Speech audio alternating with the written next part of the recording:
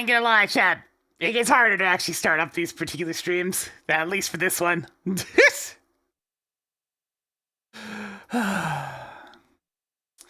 Just one of those things where I'm starting to wonder if we're ever gonna hit the point where we get a nice streak of levels that are just Mega Man levels that feel like Mega Man levels. But hey, maybe that's just me.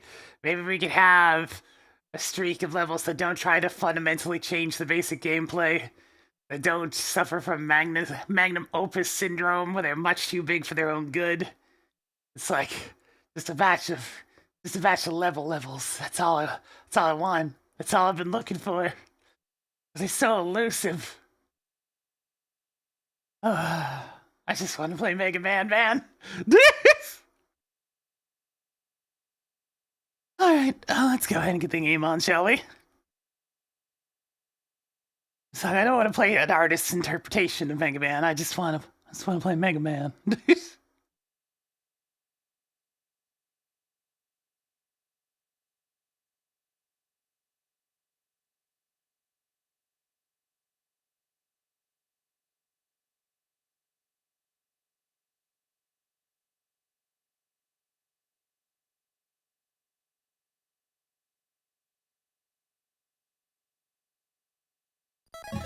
Okie dokie then. Let us continue.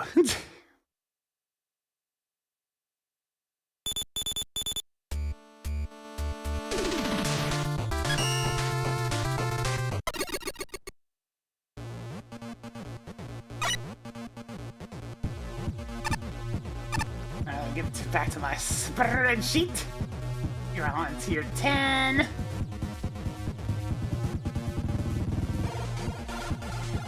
Looking for level 65 in this mess.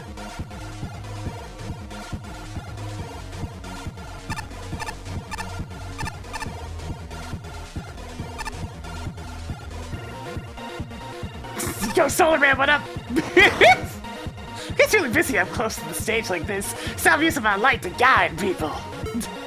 I'm also handing down flyers for my solar workout sessions. Here, take one.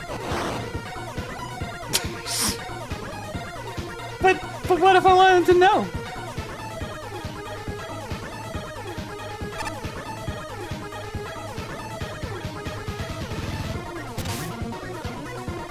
Mine exploration.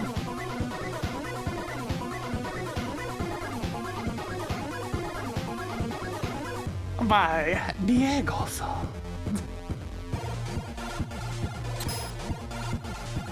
1 and 2. Alright, seems like it'll just be a nice comfortable size.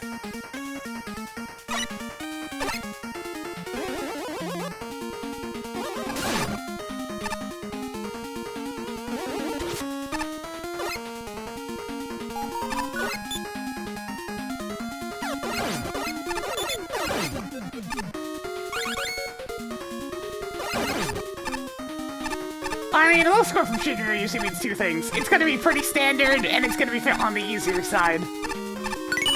Also, apparently the size of these platforms are a little janked based on that particular interaction.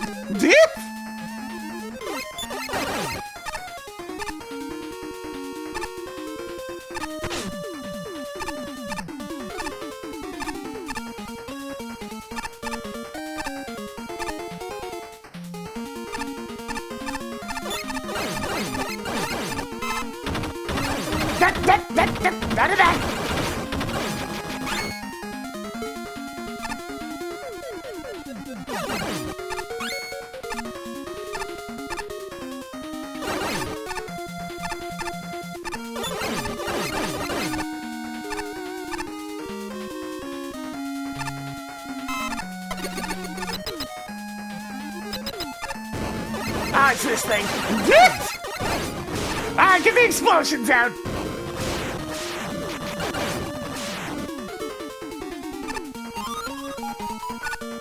Question mark? What do you mean, question mark? That means that it's not a token, so what is down here then? What is the purpose of this route?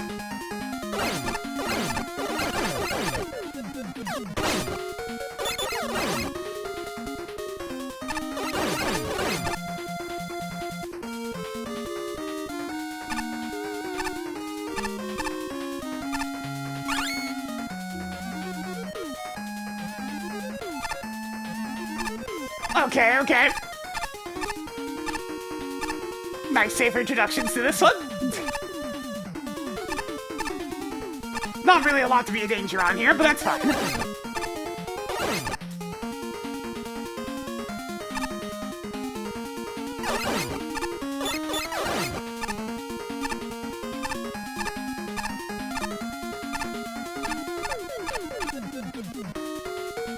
Yeah, I guess it's just an entirely separate round. What? Okay. This is probably a dev kit issue, but the Drillman Boulder dispensers don't act anything like their vanilla source. And trust me, I know.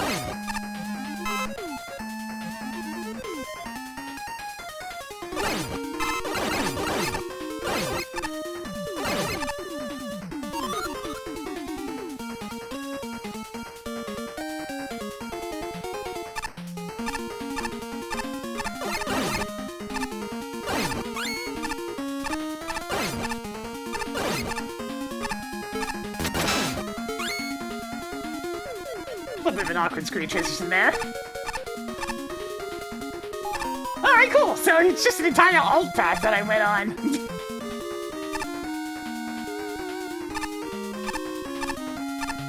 That didn't keep you away from the second token, which is nice. It's just an option. Yeah, that's it. It's the usual problem of why is there your alt path even there in the first place?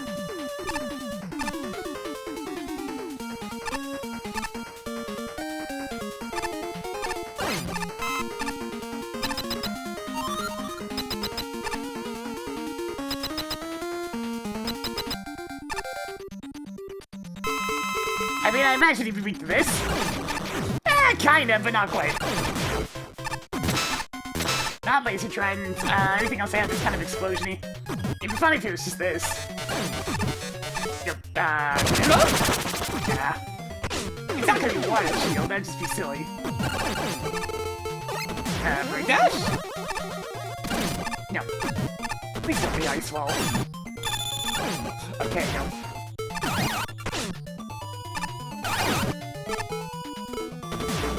I guess it is technically magnetic shockwave.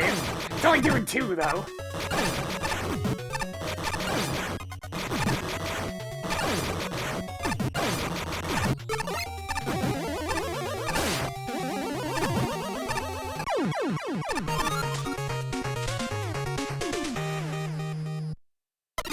Since the stage is pretty short, I'm gonna dip in there and take a look at the other patch real quick.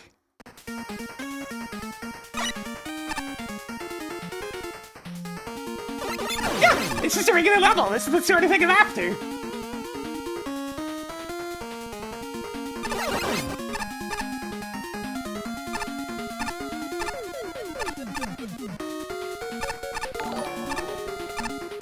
Yo, Michael, how's it going? Nice.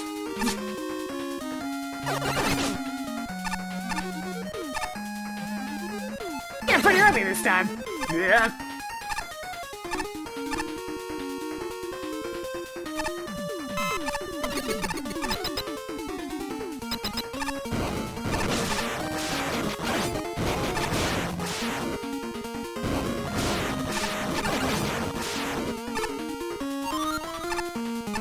Let's see what's going on with the upper round.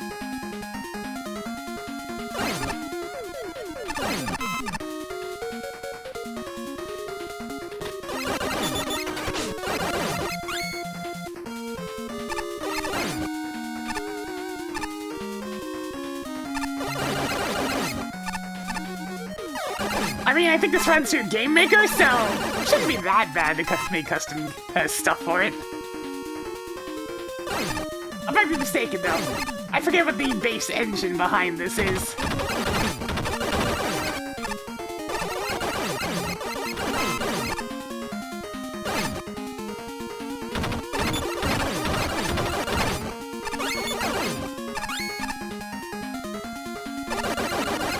Okay, so the old path is definitely the better of the two paths. The upper path's just, here's a bunch of enemies of a certain palette. Yes!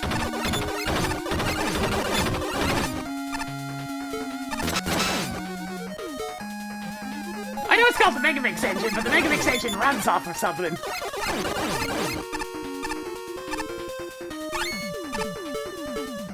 Oh, Jet and Magna Beam are gone again. No real reason, they're just gone again.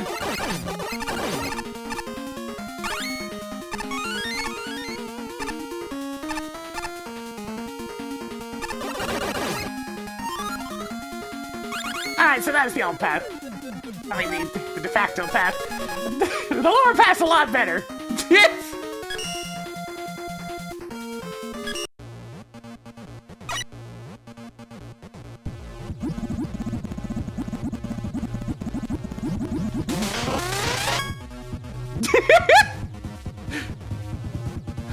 Open pod with programmer socks. Duh.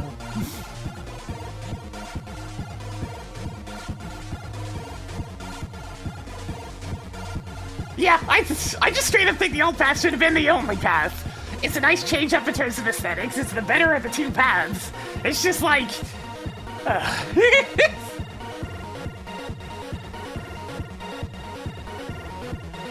Alright, a family played level overall, but that's kind of what I'm after, so let's see. Nothing too terribly creative in here. Not even a lot of gimmick interaction this time around. But hey, I had fun!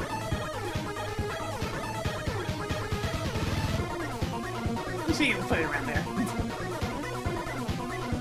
Nothing seemed out of place or like odd. Everything that was functionality related was dev kit related. Aesthetics were definitely very on the plain side.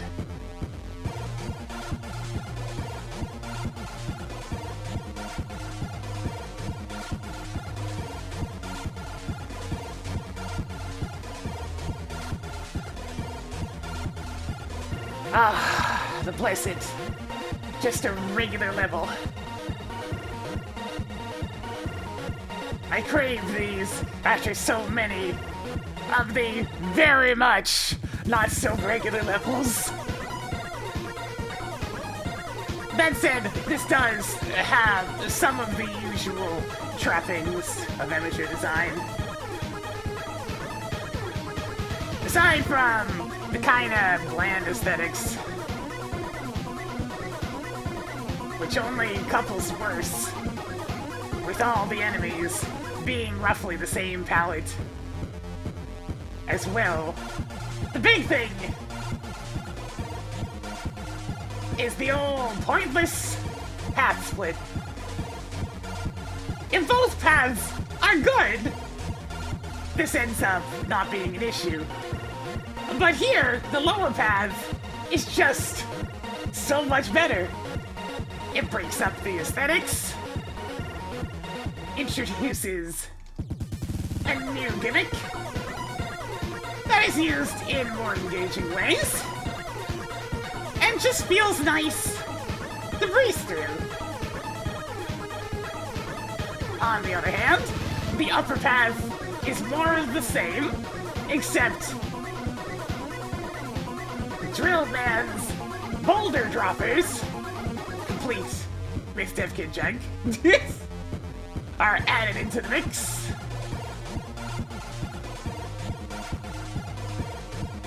With the only other notable detail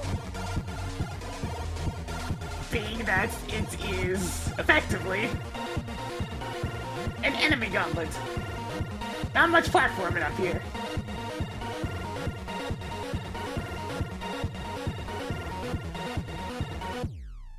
Like I said, though, a perfectly regular, inoffensive level that is fun to play, if a little easy.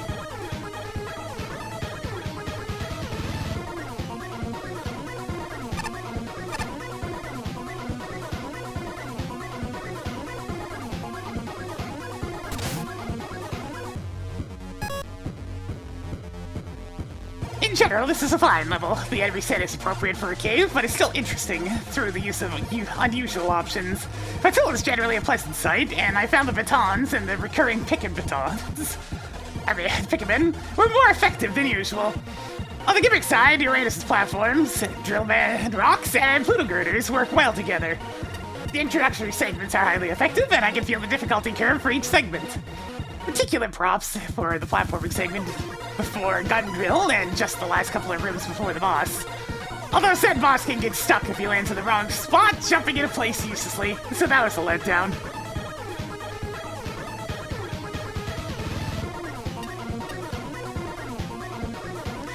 If there's anything I'd have to say is a weakness, it's that a lot of the enemies feel underutilized.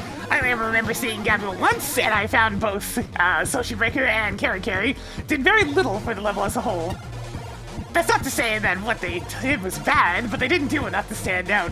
In fact, that describes basically the entire upper path, because yes, this level has a split path, if you didn't notice. I don't blame you, the bottom path's entrance telegraphs like a bottomless pit. Which is a crying shame, because that Deodorant path got more interesting graphics, and the split path as a whole is probably one of the most smoothly implemented in the contest.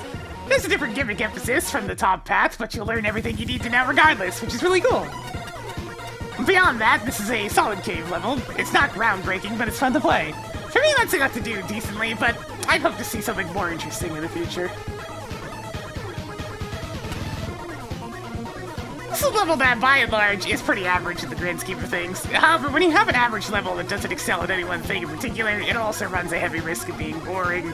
And that's unfortunately what knocked this stage down so much for me. The main positives I can point to here are that the enemies and gimmicks all have proper introductions, except maybe the falling girders, along with there being a clear attempt at difficulty progression by combining these gimmicks. Sadly, the rest of the level design ends up suffering thanks to many of these segments feeling way too easy, and at times somewhat interchangeable. What did I say? Yeah, it's like I said right at the start, it's like that Shinryu score is because it's going to be a very standard easy level. Go figure! That is the very first thing addressed! I mainly blame this on the enemy placement, as a good portion of them are positioned at or near level footing with the player. Not only does this make most of the rather non-threatening, even when gimmicks get involved, but it also makes their setups feel very samey after a while. The only enemy I can recall giving me any sort of trouble here was the one pick and man positioned under a section of rotating platforms. That particular segment, along with the girder sections found in the underground path, are usually the most standout moments of the stage. They definitely prove that the level could have been much more engaging, and if the rest of it was up to par with the said segments, I feel like I would have enjoyed it a lot more. Yeah, if there's any, one big compliment I can give to Shinryu when it comes to judging, it's that they are very consistent. Very consistent.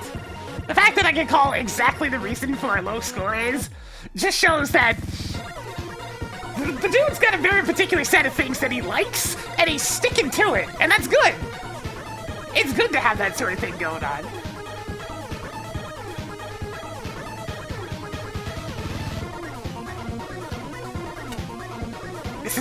This mine is mine! Pretty short but sweet. I like the combination of the sinking platform and rock dispensers used here.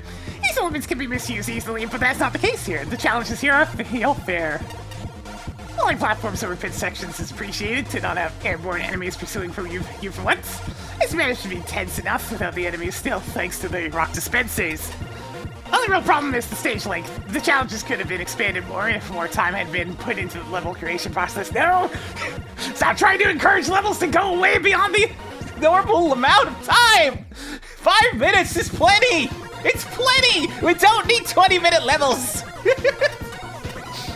While the tiling of the stage looks fine for the most part, some of the patterns foreground and background-wise could use a few breaking up here and there. Still make it get stuck on the bottom of the arena if you're on the left side, and he can't jump out. Oops. You won't find any breathtaking surprises here, but simplicity works to this level's advantage. The layout is intuitive, the graphics are clean, and there's never any question about what the challenges want from the player. An alternate path provides a place for excess creativity to run amok without inflating the overall length of level length. The boss fight isn't some gonzo extravaganza, but rather a familiar fight with a meaningful twist. When we ask for a good Mega Man level, these are the kinds of things I like to see. Hells yeah, Flashman, hells yeah. I also like to see 3 things that aren't quite present here. First, clearly labeled pits, that's true. Second, screen transitions that restrict unnecessary backtracking and prevent goofballs like me from discovering new ways to die. This man is a great beta tester. Third, architecture that gives more of a buffer along with these screen edges. avoiding situations where the health bar is obscuring a screen exit or where a player can slide into a new screen and promptly explode on spikes. These mild shortcomings are overshadowed by a good checkpoint placement, a well-timed visit from Eddie, and purposeful challenge design that's always cognizant of what came before and what lies ahead. I'm especially impressed that the learning curve remains intact regardless of which path you take, something designers often overlook. It's funny that when I read the judge summaries, I thought Flashman would be the one that I agree with the least most of the time, but I think he's becoming the one I agree with the most.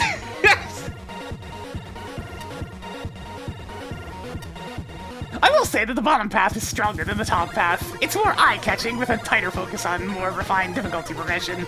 I would have liked more energy gimmick interaction with the later girders though.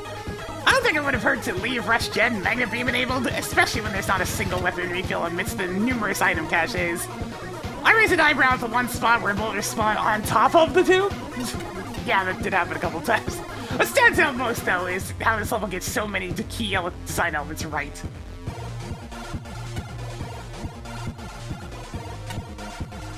A fairly basic run-of-the-mill mine theme stage. Whilst it isn't exactly mark a brand new experience, you played one rock-themed Mega Man level, you played this one. It also doesn't do much in the way that's objectionable. There's some real positives. I also appreciate that you can easily backtrack into the first token room. It simply rewards a player for just paying attention. And given the layout of the area preceding the second one, it's also hard to miss. There's a nice steady increase in difficulty, and by the end of the level, assets start getting combined in reasonably new ways. Nothing too noteworthy, but what's there is fun. It just feels like a middle-of-the-road Mega Man level.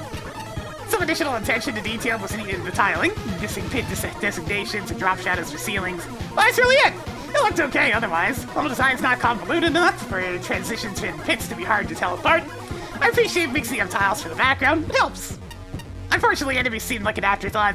They're mostly just there to briefly inconvenience the player and never proved a challenge. Even Stone Man in this new room feels undercooked. Doesn't benefit him, it makes an already easy fight even easier.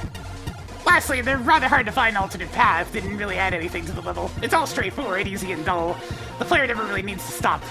I think just not including this path and getting more interesting enemy setups would have been the best way to help this a level like this. Oh no, it's fine and rather average, unfortunately, and this is not helped by the name. This is not going to be a stage people remember. It's true, though. I'm gonna go Flashman on this one, just because it emphasizes the importance of getting the basics right. It's like getting the basics right goes a long way.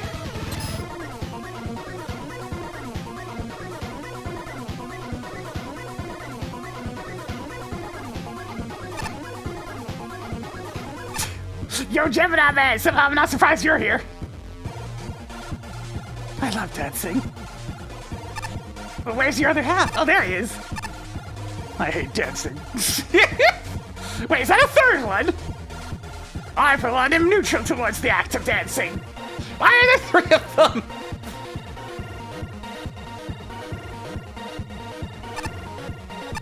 Gemini Man, you're really getting split up over this.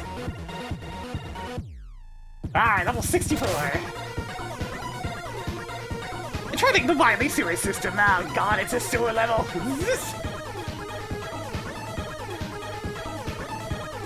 Somebody hit the microwave ding. Why microwave? Oh, no tokens at all. Alright, let's go.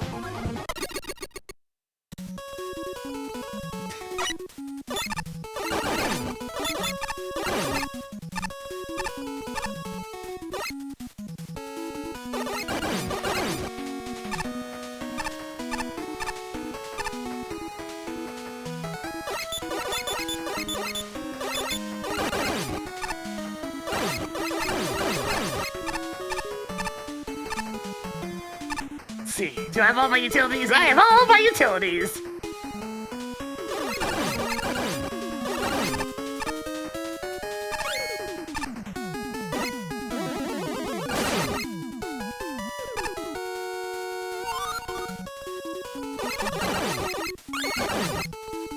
I mean, the tile set's very much Mega Man 4 Wily 1, yeah.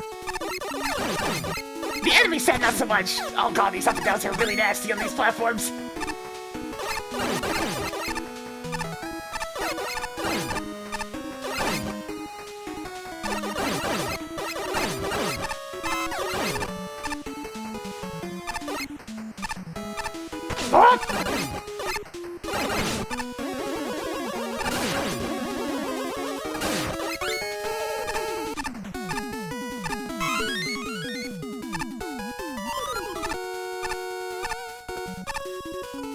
Yeah, I do not take the knockback upgrade for granted. There's a reason I bought it as early as it did. Where the intakes always turn 90 degrees, not until last stream, no.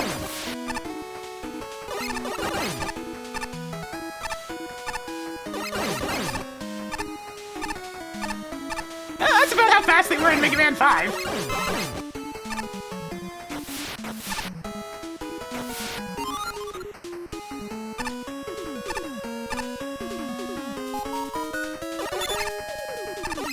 Invisible. Why is there an invisible ladder?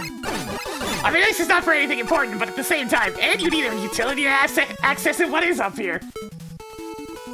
Guys, it wants to spell meme, but it can't! We haven't seen a meme tank room in a while. But now I have the M tanks turned sideways. Oh, if you're reading this, I have something very important to tell you. I don't think he's gonna be reading this for a while, if at all.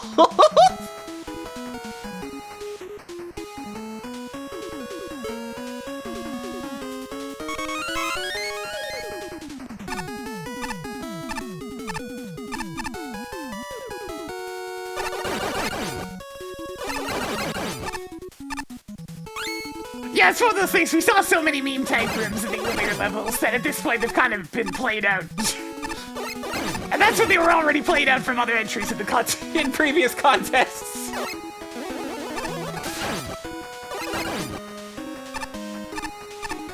The classic case of the joke has run its course.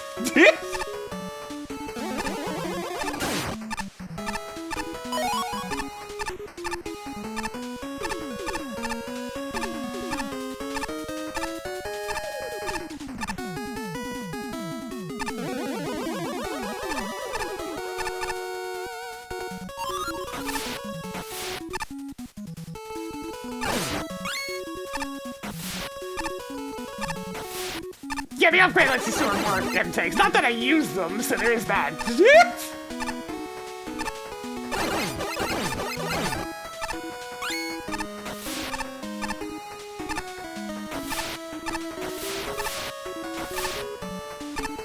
Ooh, it's getting dangerous in here!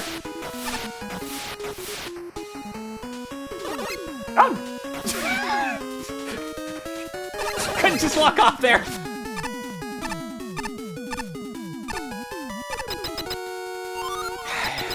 So, the title sets Mega Man 4 Wily 1, but it plays more like Mega Man 5 Wily 2.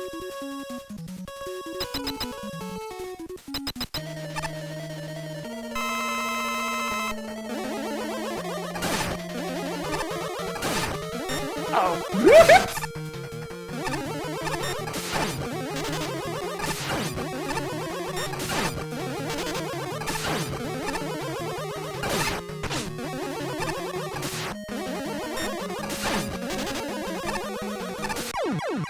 I thought the case for the change to the room layout probably made it easier than the vanilla room.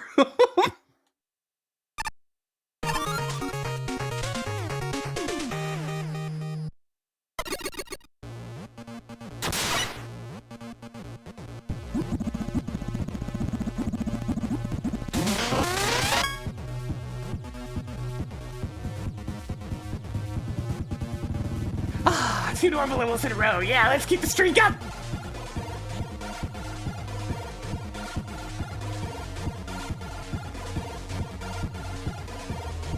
Let's see. Once again, not the most terribly creative thing. Had a good time with it. A little bit better than the last one. Everything seemed to be functioning just fine. And the aesthetics were pleasing, even if they were just Mega Man 4 Wily 1.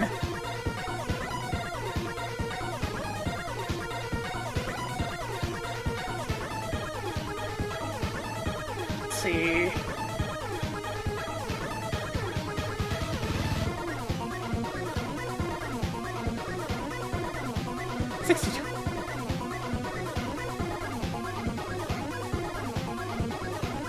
Yeah, everything looked pretty good.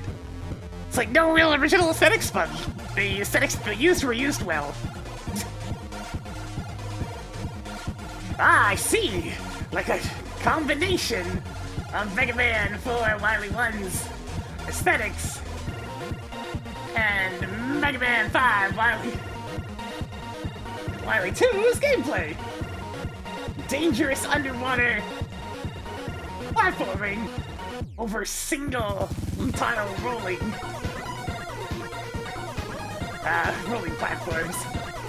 The only thing it was missing were hilariously inconveniently placed vents.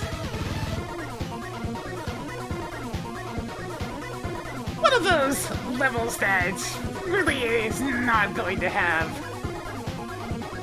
anything particularly memorable about it. But it just plays well and executes the basics very nicely. Sure, I may not remember it in particular later, but I enjoyed my time with it. And that is a lot more than I can say about more than a few levels I'm going to remember for a very, very long time. The Sparkman's room is a little odd.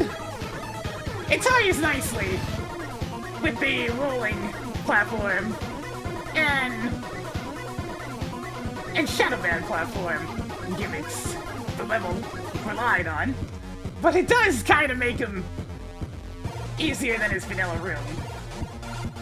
So there is that. Overall, a good, fun level.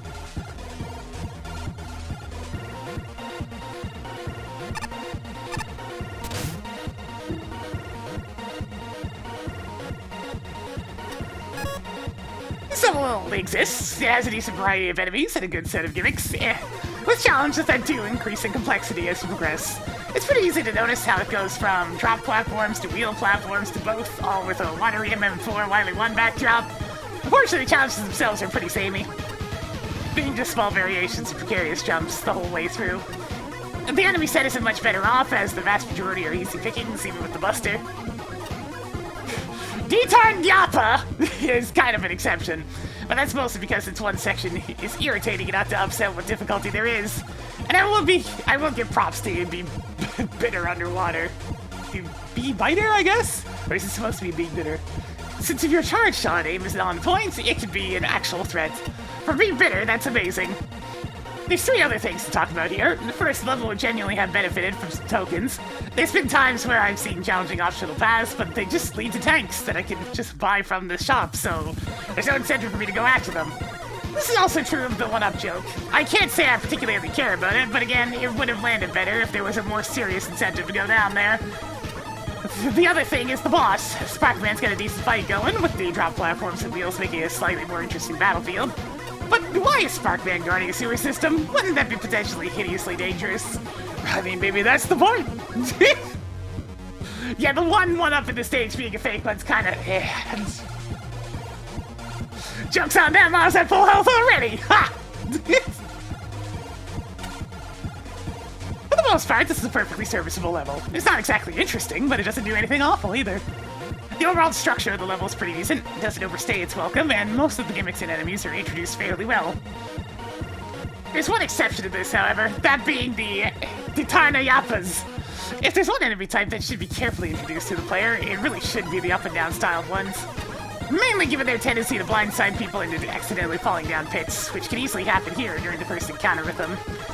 That one moment aside, there wasn't really much else that stood out as bad, but as I said before, that also goes for anything good as well. That's easily the biggest issue that stage has. It doesn't really do anything to elevate itself beyond average. It plays things incredibly safe with its design, which is fair, but ultimately results in a pretty boring experience.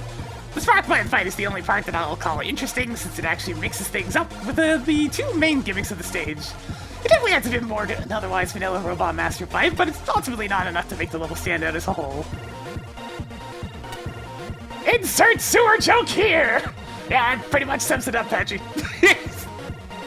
Welcome back to Mega Man 4 Wily 1! Even down to the tile set and music. It's an underrated aesthetic combo, so I quite appreciate the appreciation here. A nifty and fun little stage, the difficulty's just right, the gimmicks and enemies all go very well together. My favorite part of the stage is where the player has to slide in and passage, and okay, there's an extra D there. Slide the passage and go out to lure the cannon enemy to pop up, so that it becomes vulnerable to attack. I also like that the conveyor belts and drop platforms you see throughout the stage are being incorporated in the stage arena. It's a really neat touch. Little side challenge paths that the tanks are reasonable too. Wouldn't mind if we had swapped one of them for tokens, so players are more inclined to go after them.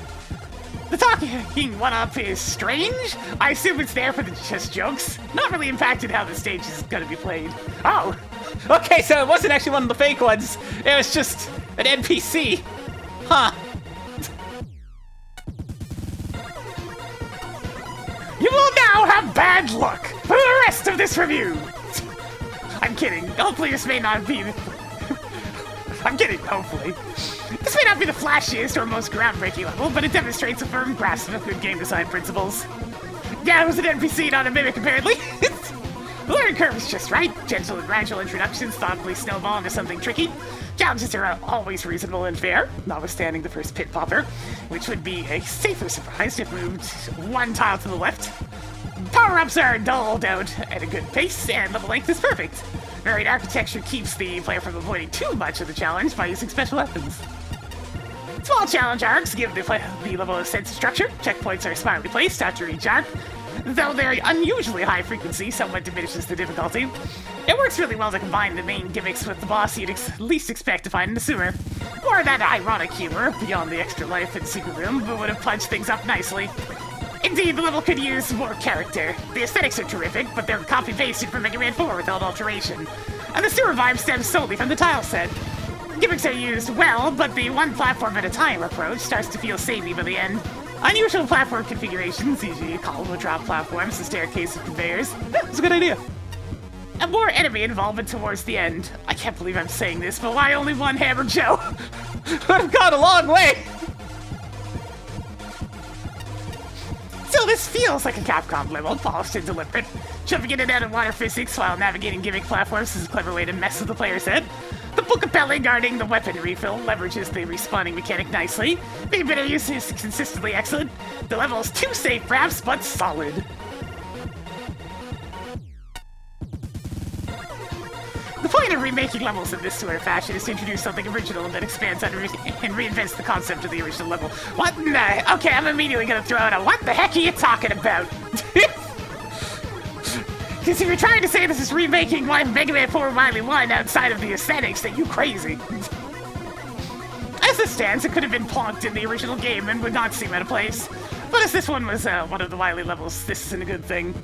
That being said, the stage is completely inoffensive, and while there isn't much challenge, every so often there's fun to be had, particularly the final water room. However, the two chosen gimmicks are mechanically similar, so there's not much variety throughout the stage. The only other major negative is the Ditanyapa room, Mega Man 9 pit enemy, which gives very little room to maneuver and spawn far too quickly to be comfortable. There are several side rewards that would have been a bonus to the stage that were not worth going after due to the lackluster reward. These would have been ideal tokens. Also, I found both Easter eggs. They weren't funny. Weirdly, the highlight of the stage was the Dev Kit boss, as the room layout and gimmicks added a decent twist to the Sparkman battle. There's a glitch with the Shadow Man platform and the energy element, which you can send flying across the stage.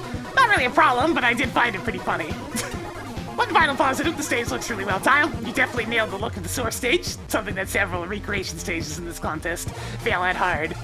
Like I said, it's not really a remix of Mega Man 4 Wily 1, because there weren't very many Mets. That stage was all about the Mets, baby. Yeah, baby, let's go Mets! Like, that was the key thing. They weren't really present here.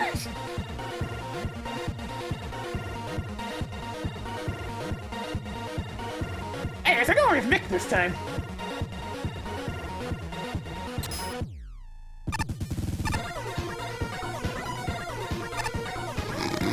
Can I get on the platform too? Yeah! Let's spin! Oh no!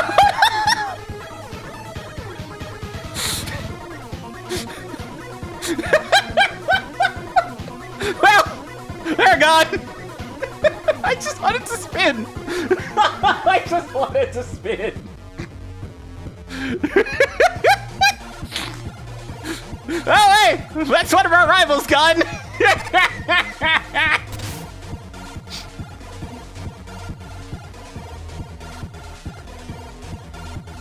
Weapon data center.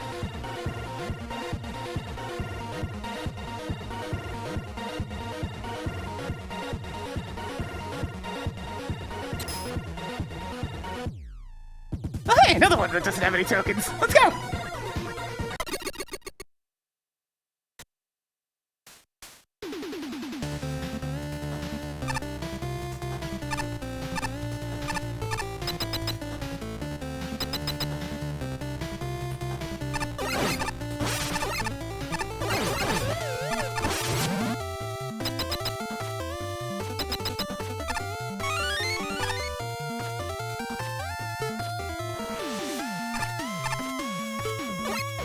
I was trying to show that I can play these things.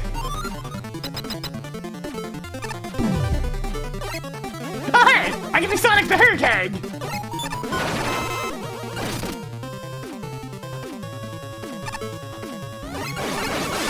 Well, I'm by your standard enemy.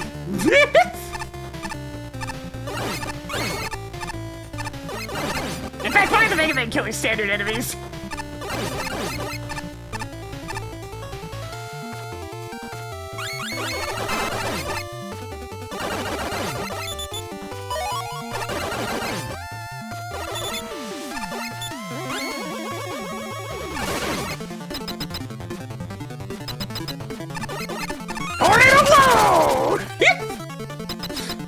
I get the gimmick at least.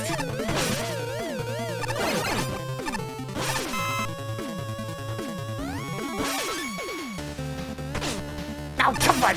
Of all the weapons! I mean, I guess if it's gonna be any weapon from Wave Man, it'll be that one. So all of our enemies are using some of the Robot Master techniques.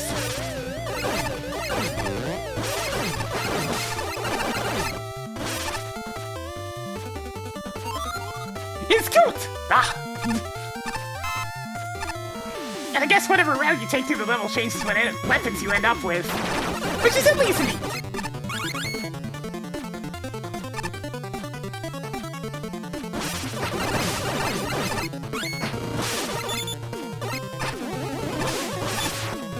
Okay, the electric charges and blocking shots is kind of annoying to the point where I can't even be bothered.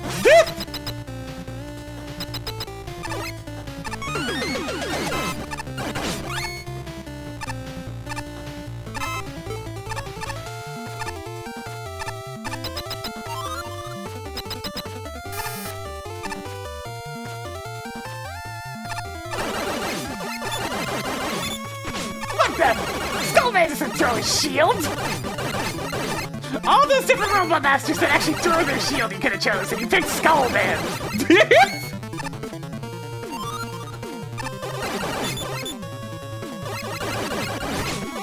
What the?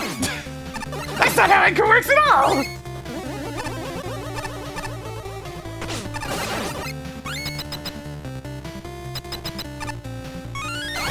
Wait, why would I use this on since I can Phoenix when I have this?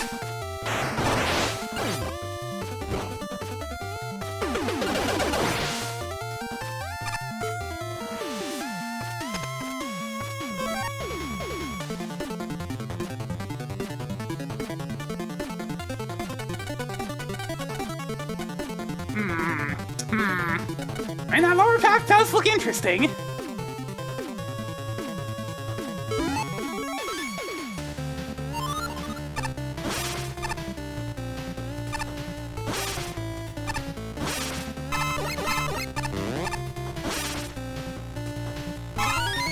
Yeah, I want to see what's in here.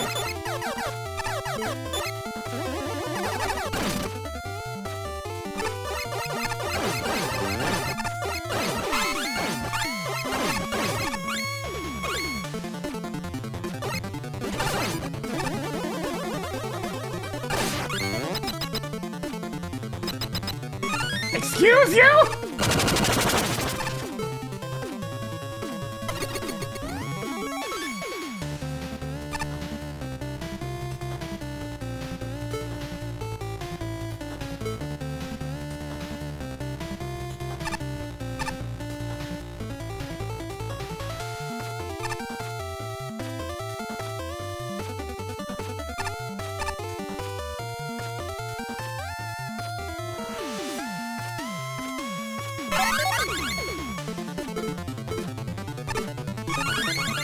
I'm not actually sure what that thing I picked up was.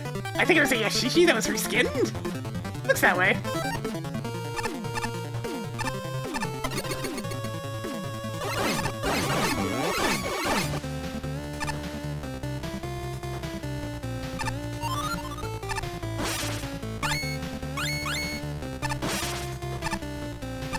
Yeah, it's mostly, hey, I did all this stuff, but also,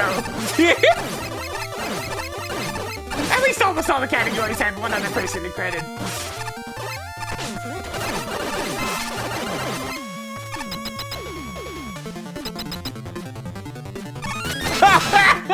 Alright, yep. It's laser train time, baby!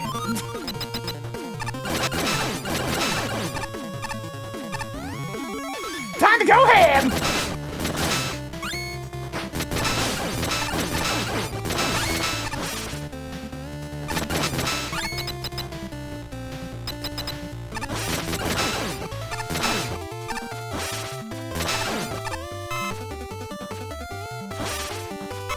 That's...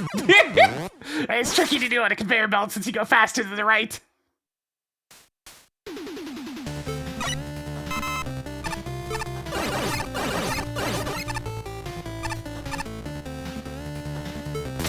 Yeah, I don't have any interest in playing as the Hurricane.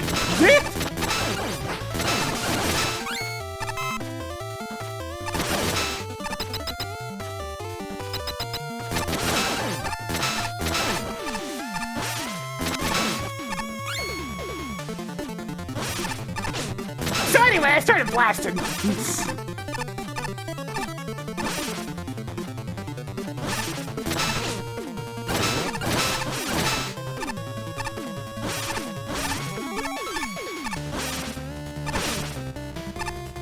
Surprisingly awkward little jump right there.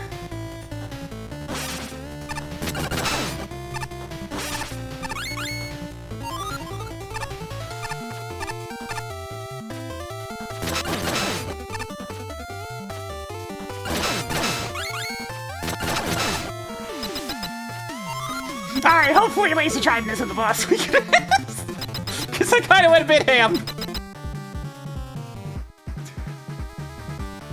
Stop right there, criminal scum!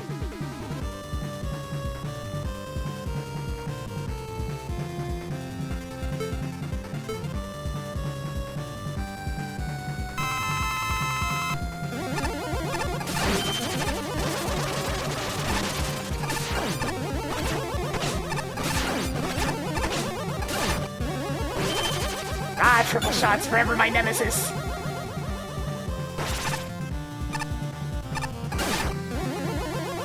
Also, it's a shielded robot master, everybody's favorite! Wait, that means Space Weeks is probably his action.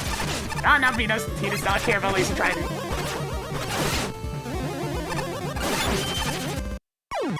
Literally the most dangerous thing he does is walk at you with the shield up. Because it makes him a giant hitbox. The classic! Has all these fancy moves, and yet the most dangerous thing is walking at you.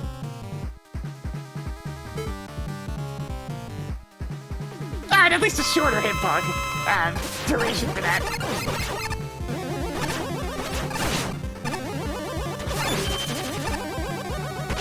Yeah, the fact that it'll change direction like that actually makes it super annoying.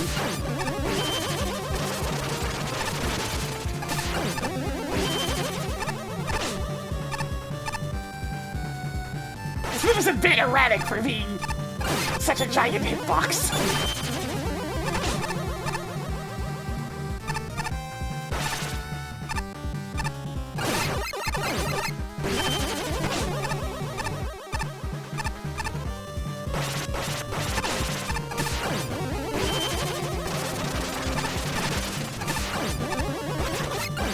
He's gonna double shoot forward. There we go.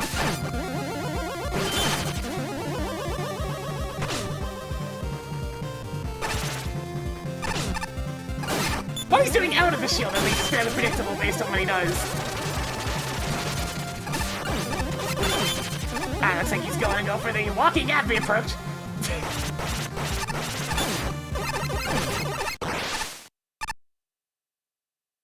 Alright, I mean, he's got talents.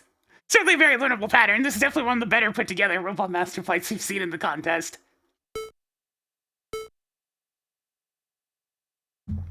Don't have a phase 2. Don't.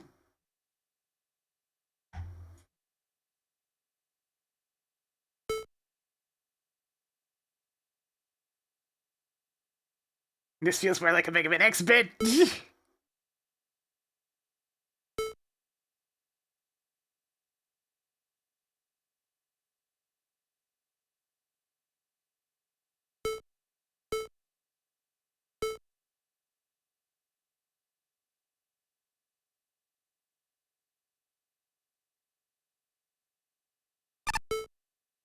Don't be such a drama queen.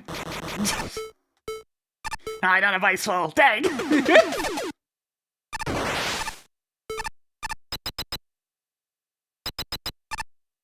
Eh?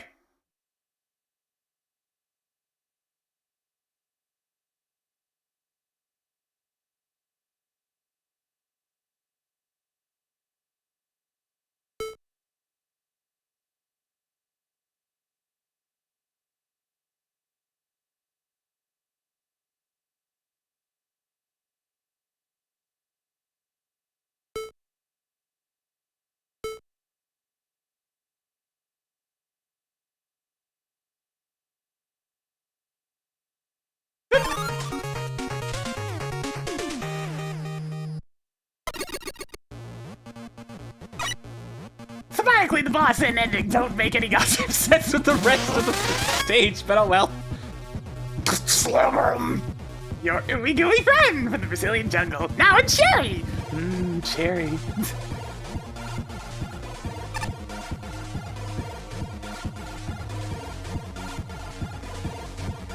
Okay, that was fun. There's entirely different paths. Like, I'm gonna give you lots of some bonus points for design, because that's a meaningful split path. You'll get different weapons depending on which choices you make in terms of path to go through. Which is cool. I like that. That's a good use of restricted weapons. I'd get rid of him again, but I think I need that platform to get to the next stage, so for now, he gets to stay there.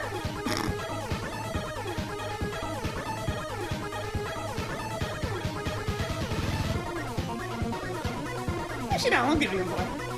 Creativity? No. It's kind of another spin on the weapon archive thing, except, you know, even more so. I'll give it some good points for that. Fun. I had a good time, especially with laser trying gun involved. Function, everything seemed to be working fine. I didn't run into any sort of jank or whatnot.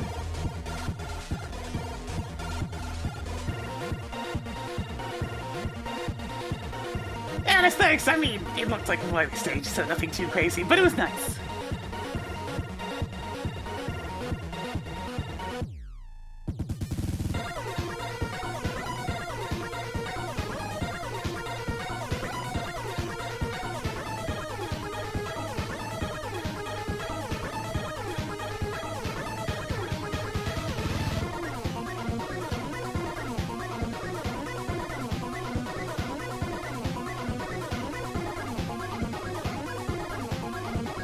Alright, let me do my mathematics real quick.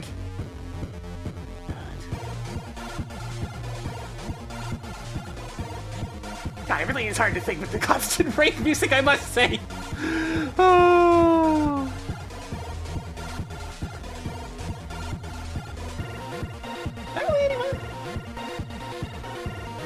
Okay, once I'm bringing out the calculator, my brain's not working right now. Did I really rate it that high? No, I thought that was wrong. There we go. Alright. Absolute addition failure.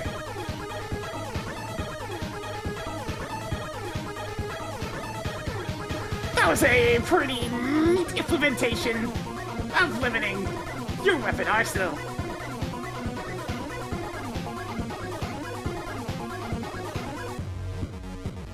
Yeah, but I need to think. I'm trying to do math. Even if it is basic math.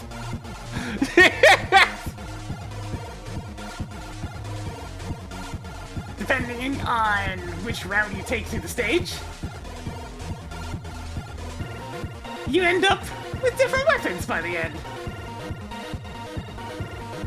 which adds a good chunk of replay value. Yeah, I know, Neil, but I don't care.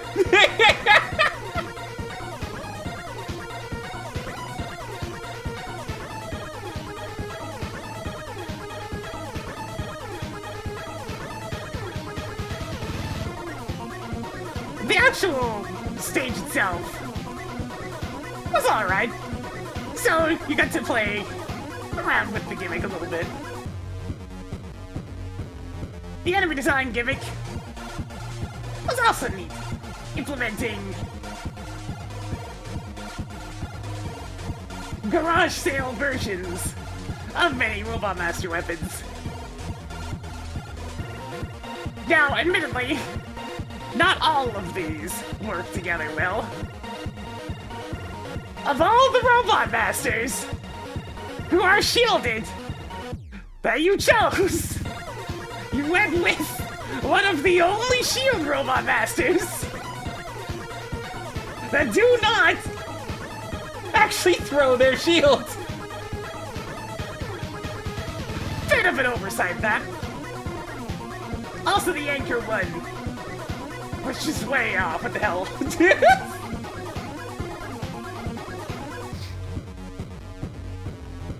Either way, that is merely a nitpick.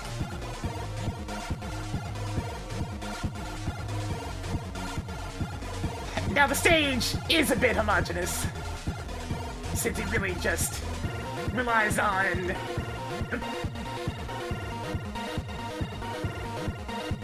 the enemy combinations and the conveyors. Alright, it was still quite a bit of fun.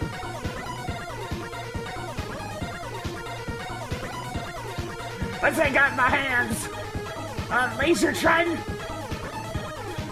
it was mowing town, fun town. The boss is an actually pretty alright fight.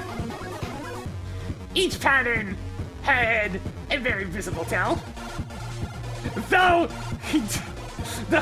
they do suffer the usual issue of shielded Robot Masters of spending a bit too much time invulnerable. They also suffer another weakness throughout the series: having a bunch of attacks, but the most threatening action ends up being just walking at you.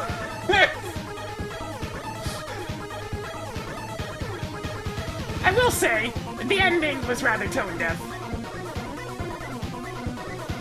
The quirky, upbeat nature of the stage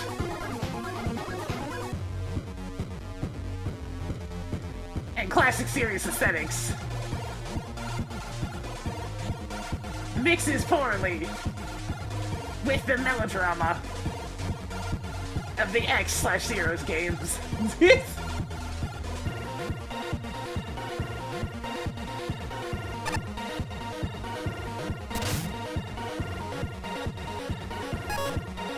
As far as weapon theme levels go, this is decent. I like the idea of building your arsenal as you advance, and the split paths influencing your final arsenal is a decent idea. Though I wish it was an informed choice. Unfortunately, fitting 6 weapon tutorials into a normal size level means it spends a lot of time on teaching, less time than using. In fact, most of the level is just enemy challenges with the buster could punch through without much issue. Laser Trident section is the core exception, with the section that uses interesting enemy combinations while simultaneously encouraging weapon use. More of the level needed to be like Laser Trident. I mean, it's hard to really match up the Laser Trident. It's just an objective buster improvement. That's not to say there isn't a level here. The enemy set is cool, looking like a cosplay convention of Robot Masters. Some of them are quite useful, namely Punk and Waveman. Others can be a bit dull. Nightman's painfully easy to pick off at a range, and Anchor is only a threat if you get severely trigger happy. However, the biggest weakness is how often some of the enemies are used. Some of them luck out, such as Skullman being a good bodyguard. Others like Commando Man are too infrequent to be very useful. Even when they show up, they tend to be very samey in application. I don't remember a lot of variety in application here. As for the gimmicks, it's mainly conveyor belts and spark generators. The conveyor belts are standard fare, but the generators are a nice twist that ties into the boss fight. Unfortunately, how well they're handled varies wildly on the split paths. The normal paths denoted by pink yawn buttons don't really expand on the assets, making it a little boring. But the extra paths denoted by orange yawn buttons put in the necessary work to create cool challenges using the gimmicks. Beyond that, the spark generators tend to blend into the tiles, making it harder to see where you need to start dodging through. Though thankfully not impossible. Still, the level's pretty entertaining with the right paths, and I appreciate that it's not just forced weapon usage outright. It also ends with an okay boss, though Janky has some issues. Unlike his variety of attacks, he ends up a good deal more interesting than most shield bosses. Unfortunately, he doesn't take enough damage to match his vulnerability time, a problem common to most shield bosses. I also have no idea how to consistently dodge his running attack, So the rest of it is easy enough to figure out. Yeah, Mick and I pointing out the exact same two problems. It's like, doesn't die fast enough, and he just walks at you. Of all the things he does, the most deadly thing he does is walk at you. As a whole, this is decent. It's not groundbreaking and it focuses a bit too much on tutorials, but it's still a fun time. Although I don't know why those jokes intros exist.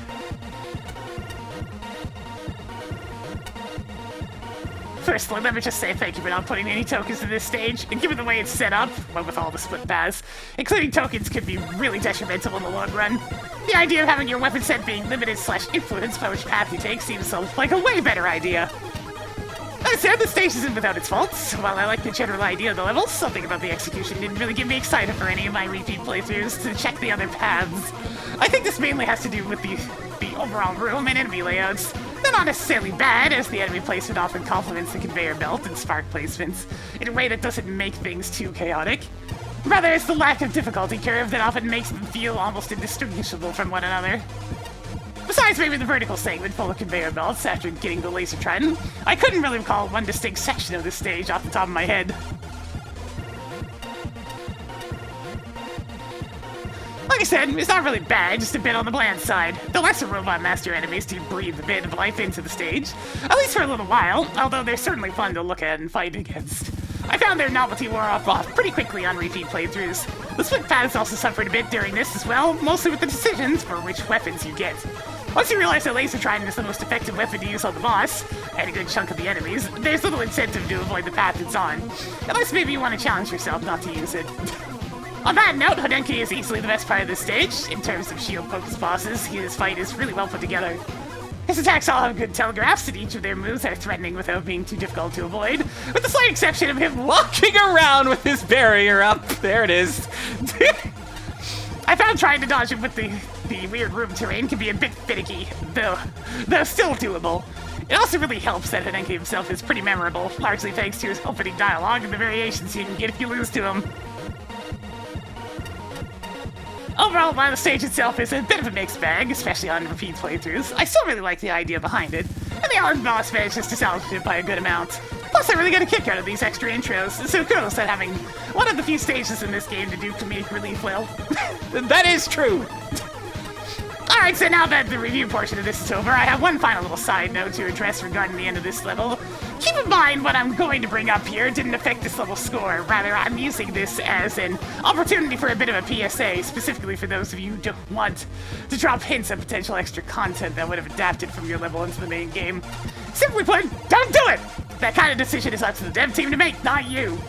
Just because you have a well-designed Robot Master fight doesn't automatically mean it'll get represented with an alter weapon or a skin.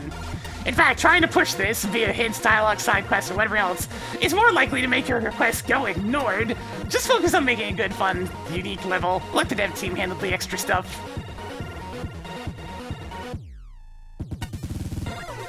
Protect the data! Oh no, Patchy, what happened? What happened? There's a lot of cool ideas at this stage, but the execution is just not quite on point. The main enemies, for example, basically their various boss attacks, each being implemented into a stage enemy on its own. That's a really cool idea, but the bosses that were chosen, a lot of their roles are overlapping, like Nightman, Anchor, and Skullman all filling the shield role. It heavily limits the design choices when it comes to creating challenges. That is an excellent point, actually. And the stage shows just that. Oftentimes, when you fight them together, there's a boss replica accompanied by one of the shield bosses mentioned. It gets stale and repetitive. Another point to mention throughout the stage, you'll encounter the Nightman enemy a lot, as he always seems to be guarding a room exit. Meanwhile, there are Joe enemies in the stage 2 for extra shield and padding glory. It quickly becomes tedious walking through with all the stalling that occurs. Yeah, there's a reason why the moment I got my hands on Laser Trident, I never stopped. The electric ball gimmick, I really don't like how the spawner is merged into the tile set. While it looks neat aesthetic-wise, the readability is hindered in the process. It can become difficult for the player to notice the danger coming their way. The weapons that you come across, since the stage doesn't really convey their functions beyond the screen or two they were placed in, most of the time I switch back to the extra library. Buster! They just aren't relevant enough, and the stage without wouldn't have played much differently if the player were to be given them at the get-go. Well, I don't think that's true. The boss is just, what the? He's dabbing now? Silly intros are fine, but this seems really unnecessary, especially when after you defeat him, he gives you this dramatic exchange that's supposed to be taken seriously. That is also an excellent point. You have joke intros, but then he tried to shift into the melodrama. This ain't Yakuza.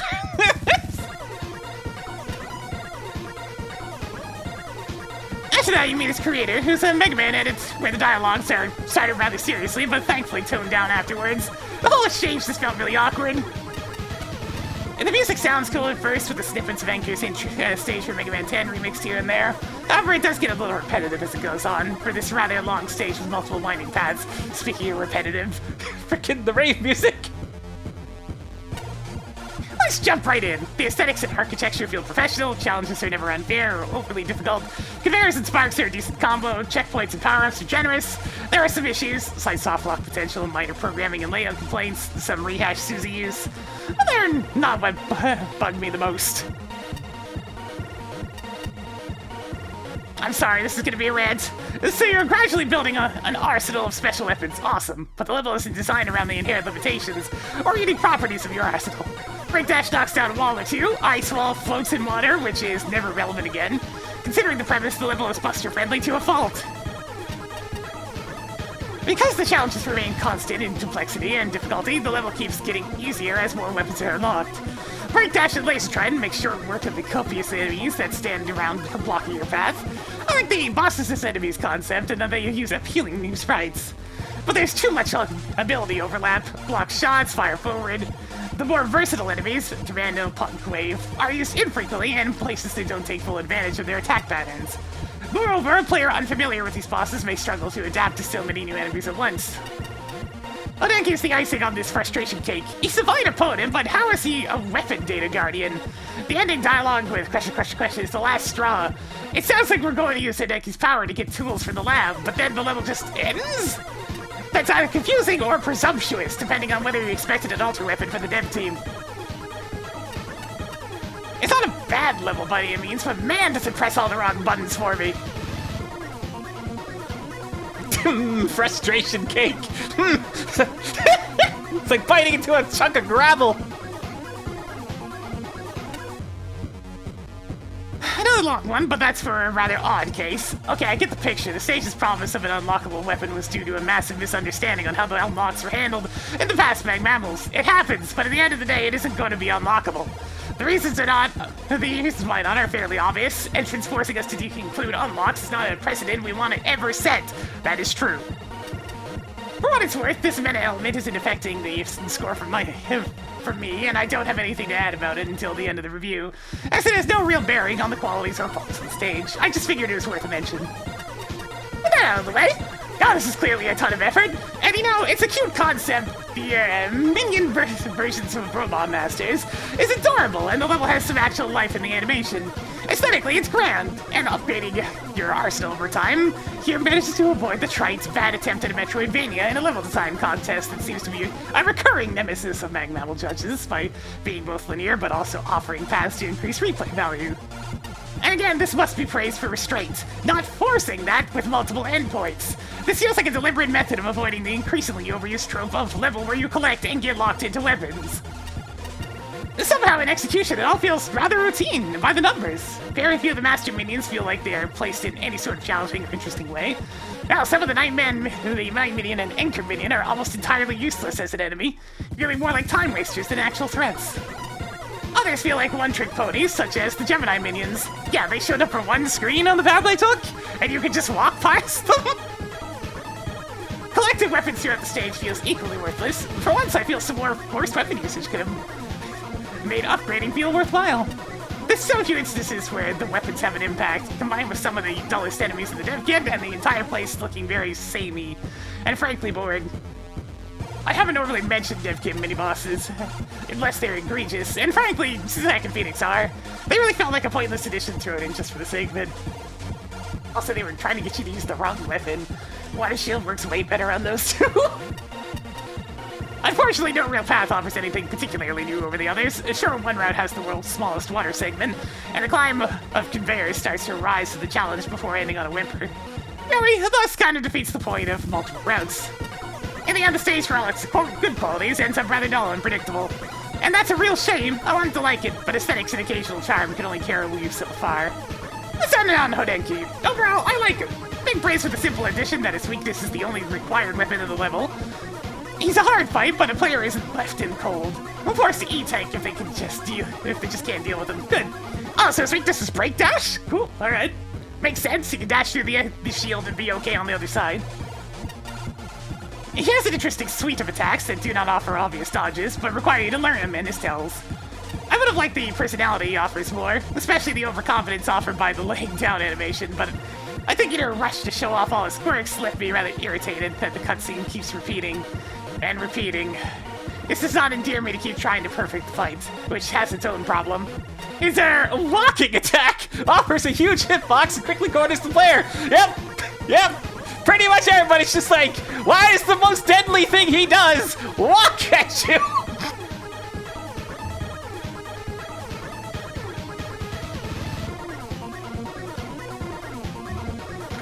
Minus weapons, I have found no way to dodge this. It ends on a sour note as he's a fun boss otherwise.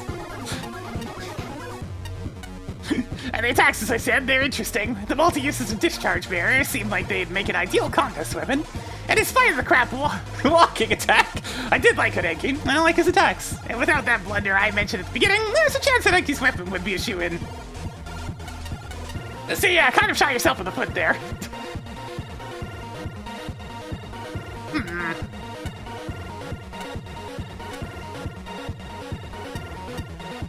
Honestly, this is a rare case where I'm just gonna say everyone.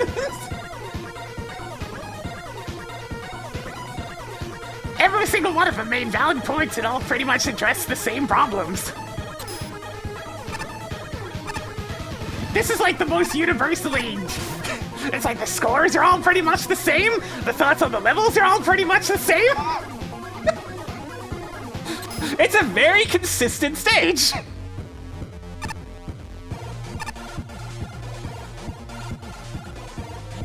Alright, time to send Presto Alt to wherever they're going down there.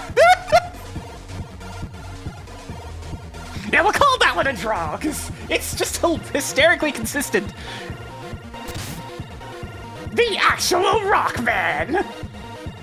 Yo, you better have a rock guitar or I'm gonna be disappointed. I hope rock as in the music and not rock as in Stone Man.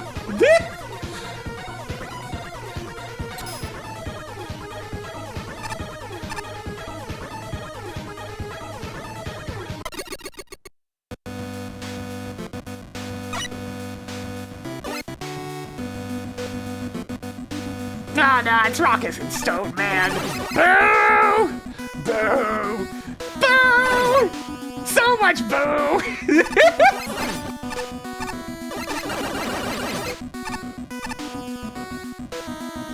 I mean, the tile set's very good, though.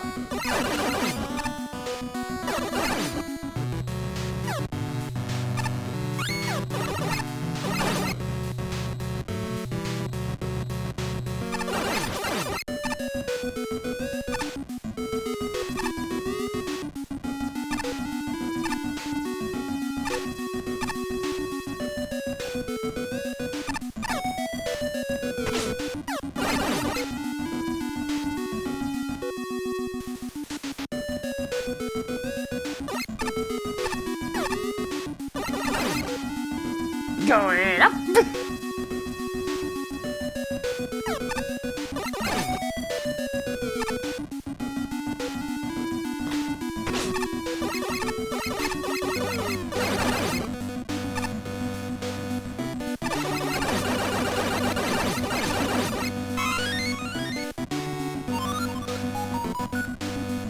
Magnum beam, huh? I'm missing laser trident. I immediately noticed that I'm missing laser trident. So do I need to like go get laser trident and then backtrack back here to get magnum beam? Is that what's going on?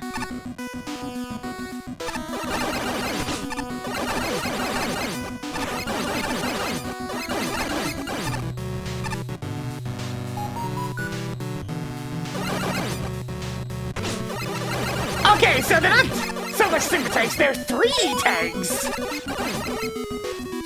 You get a power up that just turns M tanks to their side. That's really it.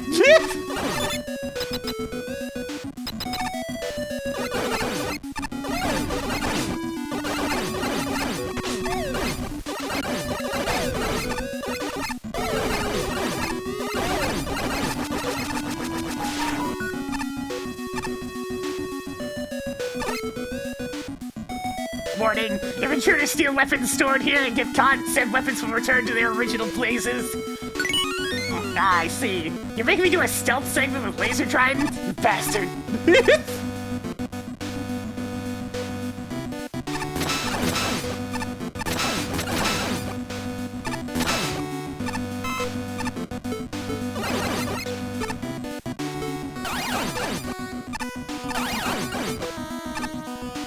I bet it's just a case of you need to not die.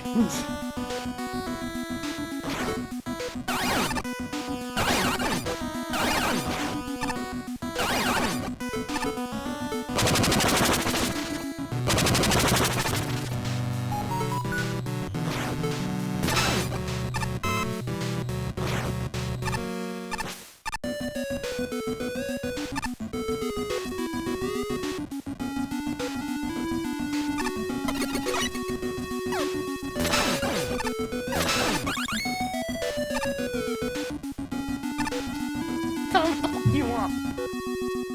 Ah, telemarketing, of course. This?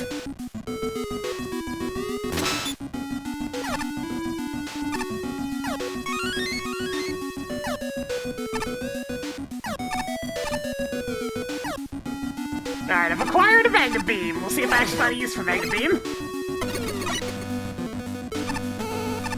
Aside from getting out of here.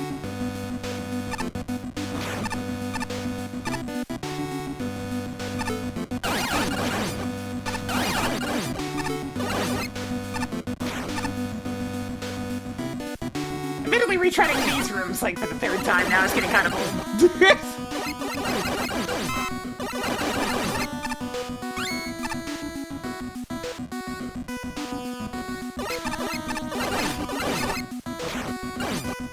Okay, it's showing me an interaction there. So watch out for the rocks to the top platforms. Got it.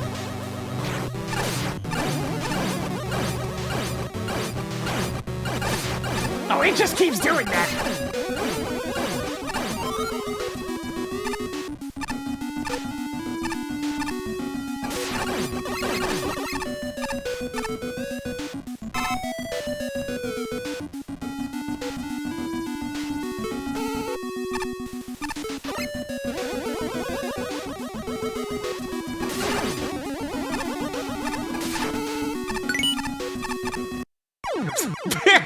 Whatever, I got both tokens, so it doesn't matter.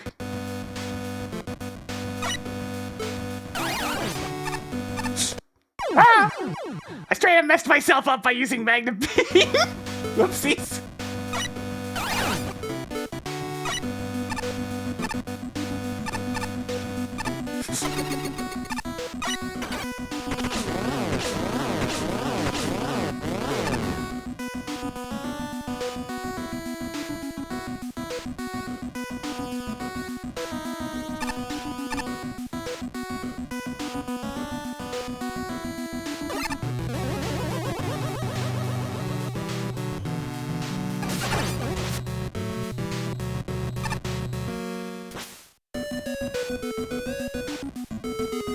Yeah, that kind of makes the whole, like, super duper side path for Magnet Beam even more confusing.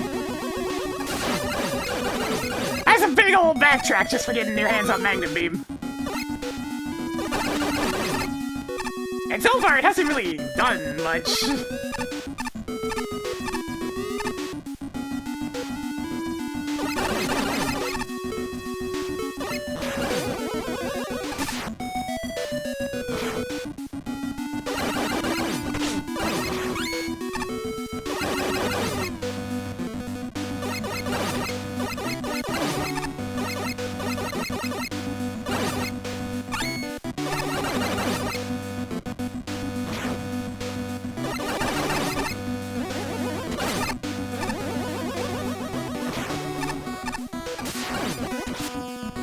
Weird timing issue up there.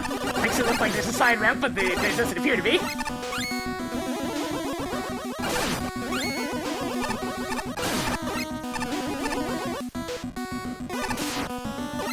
Yeah, it's one of those weirdnesses where, like, sure, they can discourage it and all, but, like, it makes it take so long to go get the Magnet Beam that it's just faster to go through the level without it.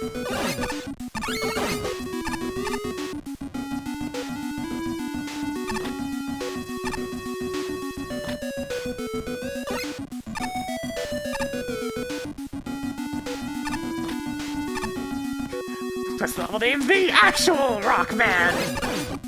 And sadly, they went with rock as in stone as opposed to, you know, rock music.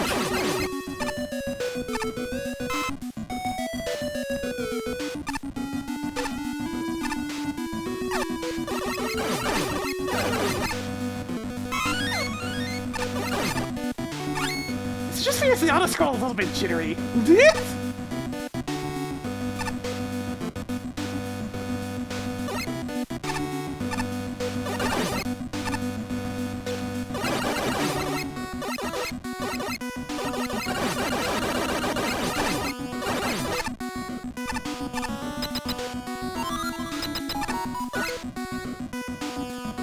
I need to get past this tunnel, but this seems to be the end of the line. Oh, by the way, the creator wanted me to thank you for playing the stage.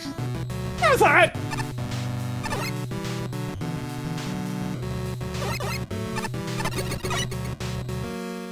What? So yeah, you found me. Congratulations, I guess. The creator of the stage told me to give some useful info about the stage itself when you reached here. So ask anything. Does the creator hope he wins? Over his joke.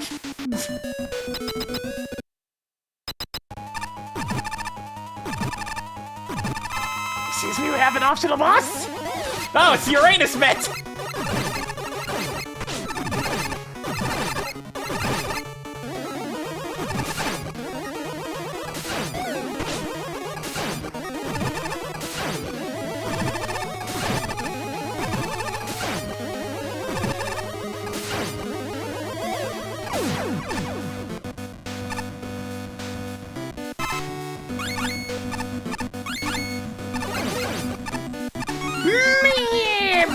We went from having no meme tags for several tiers in a row to having 2 meme tags in a row, pretty much.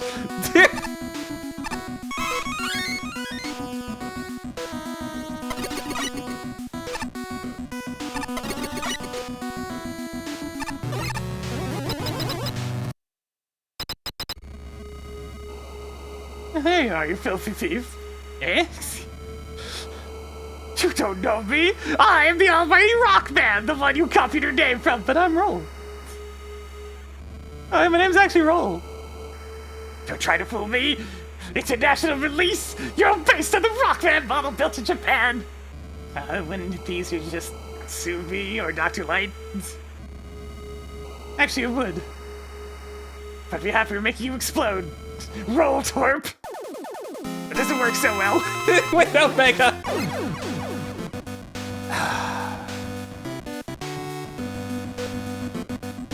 I was hoping we'd be done with those. Okay.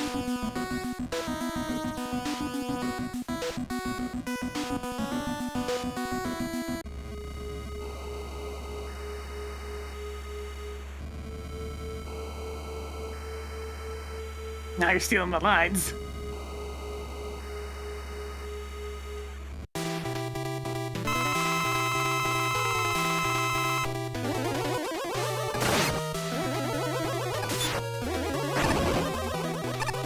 Okay, at least we're getting an actual boss fight.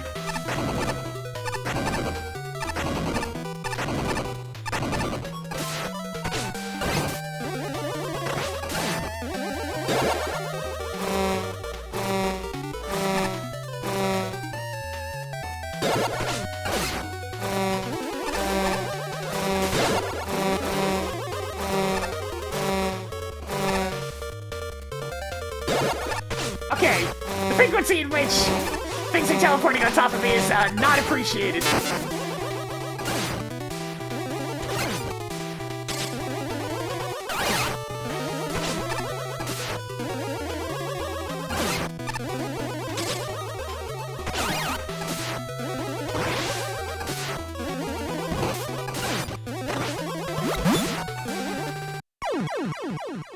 Another case of the boss spends a lot of time in the vulnerable. A lot of it.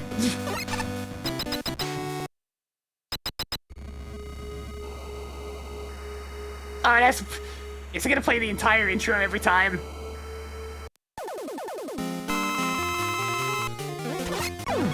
Wow, okay. Bruising E-tanks for the sake of not having to repeat that.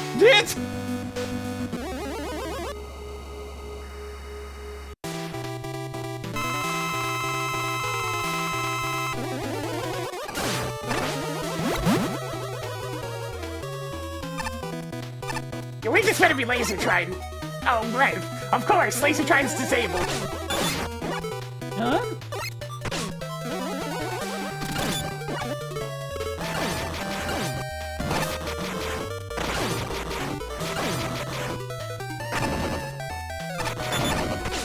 Okay, it's completely invulnerable, so there's no sense in me doing anything other than dodging here.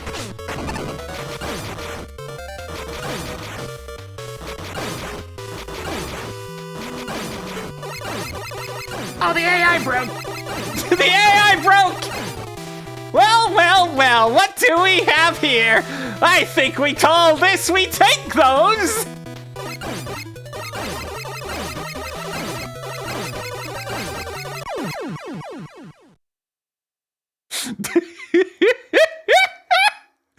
What did I do?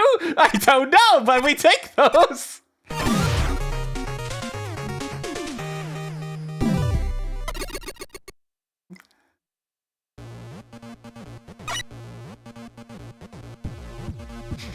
That's like the second time now we've had a boss just uselessly stand still.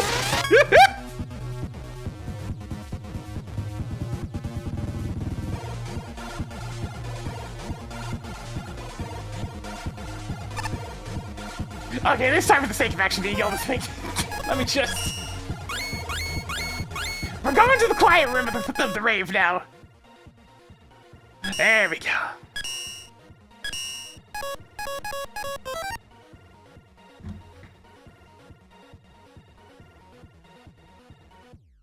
I mean, it was well put together to stage, at least. Pretty good on design. Creativity was, pretty alright. Got a good combination of things going on with those Gutsman blocks, and they're falling apart. See, actually had a really nice combination of gimmicks going on. Used the top platforms well, so I'm actually gonna give it a good score on creativity. The fun, admittedly, it was slightly on the tedious side, though, and I will say the boss kind of sank the fun factor pretty bad. Functionality-wise, I'm taking off some points for having to sit through the entire cutscene portion every single time. Aesthetics, kind of boring, but at least they were very pleasing.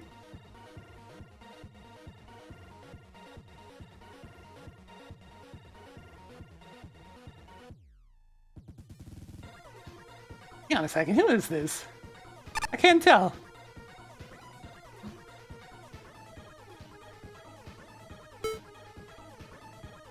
Okay. No idea.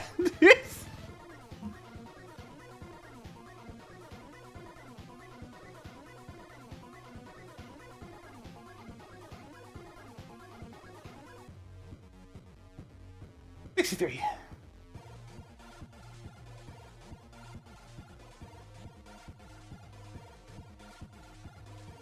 Man! That was not the kind of rock I was hoping for. With the likes of Stone Man already existing, they're going for rock as in, you know, the music was right there. Oh well, at least it is a perfectly well put together stage.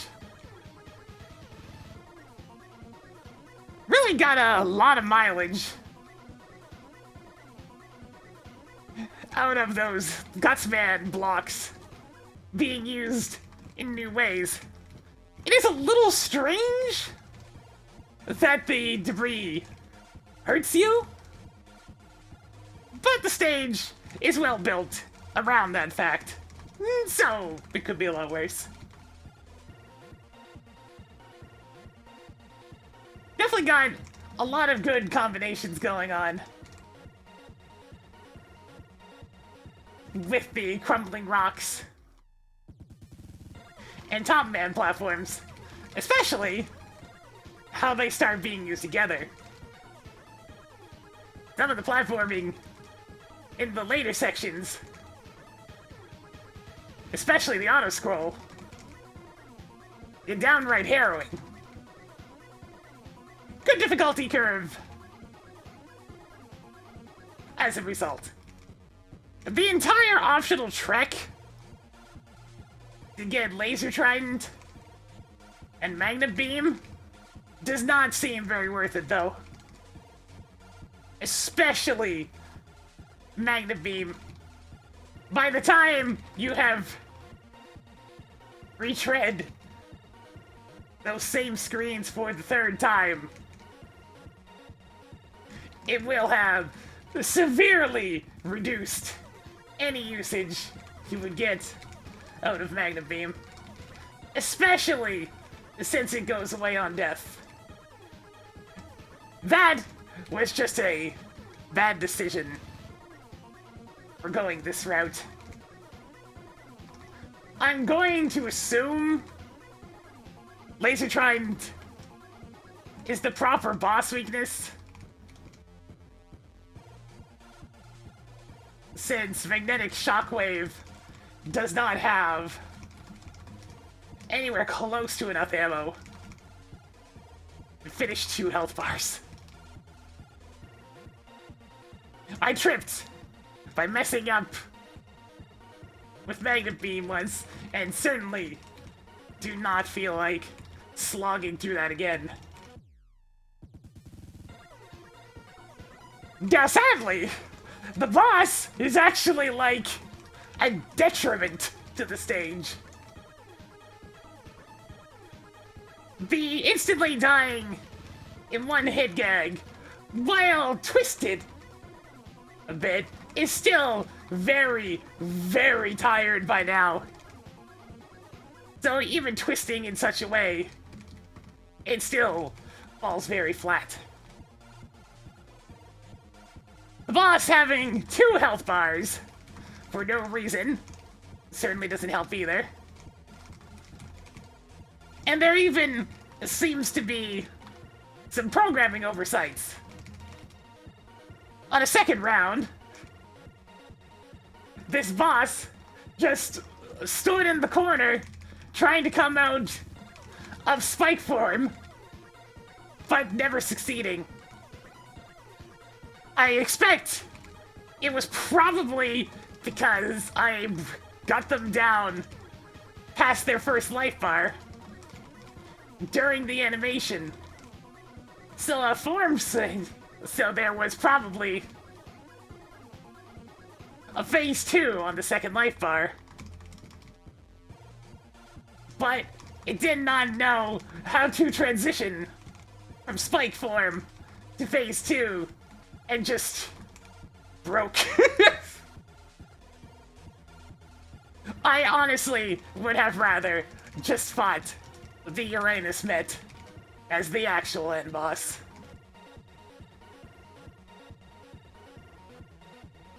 Overall, a good level. But the meta humor was very much not my cup of tea.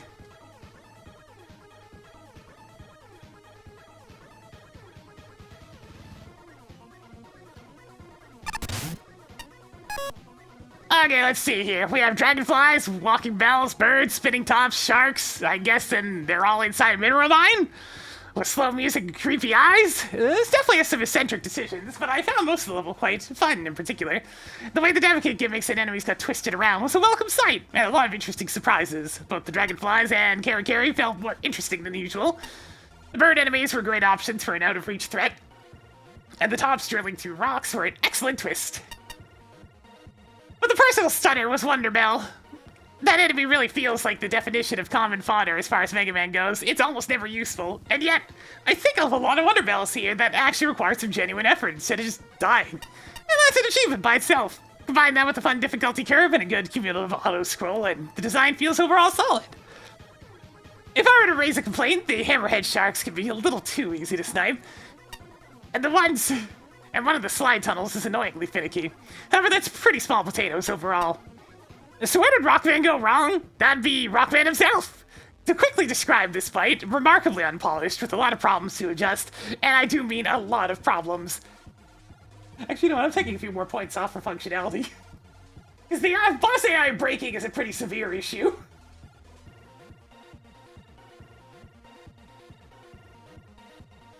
First, his attacks take forever. It's unnecessary to spend 10 plus seconds on each weapon, especially the ones that make him invincible. Second, his RNG behaviors mean that he can spawn the various invincible attacks, rapidly prolonging the fight past its welcome.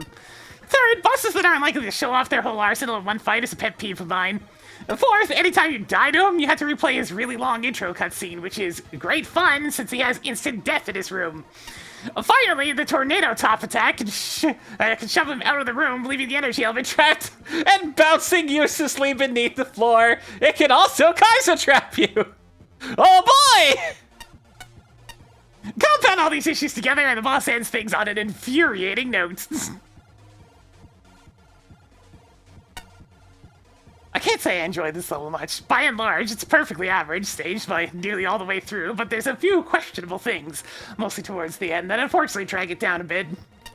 To focus on the positive aspects first, there's some pretty decent gimmick combos here, on their own. The top platforms and destructible rocks aren't all that interesting, however the way they end up being combined here is rather creative, and it makes some of the neat segments throughout the stage. The area placements also complement these sections pretty well, in most cases, given they're typically not so easy to dispose of from a distance, if you're going Buster only at least. With all that being said, I felt the stage did start to drag its feet a bit towards the end. I think the inherent wait time that comes with these slowed down top platforms is to blame for that. Granted, the accompanying Plant Man platforms do add a bit more depth to some of the setups, but the slowness of them can still be an issue. It's not doubly so if you die or fall off a platform, which is quite easy to do here. That aside, I'd say the only other major issue I have with this stage, other than the boss, would be the trek to get the magnet beam. I honestly don't see much of a point in going out of your way to get it, seeing as it's not required and you lose it anyway if you happen to die. There's maybe only a few spots where I found it to be useful in this stage, which surprisingly didn't include the end stretch leading up to the boss. Mostly because the one part that could have been a problem there, the spiked ceiling with several top platforms spawning beneath it, has no collision detection for the spikes. What? Oops!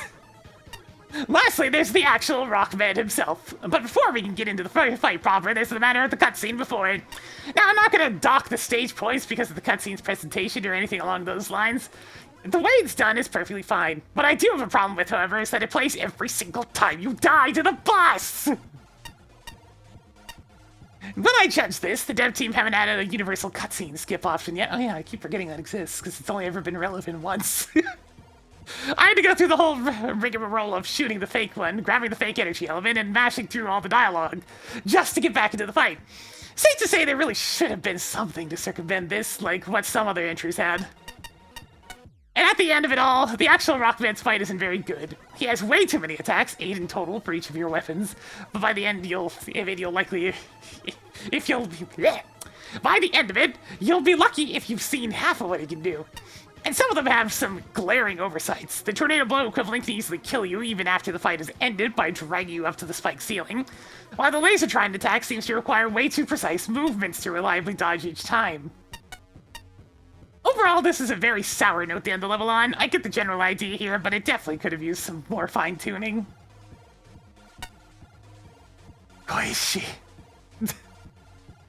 It's a really decent stage, it's very clever uses of its gimmicks. Unfortunately, a few key factors really didn't sell for me. The rocks are basically repurposed junk blocks with damaging pebbles falling out when you hit them. Subtle, but a neat change. They're especially impressive and clever when in conjunction with the spinning tops to create a new stage hazard. I really like the puzzles with the Plant Man platforms too. Cheesable with charge shots and weapons assigned. I can definitely appreciate the thought process behind making the puzzles. The weapons being pick up unlockables is fine as a concept, but there's one critical thing. You don't get to keep them even after death, despite what the text box implies. Considering how much of the stage consists of its death hazards, it is very easy to lose them. At least they're not strictly necessary to get, but they would have definitely helped players who would be struggling with the stage, especially with the likes of MAGMML3. The boss is definitely the biggest miss, with its long, unskippable cutscene on refights, absurd damage output, 2 health bars, and plenty of tricky attacks to really dodge reliably. There are also a few attacks where he becomes invulnerable. Are you for real? It's funny, yes, that this tiny, unremarkable rockman actually turns out to be the threatening, but that does not excuse a poorly designed boss fight. Yeah, to end the stage in such a fashion, you can see where my frustration and overall disappointment are coming from. Yeah. The premise and boss concept are creative, graphics are tidy and professional, animations especially. The slow, methodical feel of the music and gameplay is refreshing, despite a couple of questionable theming deviations. If you have to include a bird, at least make it a rock, man. And the assets work together in clever and meaningful ways. Challenge design is a strong point. Introductory challenges have a nice kick, and the more complex ones are quite thoughtful. E.g. Wondermill plus Boulder with top spikes. Auto-scrolling is a good culmination, though I swapped the E-Tank for a token. These facets may make for a good level, yet I think there's a potential here for a great level. Imagine this! Magna Beam lies visible behind a key door. The key is guarded by a mini-boss in a dead-end room. No split paths to confuse you. No need to unlock a weapon just to get through a barrier. Magna Beam can be used immediately to ease challenges and access unreachable areas. Real secret passageways, not a wall with a missing tile that looks suspicious. Yeah, I noticed that. In ways that Rush simply cannot. If you die, the weapon respawns where you found it, like the sign next to it suggests. Imagine further, the level has been thoroughly checked for unsafe screen transitions, absent spike collision, and Plant Man platform puzzles that can be bypassed with a well-placed charge shot. To ensure the level never drags, checkpoints appear every 6 to 12 screens, and the total screen count is around 30. The boss cutscene is skippable after the first time and free of oddities, e.g. creating invisible walls, triggering while paused. The boss has only 1 health bar, with attacks phases that are arranged in a very deliberate order and free of excess visual clutter. Details make all the difference. It's true. The fundamental issue with this stage overall is that it's too cramped and slow-moving that it quickly becomes a chore to go through. What might have been minor issues elsewhere quickly become more significant frustrations given how long the player is left waiting in certain spots. Ah, there it is. The waiting. Some aspects of the levels are pretty novel, and I like the interactivity between the rocks and top platforms. I like the concept of the bird, but it doesn't fit the architecture of the level. Graphically, the level is fine, if a little uninteresting. Why were the weapons locked, and why did they reset on death? I found zero use for either weapon throughout the stage, but with how much backtracking was required, I expected some payoff. Given how much instant death there is in the level, it's not feasible to keep them around. There was something very off-putting and uncanny about the music, probably the sound font you used. I eventually had to mute it, or release it. I'm listening, I'm not entirely sure this is your fault. So it might be down to just being the wrong sound frequency to trigger a hypersensitive hearing reaction. That's just how these things go sometimes. Interesting, alright. The default option for bosses is to skip cutscenes after they've been seen once, yet they're replayed every time the player died, and they're so extensively long. It just compounds the issue that the boss is following is such a difficult and long fight. A single health bar would have made this significantly more bearable. There were a few frustrating attacks, such as the Wily 7 capsule projectiles. Actually, it wasn't really Wily 7 capsule projectiles. It was actually Hornet Man hornets, but, you know, close enough. and the tornado/top platform combo, neither of which was particularly feasible to dodge. And the entire fight ends up being a damage race with the player at a major disadvantage. Found the secret, meh, not a fan. I'm gonna go with Patch.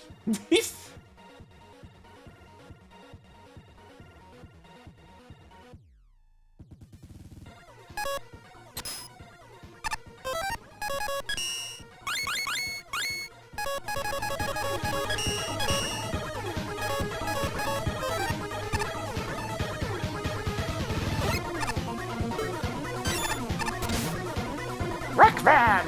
We're gonna go to the rec room! By Ganyo.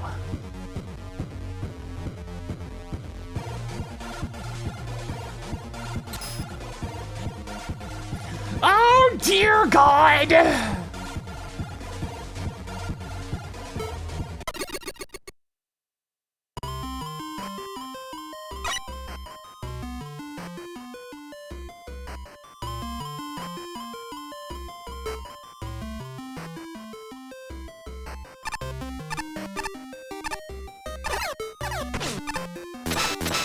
Is that Cyber Joe without the shield?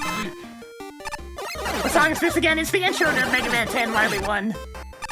Wait out in the rain! Yo, what up?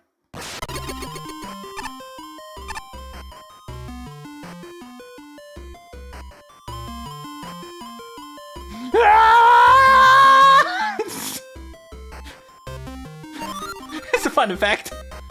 Let me guess. There's 2 different rounds, depending on if I go left or...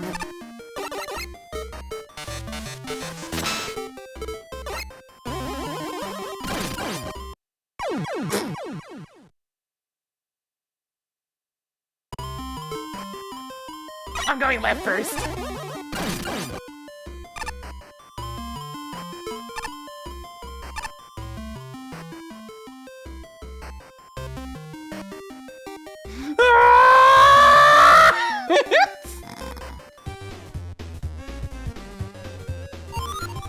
Oh, hey, this said... That's a pin, apparently. This stream is now lost monetization because Materium Music Publishing. Yes!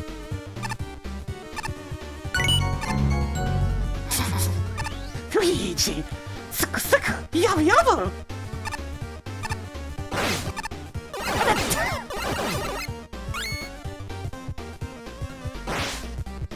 Can I just...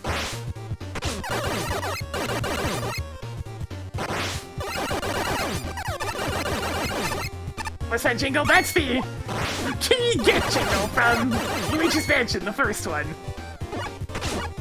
Sorry about that.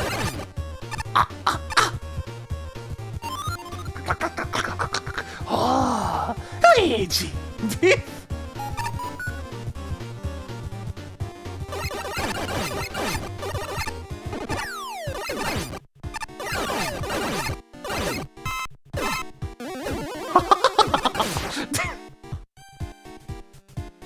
That's the case where you can't quite tell what's a bottomless pit and what isn't.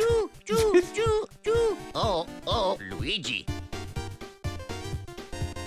Wait, that's just... That note isn't right! Why is the note not right? Oh god, that's Luigi. significantly off! Oh yeah. Ugh. Oh yeah. Ugh. Ugh.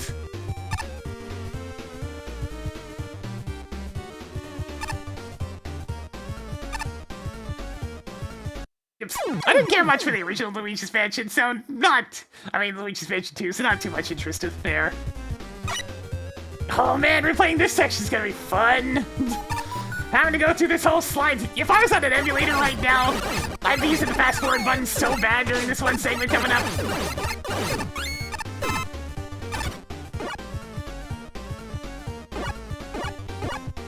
May have been a bug? Well, just call me a beta tester!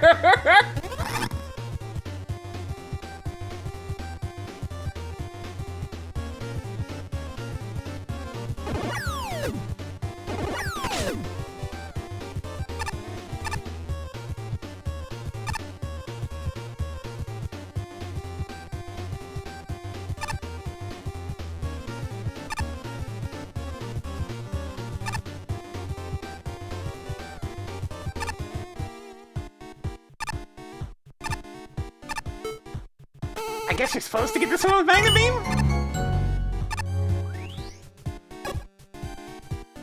Ah!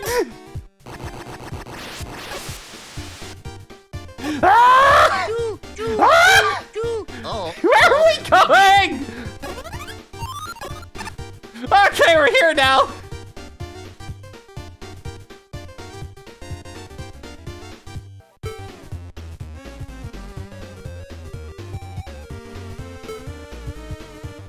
I maxed out on bolts, I'm fine. We're gonna keep going.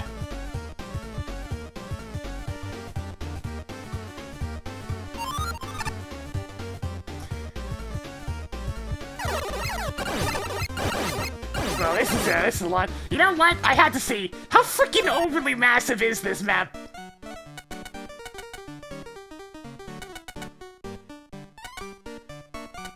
Oh, is that all? Okay, it's not quite as large as I expected. So I got that token, I got that token.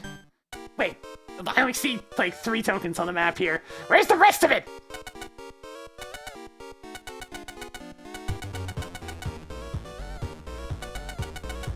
I feel like there's more map!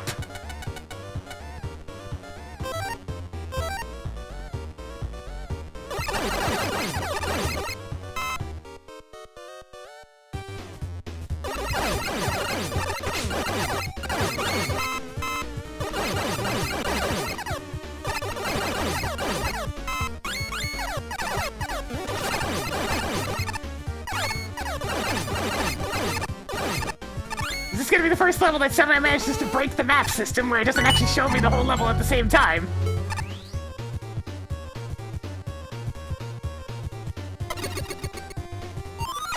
Yeah, we broke the regular level streak, go fig. Yeah, sure enough, there's multiple maps. All right, stay to the lower route, I guess. Stay lower round to get that token.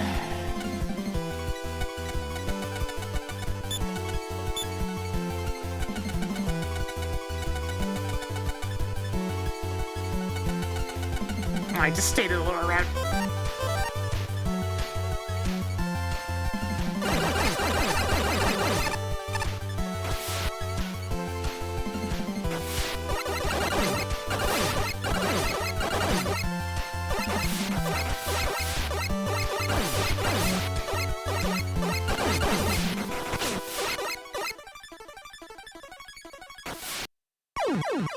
So, guess what? You still have a ton of forward momentum when you're off on platforms trying to jump with the jet ski, which gets really disorienting because, hey, guess what?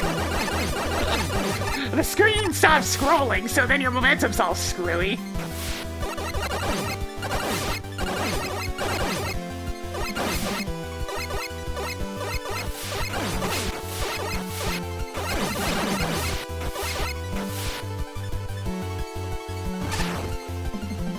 If you're just gonna get off the bike, then just get off the bike in the first place. Ah, good. Now we're combining these with auto-scroll. I'm sure this isn't gonna overlap in a bad way.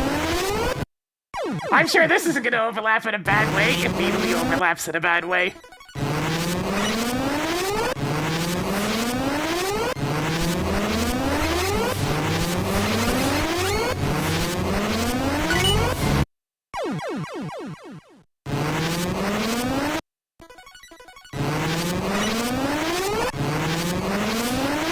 Man, I sure do love primarily timing-based gimmicks in a section where I don't have much control over what I'm doing.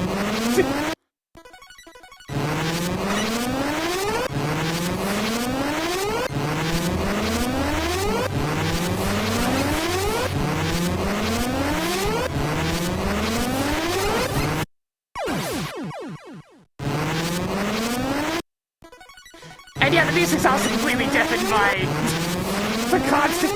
Why are they so loud? I don't know! That's a dev kit issue! Every stage they've appeared in, they've been way too freaking loud!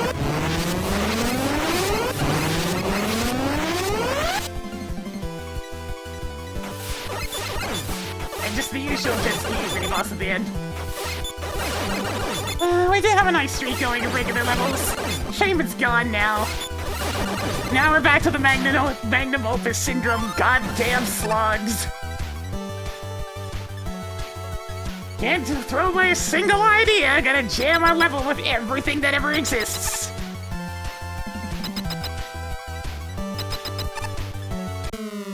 Whee!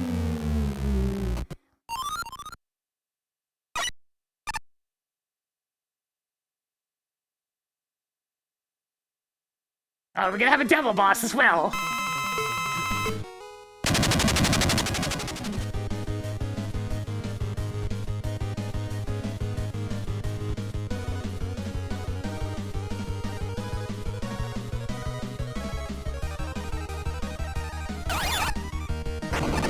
Ah, of course, it's immune to the thing that's usually vulnerable to.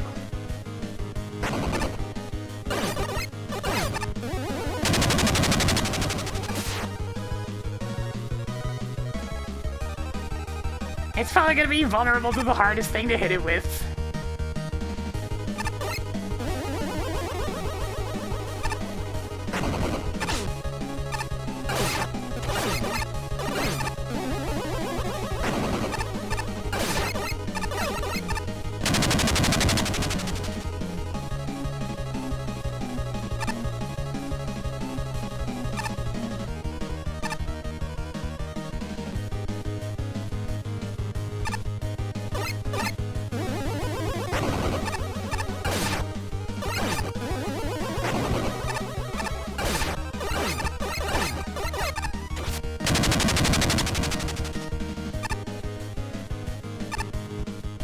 Yeah, the actual devil attacks are just the goalkeeper. Wait, where'd the visual tells go? The visual tells disappeared! You can't just remove the actual tells of a devil attack. Whenever you feel like it. Oh good, 1 HP. So, to make things harder, they just get rid of the ability to actually, you know, see what attack's coming, so you just kinda have to react. Also, the remix is from Rush Gen 1, so that's why it's a good one. Ah, good! Throw me a completely different fist pattern right at the end. Die.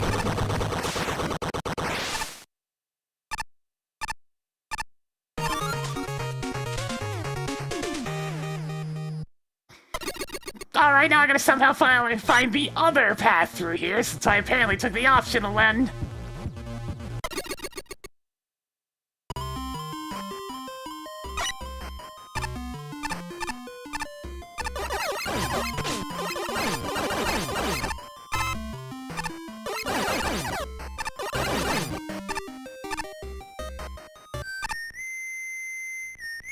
So the level was already long, but now we have 2 energy elements, because why the hell not?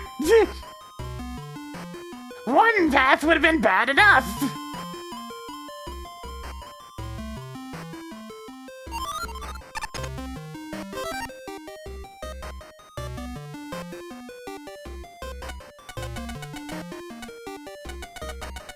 So I'm guessing I have to go through the entire goddamn stage again, and the only difference is instead of going down during the hell section, to go up instead.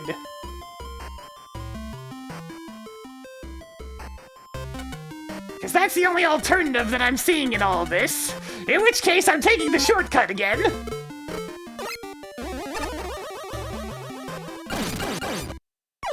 Or at least attempting to take the shortcut.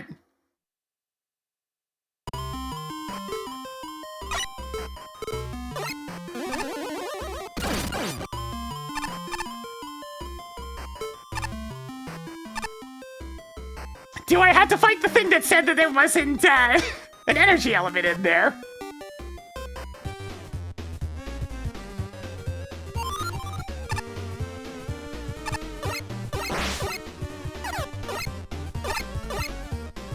Cause yeah, that's what I expected on Mega Man levels. Obtuse progression!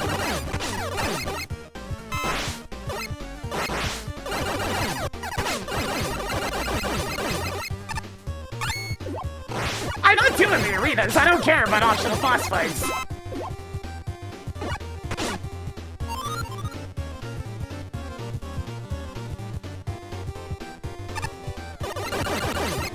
Guess I can go left here instead.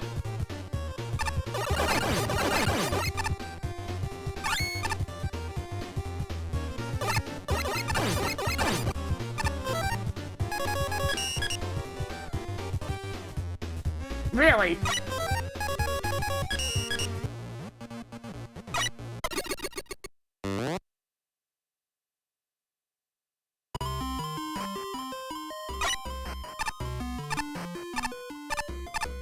I'm genuinely shocked there's not a skip teleporter for this one.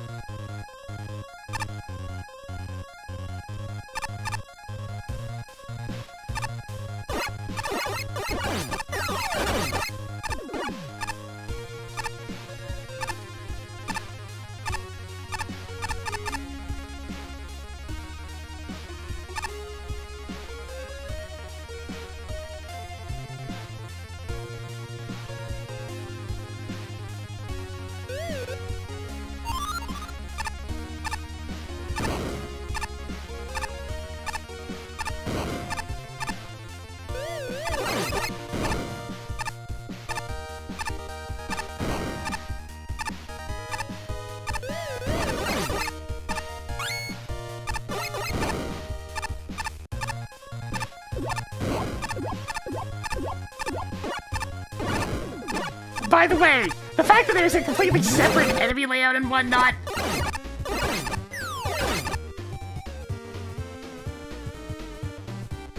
Let me guess, the other rest that get not caught whatsoever.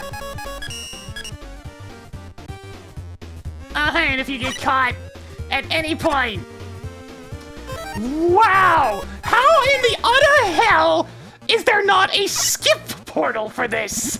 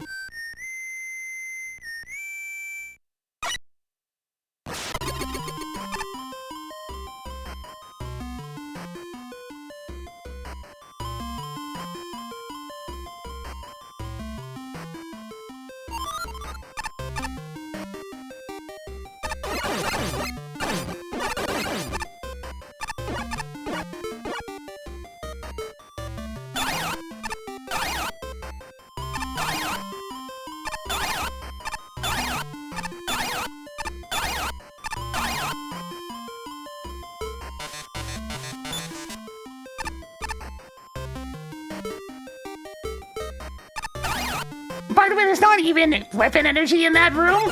So if you used up all your leg beam, too bad.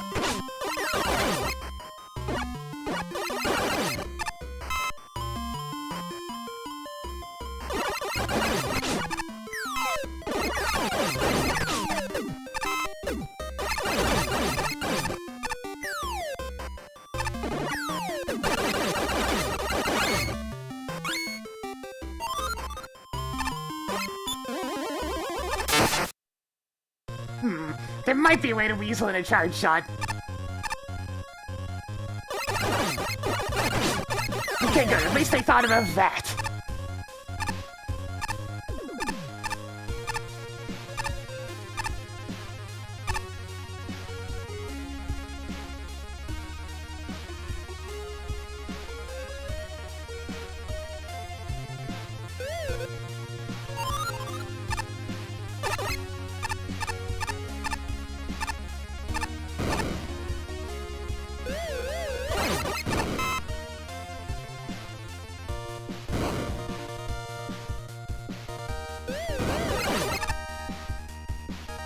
Take it nice and slow.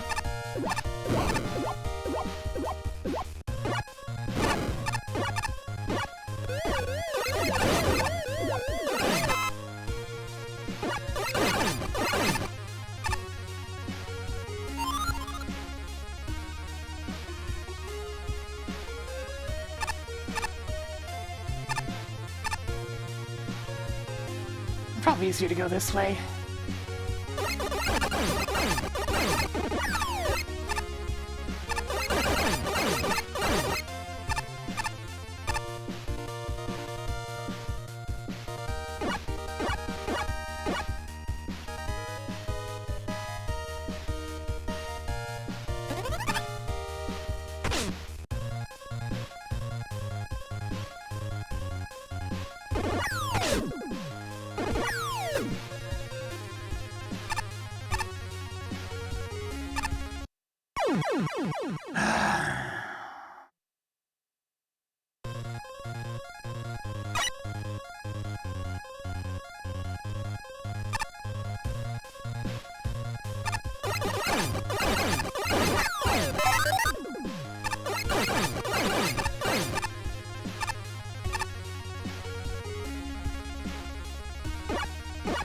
It's always asking too much to just have one session. One session where we don't run into stuff that just isn't Mega Man or stuff that's magnum opus garbage.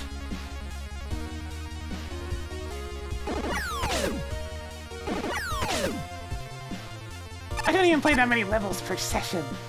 I play like maybe a half dozen at the most, and that's still asking too much.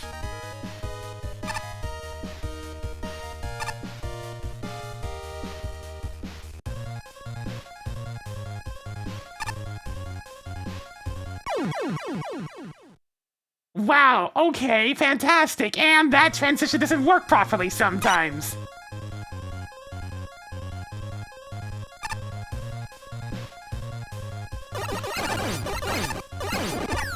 It's probably just because I slid into the screen transition.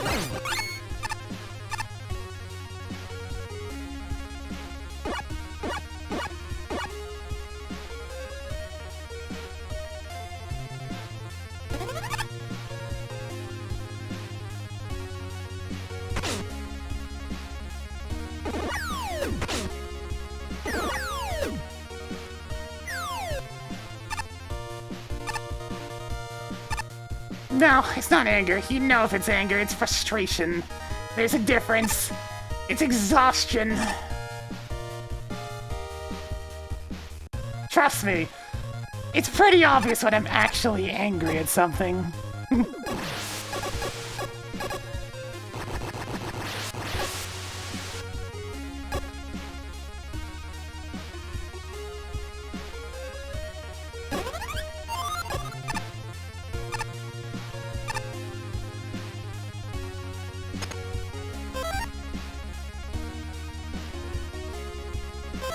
I guess we just keep going.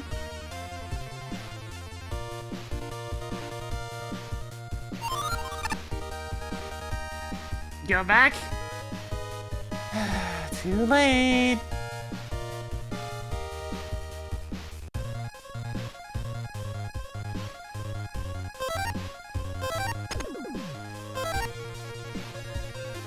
Oh yeah, there's a token there. I'll get it in a minute. Too late now, hit another checkpoint.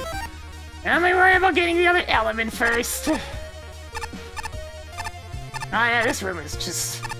ugh. Hey kids, you like visual noise?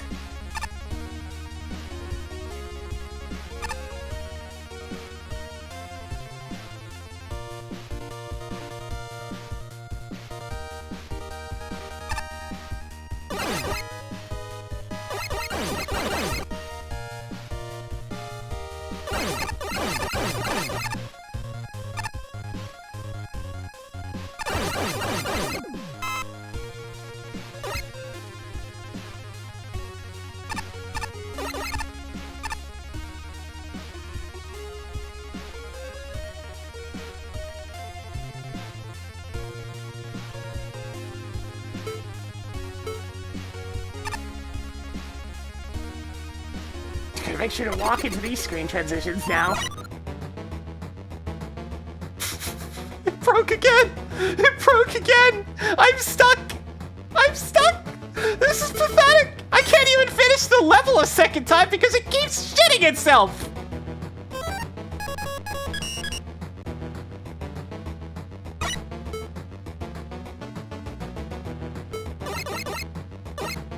Okay! So that's this section!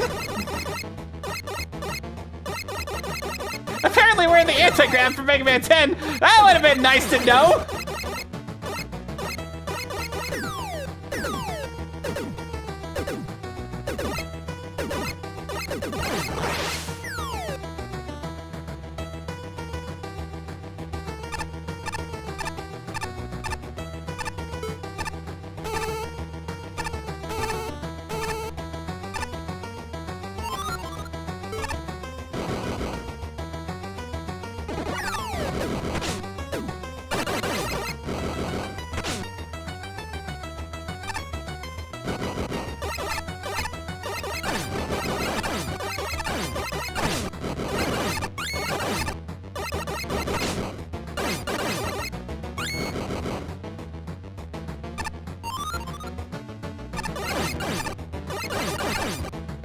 Of course you don't know it's anti-grav, you're in a goddamn tube!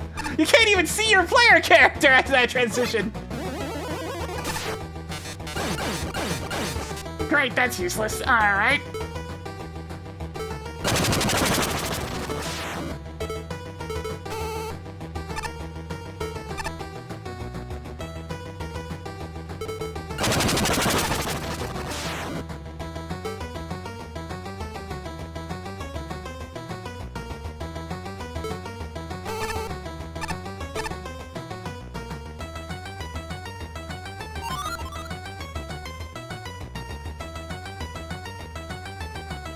Awkward two-way screen transitions, gotta have those!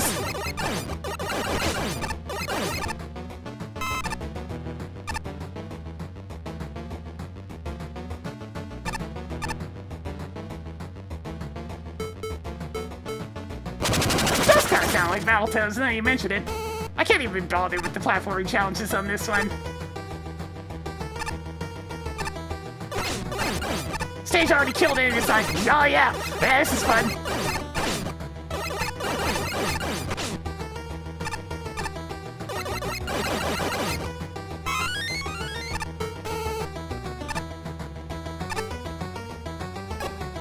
I quickly turned around just to make sure that this wouldn't break again.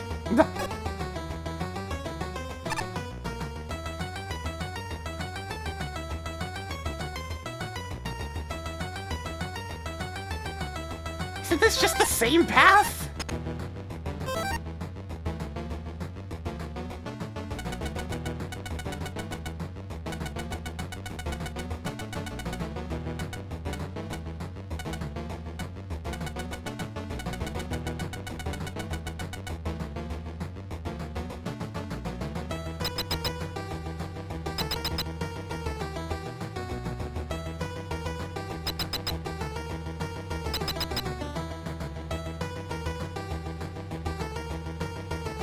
Why isn't that marked as 2 separate rooms? It just makes this all the more confusing.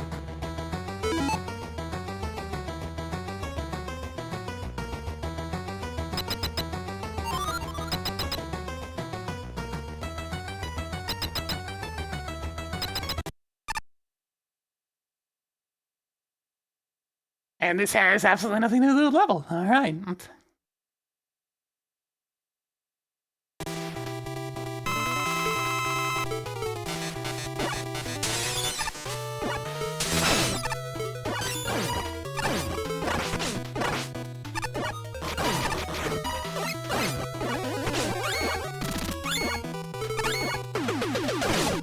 Oh, good. He heals. Of course he heals.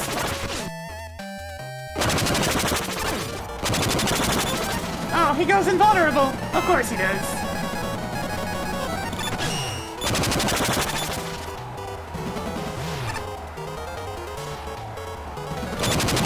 He's still invulnerable.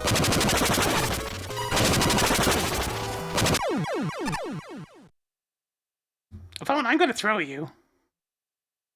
More frickin' telemarketing.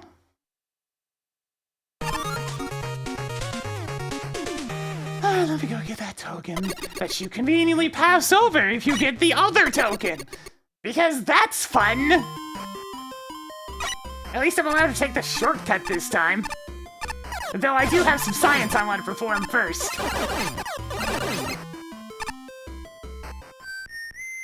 Actually, I don't think the charge shot's gonna be the weasel in there. So never mind, I'm just gonna take the shortcut.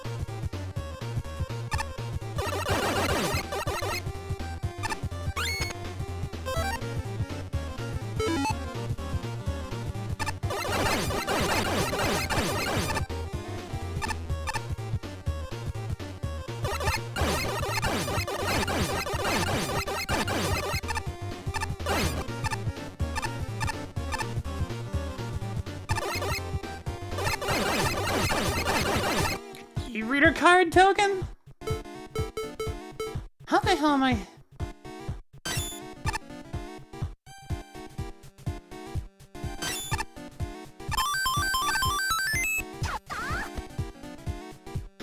Sure.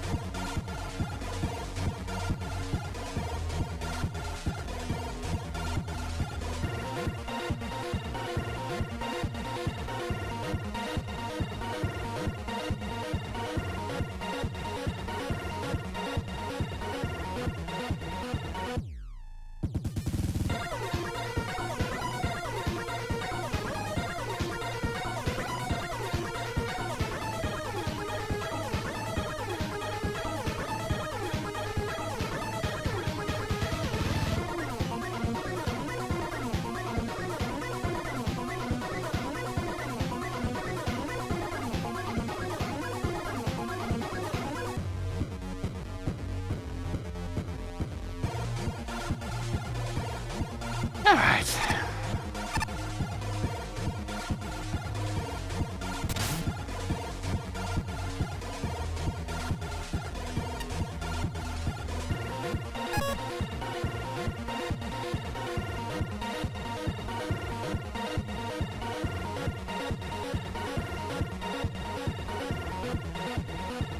I bet you got me with that first impression. This starts out underwhelming, not badly designed, but it feels lifeless.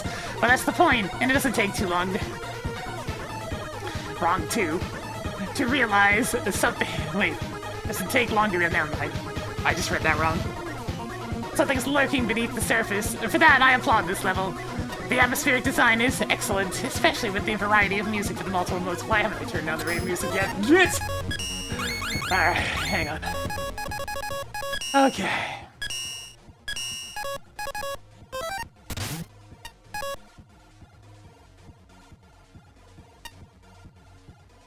Especially with the variety of music for the multiple modes. Speaking of which, the 2 modes gimmick is interesting to me, like a more involved version of Dark Mantis' stage.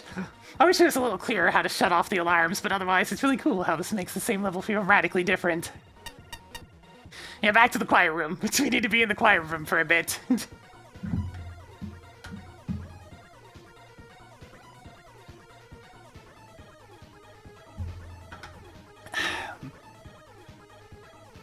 The power mode is where most of the movement gimmicks are, and as a whole, it's pretty fun. Wreckman makes excellent use of conveyor belts and junk chutes, introducing them through the startup and continuing through the surprisingly easy crusher room.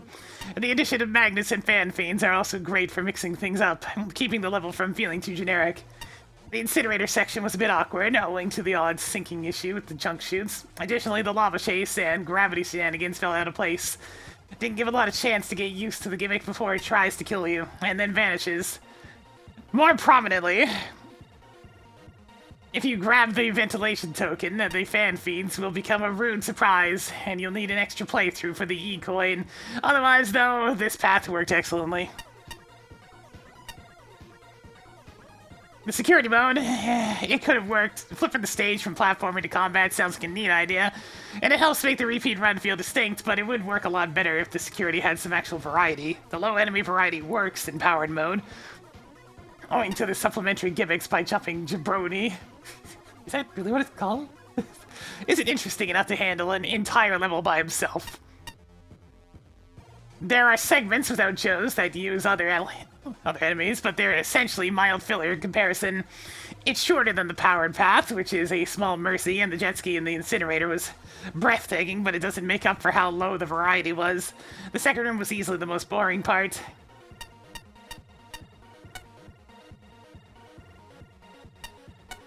Fortunately, both fights are up there with the powered mode. Wreckman has exactly the sort of variety I like to see. I got a kick out of the numerous NES game references. I'm also pretty okay with his healing ability, since the player can stop it easily. The junk hunk is easily the highlight of this route. His standard behavior is a nice variation on the Keeper, but it's the junk variant that sticks out to me. I appreciated the first phase 100% telegraph, since it teaches the player reliably. Once he gets below half health, it takes off the kid gloves and challenges your combat skills directly. I mean, it's just more of the same. It's just it doesn't have the visual tells anymore. It goes on for ages like a usual devil fight. It's an ideal balance between being considerate and tough, which rounds out to an excellent, if a little lengthy, challenges. Yeah, it's the usual devil issue. I like the ideas presented here, and I feel this would be excellent with some extra polish. However, the Joe abuse on the security path really drags down the experience, and it's something I'd advise adjusting. Yeah, it's just the goalkeeper. The actual, devil portion, it's just the goalkeeper AI. Yeah, breathtaking. I mean, it is just... They were referencing a source material that works, in that it's hell from Super Meat Boy. And I mean, it did look good in Meat Boy as well, so I mean, at least they're referencing stuff that's fine. This is another level that I'm really torn on. It's a mixed bag of things I liked and things I didn't care for, with both meshing together to make for a somewhat odd stage. If you're anything like how I was when I first played this, and you're confused by the way the map works based on the in-level description, don't be. It's actually pretty easy to follow once you figure it out. Essentially, the path you end up on during the second half of the stage is determined by whether or not you get spotted by the searchy enemies. It also turns off certain gimmicks, like conveyor belts and crushers, but adds more enemies that appear throughout the first half of the stage. It's a really interesting mechanic that adds a good amount of depth and replayability. The problem here is that the room layouts are pretty middling. There's not many that stand out, save for a few such as the token challenge that has you sliding past enemies while upside down. I think the enemy placement's a big contributor to this. There's several sections all throughout the level where the enemies pose little to no threat, mostly thanks to how you can pick them off from afar without putting yourself in any danger. Even without extra weapons, this is especially noticeable in some of the rooms after the Rising Lava segment, where you can cheese 2 of the 3 twin dog mini-bosses this way. Thankfully, no such exploits are possible with the main bosses, but I do have mixed feelings about both of them. Recommends a decent fight for the most part, but I really question why he has 2 healing moves. Although I can at least understand the logic behind that suction attack healing him, I can't say the same for his dash move. As for the Junk Hunk, I found his battle a bit boring by comparison. Considering the obvious source behind some of his attacks, he really does feel like a slightly more beefed up version of Strike Man's mini-boss, just with more falling blocks and fewer soccer balls. Granted, that doesn't automatically make it a bad fight, though I did find him less engaging compared to Wreckman himself. Yeah, probably because you can actually hit Wreckman more often than never. Even with those flaws, I still at least found the level to be pretty interesting and rather memorable. If some of the enemy placement was adjusted to make things more engaging, then this would have easily scored a lot higher with me. I'ma wreck you! I like the stage's concept, how it handles splitting the stage into 2 different paths by whether or not the player triggers the alert, in which certain stages and elements are toggled to lead the player into the right paths. It's a really unique way to handle it. But alas, the stage was ultimately brought down due to how it tries to fit in way too much stuff, lengthening the playtime and overstaying its welcome. Some pointless stuff, for example, is the boss gauntlet. You can get an M-Tank as a reward while you're already getting all the ammo and health pickups from the bosses themselves. Also, the M-Tank despawns after a while. Great reward! Yeah, glad I never bothered with that. Another example is, well, the death pits. Yeah, since there's no clear indication of whether a pit is death or progression, all the fumbling does add up to the frustrations over time. Yes, also true. The longer length also makes it a problem if you didn't mean to trigger the alarm. Unlike with a certain other entry, which may also involve alarms, the alarm persists through resets/deaths, meaning you'll need to restart the whole stage from the beginning to turn it off again.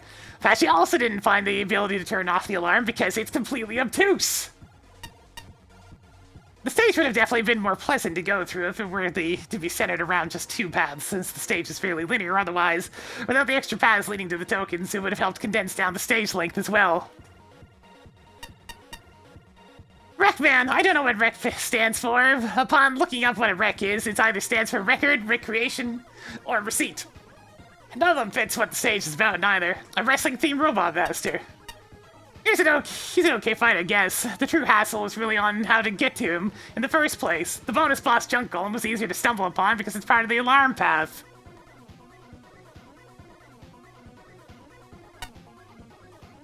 A single level can only sustain so many ideas before it starts to collapse under its own creativity and load times. Such is the case with the straightforward, story-driven, action-packed, puzzle-oriented, magnetic, gravitatic, molten stealth maze, fortress, junkyard boxing match, which was exhausting to judge. Individually, each section is a focused, thoughtful progression of clever ideas that work well together. Major shortcomings are usually limited to 1 per section. These include brutal challenge introductions, e.g. immediately combining new movement-altering gimmicks, repetition, nothing but trash turrets until the generator, missing spike collision, a nauseating combo of continuous scrolling and platforms moving in 2 directions, and an alarm gimmick that makes the level considerably easier when triggered.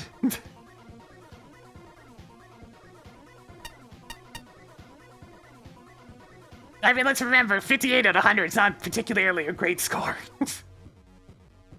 It's like, that's, in some places, that's not even a passing grade, just depending on what your, like, what score you need. Collectively, these sections overwhelm and confuse me. It's seldom clear which way to go. Play progresses in random directions with frequent splits, and there's no way to tell whether any given path is the way forward, the end of another path, or a bottomless pit. The map and imprecise instructions are only so helpful, and completely missable if you break dash through the junk blockade. It's frustrating and thoroughly unclear that your final path choice is determined much earlier in the level unless you unwisely break into the upper path with Magnet Beam. Aesthetically, the tokens make no sense to me. The level is at its best when it pairs straightforward challenge with visual spectacle. The auto-scrolling elevator section is simple but memorable. Conveying through gorgeous piles of junk, perhaps being ambushed by novel Joes is neat. Notwithstanding some unfortunate collision issues, the junk golem boss is a blast. Riding a wave bike through a graphically dazzling smelting furnace is awesome. The optional boss gauntlet, despite being rendered impotent by a magnetic shockwave, is one of my favorite things in this contest. Really? Alright. If this were more linear and trimmed down to only the strongest, most thematically cohesive sections, this would be top tier material. That's the main issue.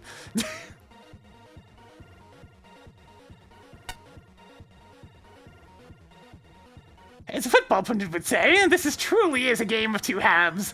When the level is on, it's so filled with unnecessary things that the player's engagement is quickly lost. On the other hand, when turned off, this level is thoughtful, well-paced, and pretty enjoyable. The initial map screen and signs were a failure. They promised the level to be extremely long, not necessarily a good thing, complicated, and present too much all at once. Hiding crucial information in long comical reference is not a good idea, as I zoned out and completely missed the fact that I could turn off the facility by turning on the alarms. It gives a negative impression right at the start of the level, which carries with the player moving forward. A lot of the individual segments on both paths were pretty good and were designed in a novel manner, and everything was introduced well, a highlight being the anti-gravity section. I'm gonna have to put a post-it note on that one, because I have to imagine it was supposed to be introduced in a way that didn't involve me being stuck in the tube that I teleported in on. I had to imagine that was a bug. However, there were so many new gimmicks introduced and only one used once that the level feels quite a mess with the facility on. The level's very visually loud, with lots of animation and moving objects, confusing the eyes. In contrast, the slower pace of the level with the facilities off felt more natural and less overwhelming. The second version of the level, feeling so different despite using almost exactly the same layout, was very impressive. I'm not entirely sure if I accessed it in the correct manner, as the brake dash can interact with the blocking junk piles at the start of the stage, meaning you never turn on the facility, but testing later showed that very little changed with the alarms. The music choices were poor overall. The Mega Man 10 track Silent Rain was designed to be used on 4 screens. It's a short, repetitive, low-energy track and was never designed to be used in such long segments. The rest of the music being so generic, put a pin in that, did not help, and the music failed to match the atmosphere of the level. Okay, so about that pin. To clarify, Undertale music isn't exactly generic, but it's all about context. A fairly repetitive boss theme designed for a relatively short fight in an RPG being used in a rather long level does it no favors in making it sound more repetitive than it is. The boss rush start of the stage is another waste of time. Man, this just might be my least favorite part of the level. A tale of two sides between Ace and Flashman here. I just despise this edition. I fought all these bosses so many times already. We have an arena. Does this add anything to the level? No, it does not. Let's do something else for 5 minutes. Breaks away any flow the stage has. If it's ultimately an optional section, it should not be included for the sake of it. Show some restraint, please. Yeah, can we put a bold on the word restraint? Because once again, we find ourselves in this situation.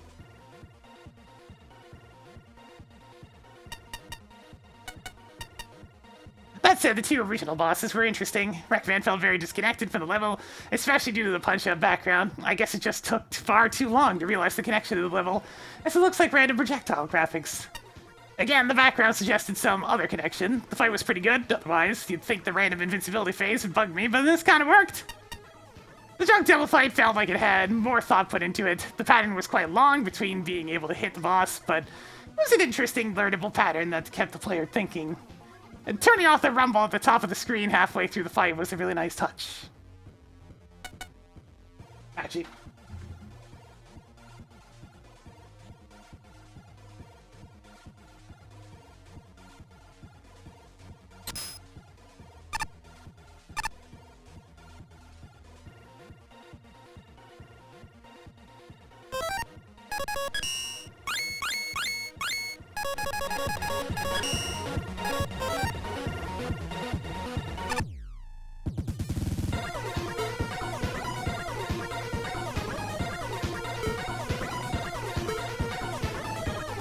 Why is even the text box in the screen? Wait, that doesn't make any sense!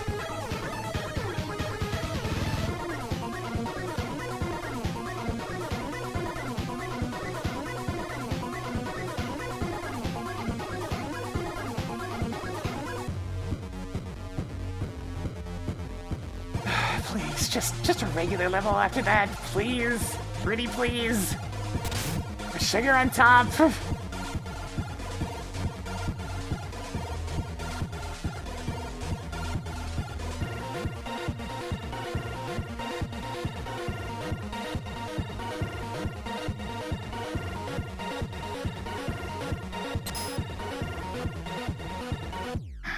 1-5.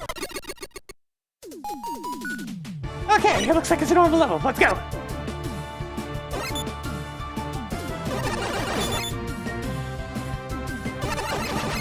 Music's mixed a bit loud, but when isn't it? It's...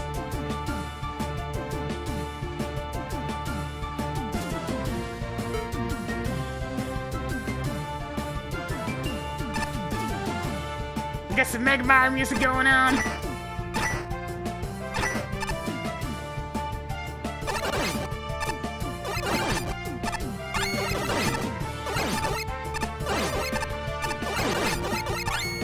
Apparently the spheres do look a little, odd. It's probably their lack of an outline.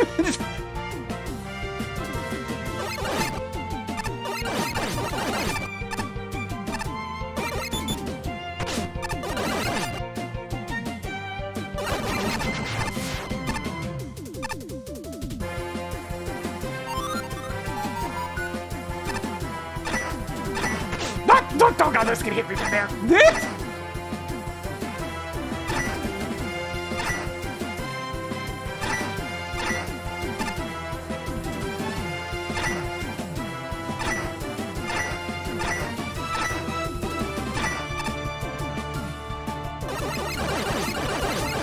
I don't think they thought too closely about that one.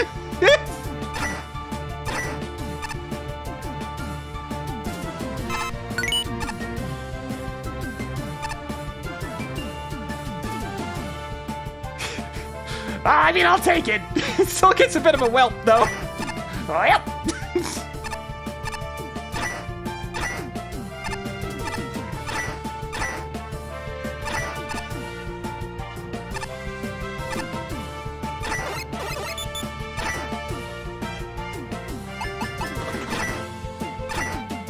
I mean, the idea here is that it's obviously being based off of Raven's stage from MAGMML3, right? I mean, that's why the music's here.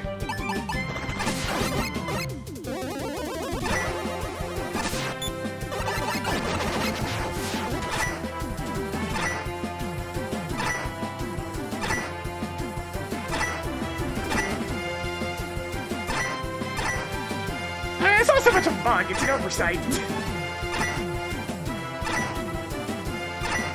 It could even be intentional for all I know.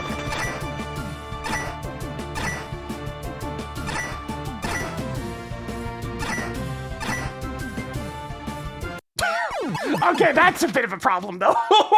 Hang on a second! The platforms don't have any collision up there! Probably should have not let the platforms go scroll that far.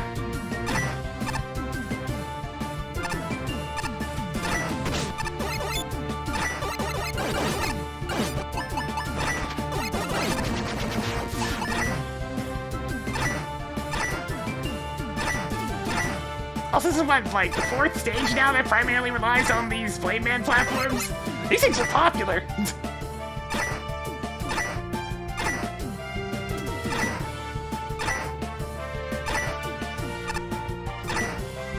As a level issue, the issue is that they were able to go up that high in the first place. That's extremely a level issue.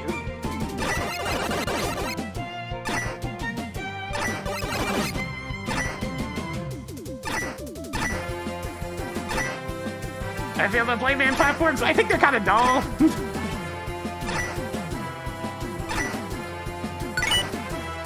Probably only at just how slow-paced they are.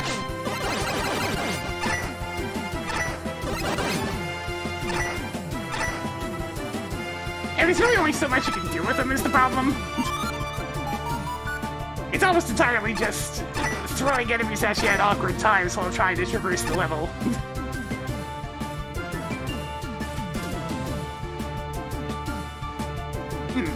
Alright, this must be jump to platforms.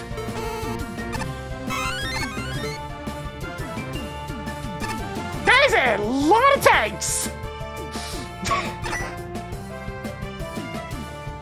That's a whole lot of tanks!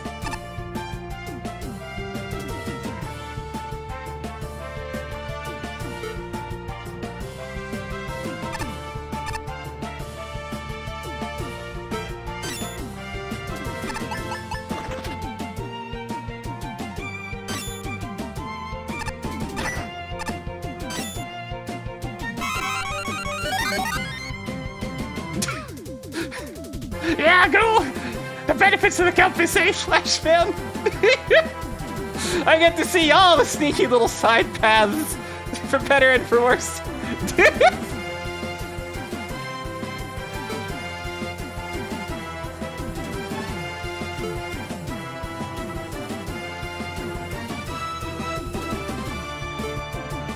Hey, spoilers! Super Heavy Samurai Big Benkai is the name of a Yu-Gi-Oh card? Yeah, that sounds about right.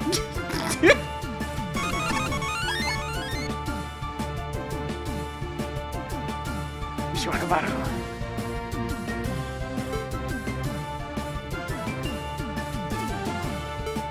Oh god. Shit. Lord!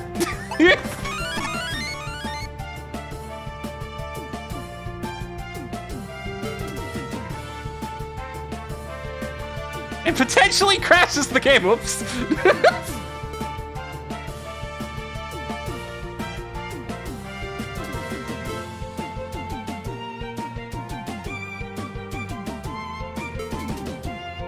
At least you're self-aware about that.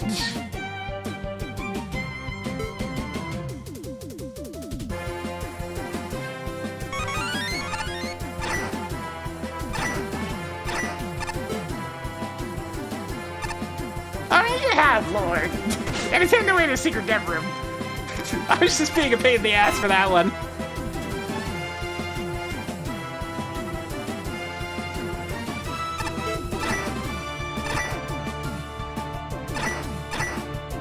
Wait.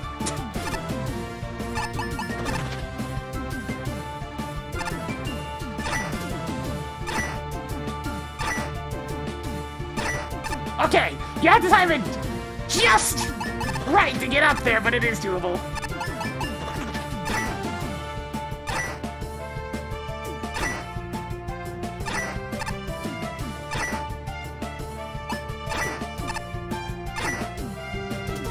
Okay, it gets easier as you go along. Interesting.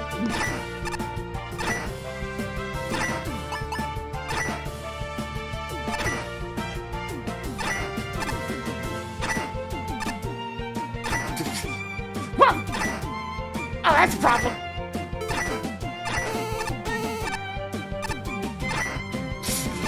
This is getting slightly more unreadable. That's fine. All right. There we go. It's definitely a neat climb, yeah.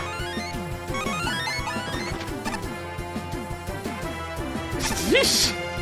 Where was I going again? Right over here. I apparently missed a token somewhere.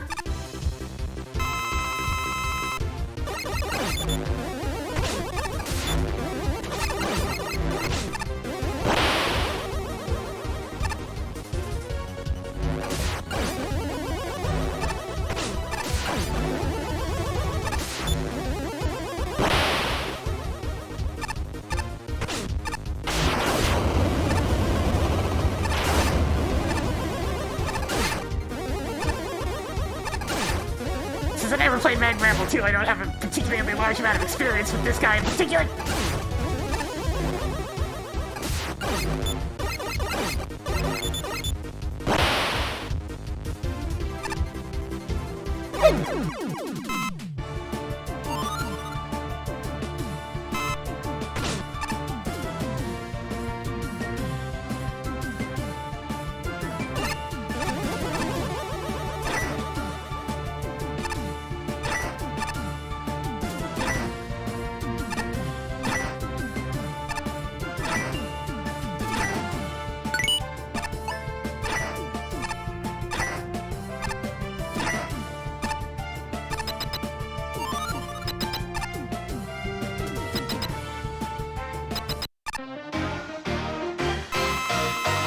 There's a lot of spheres!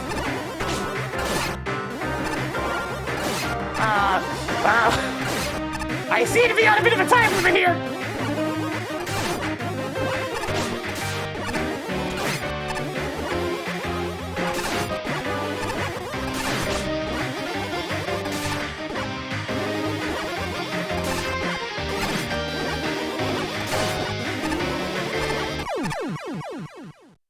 Also, yeah, the music in general was tuned a little bit too loud, but at least it was consistently too loud as opposed to Jumping all over the place like other levels have done.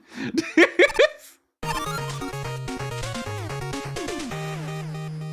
gonna need. Oh god, did I ever need that after the previous stage? Alright, we're going back into the choir room. I don't mind the rave music, it's just it makes it really hard to think.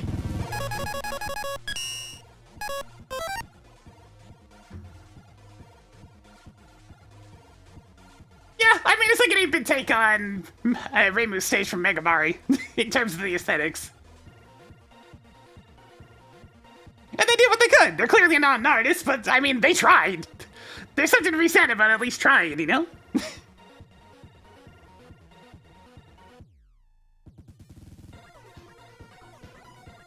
Let's see. Really didn't do much. The whole stage was a bunch of different Blade Man platform setups. Some of them repeated other, like, some of the most creative sections were actually in the side route, the 5th token. Which is a little bit odd. It's alright, though. I had an okay time with it. Let's see around here. Didn't seem to be anything too buggy. There's like a couple of things that should have been accounted for, like the Blade Man platforms going off the screen.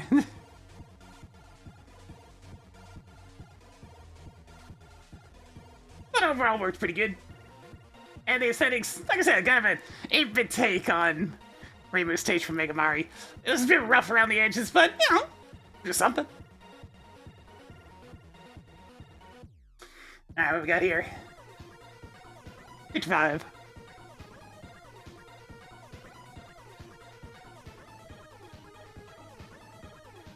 Yeah, the big problem with Rickman is I'm pretty upfront about the fact that I want to play traditional levels that are the traditional length that don't stretch on for 20 minutes. On top of that, I ran into so many goddamn bugs through the Wreckman playthrough, it's obscene. I died like 6 different times from bugs. So that's always fun.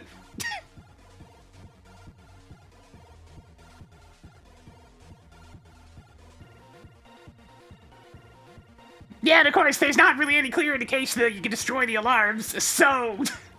How was I supposed to know that it was the alarm deciding whether or not an elevator goes up or down? There's just so much... It's so obtuse! Like, that would have been obtuse even in Mega Man 0. And that game's all about the obtuse nonsense.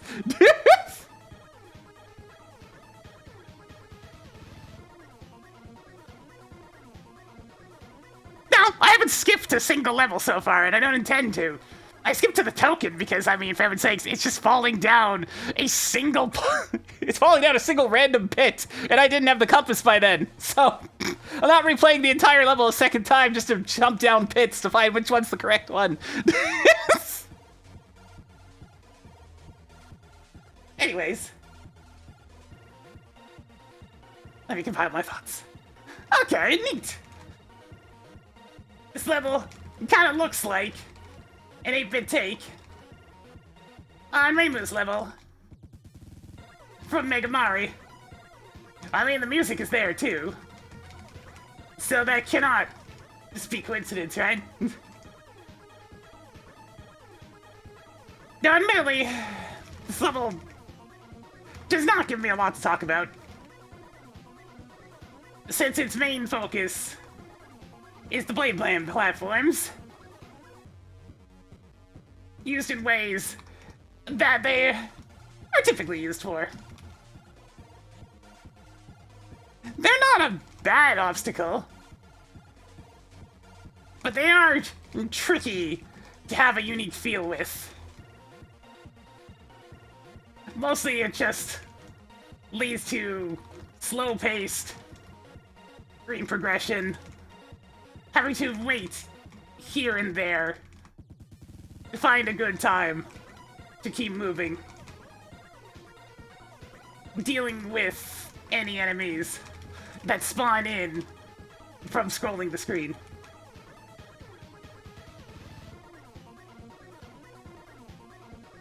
I wonder...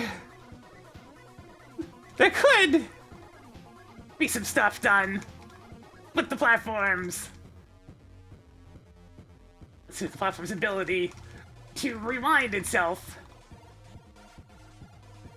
if left, let's see, unattended. But I have not seen much done with that yet. The level's perfectly fine. And I like a bunch of the Ben K setups. Admittedly, some of the most interesting stuff is on the side path that leads to Token 5.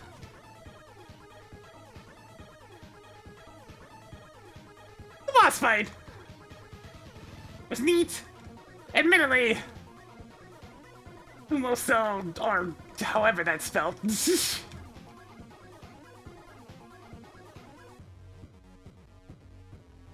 Probably should have just been left out. But the Super Mega Ultra Ben K Yamato Edition was at least an interesting twist on Yamato's AI. I suspect the spears meant I was on a time limit. I just did not stick around to find out. Also, all the stuff despawns when the boss is defeated. It is a small but important detail that is appreciated. Solve the level.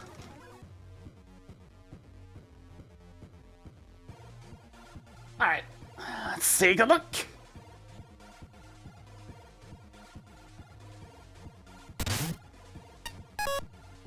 First off, while I like the music here, it feels unnecessarily epic for a normal level. That might just be me, though, so it's not a huge deal. Oh yeah, I should probably make a small note. Also, the songs are too loud. Volume balancing is a tricky business, but at least they were consistently too loud, I guess. There we go. The basic theme is obvious. It's a Ben K level, which means a lot of spears and apparently seesaws. An interesting enough concept, and the level plays well. The seesaws are a creative highlight, particularly when they're mixed with the spears. Even without that, moments like the falling seesaws are highlights. Challenges I don't normally see. The spears themselves tend to just guard ladders, with very little deviation. But at the same time, if the setup ain't broke, don't fix it. Yeah, that's fair.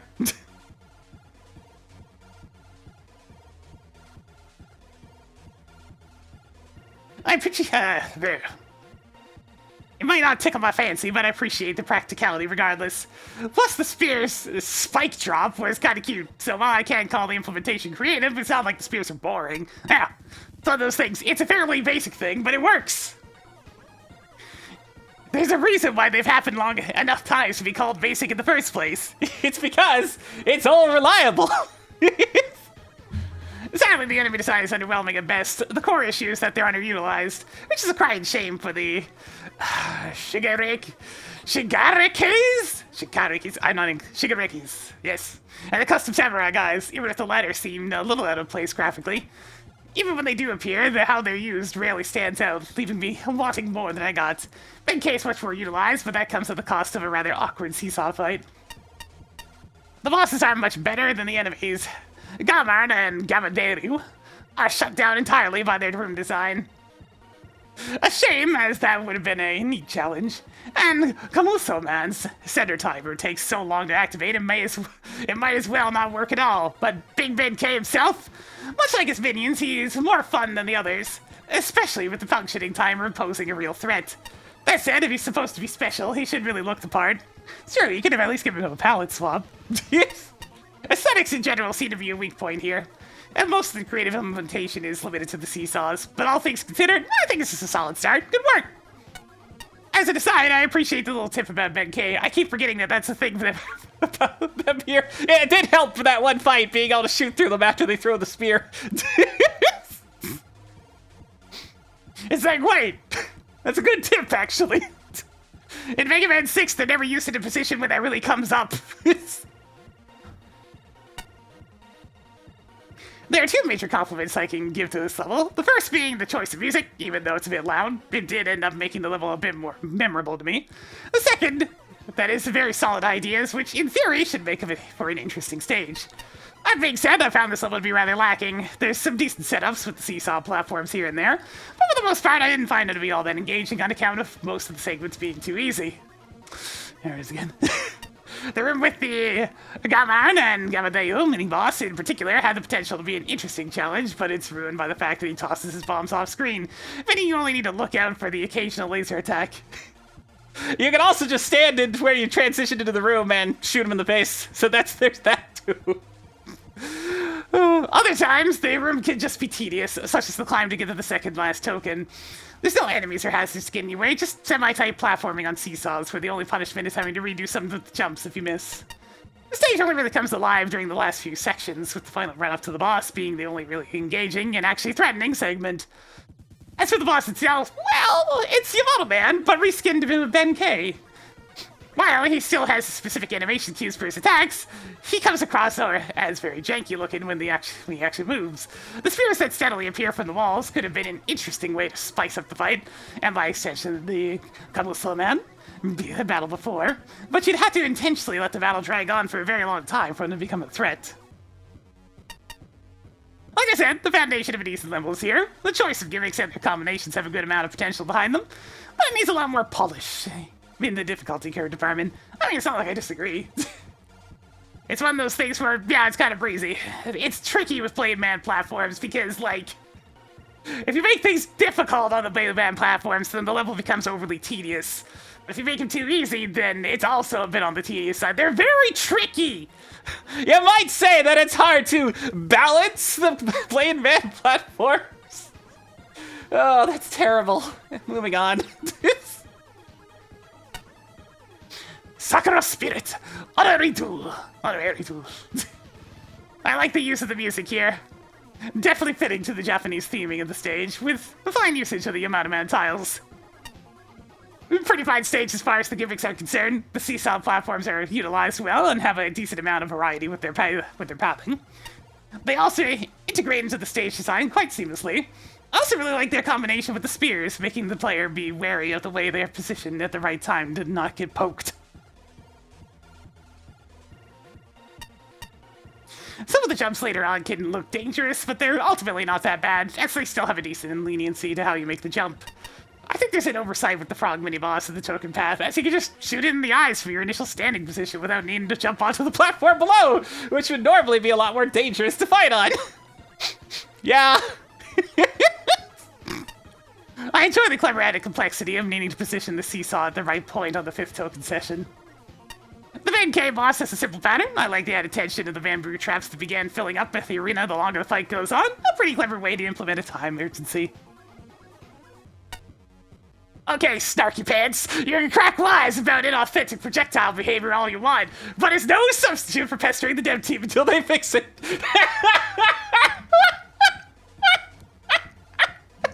Damn it, Flash, man, every time.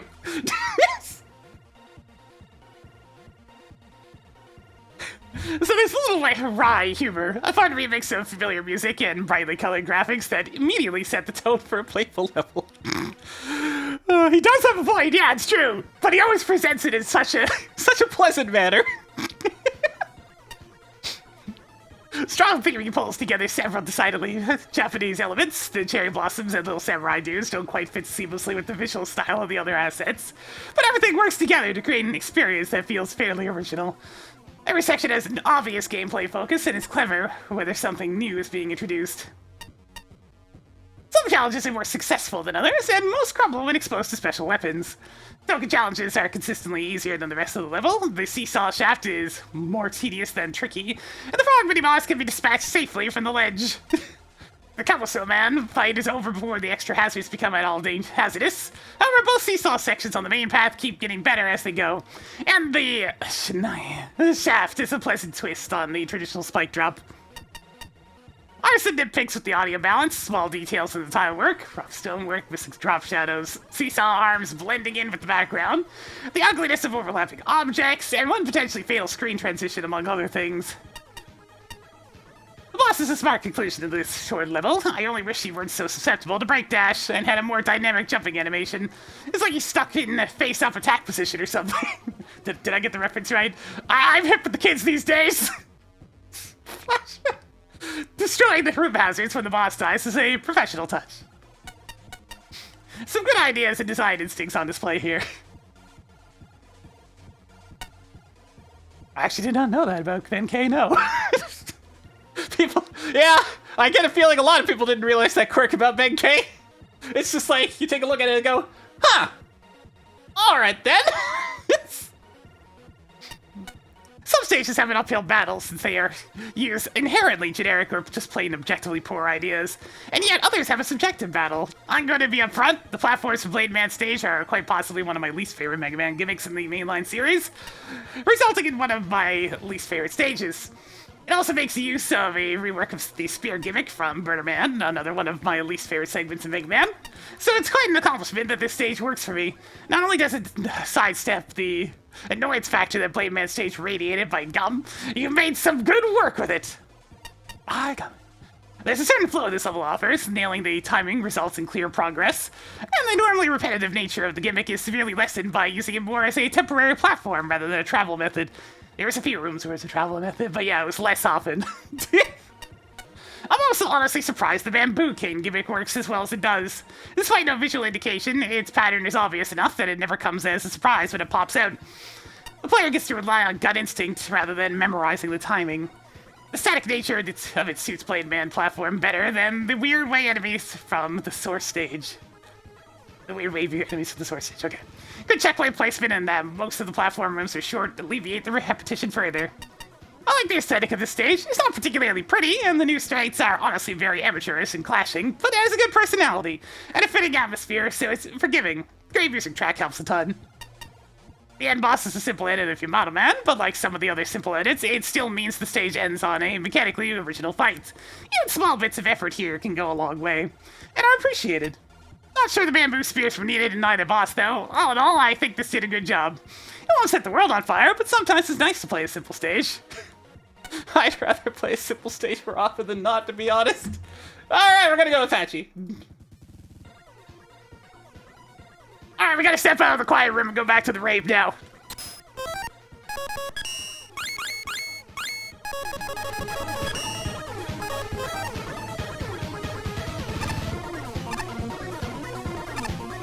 If there's anything down here. Yep, just checking.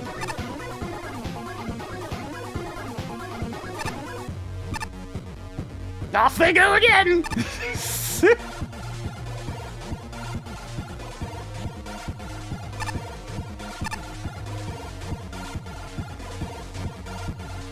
Wait, what are these?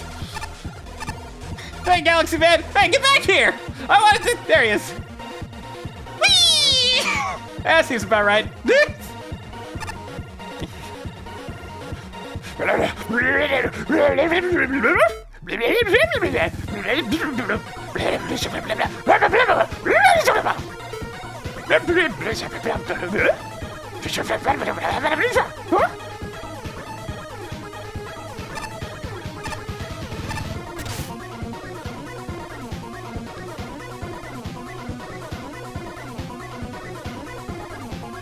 right, buy a silver European.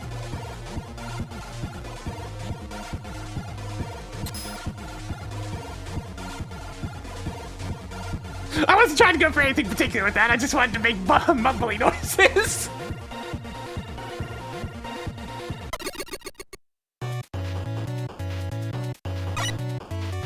Speaking of Burner Man earlier. Chosen Mets, Chosen Mets, Chosen Mets. Oh, these guys. I don't see those guys very often. Yeah.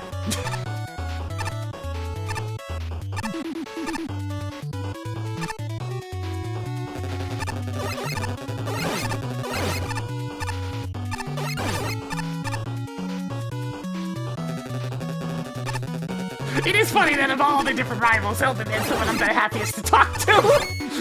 It doesn't even speak in anything other than Windings.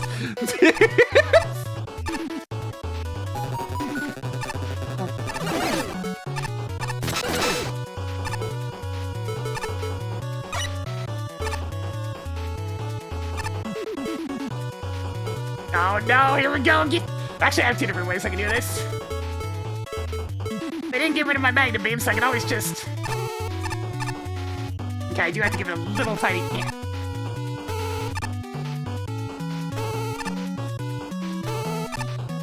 That ought to work. Screw you, Ice Wall, not today!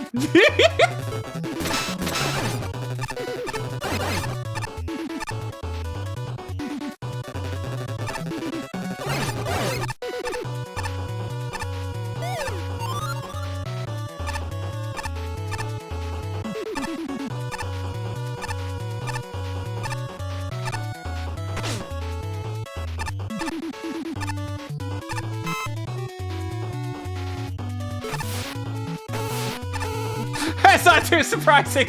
Look, there's a lot of people that don't like Ice Wall. I understood what the way to do it was. I just don't want to.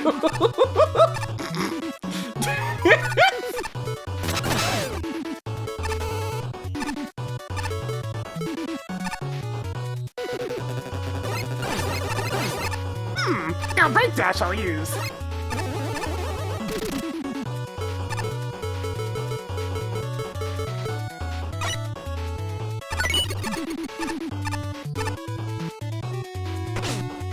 I mean, Ice Wall's fine. I just like giving it shit.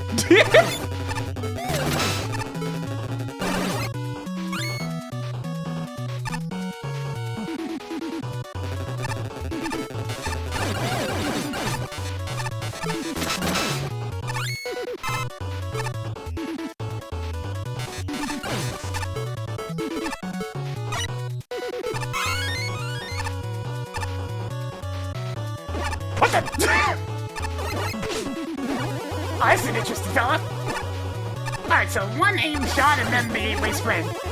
Alright.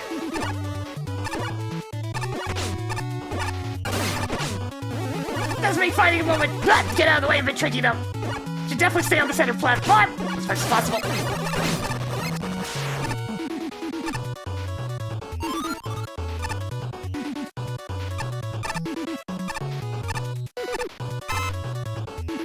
I'll say it's just weird. There's something sound kind of weird about the music.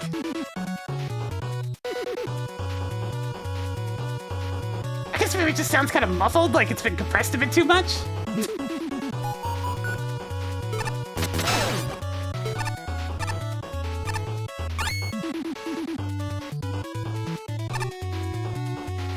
I'll just...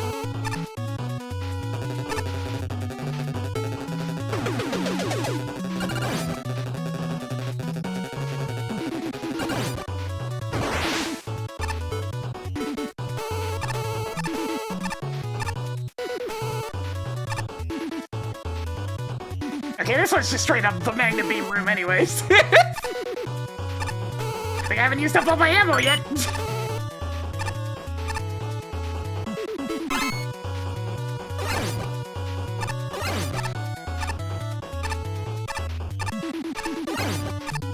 It almost sounds like kind of out of tune in parts. It's weird.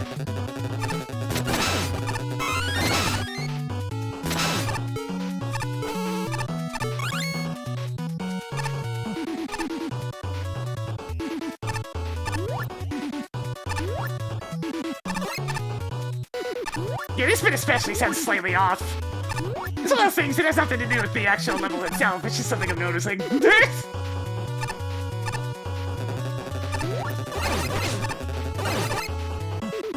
Bless you, knockback resistance.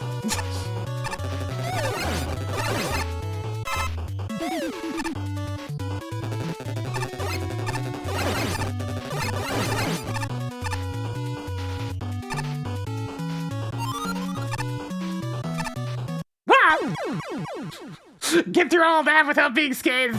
Just fail to jump on time and die. Yep. It's a Tuesday, all right.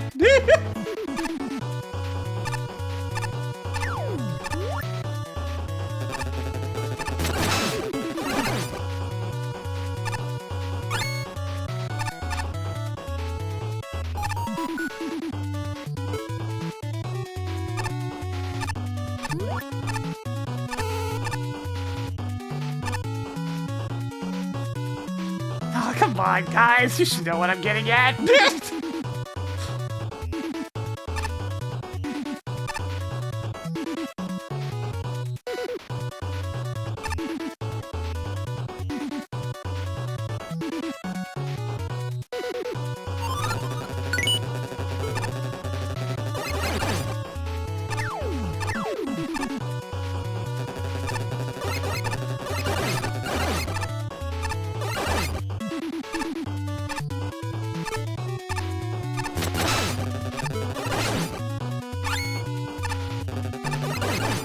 I must say, the fireflies being a different shade of black than the rest of the background is a little bit odd. Blur stay, yes, that'll do.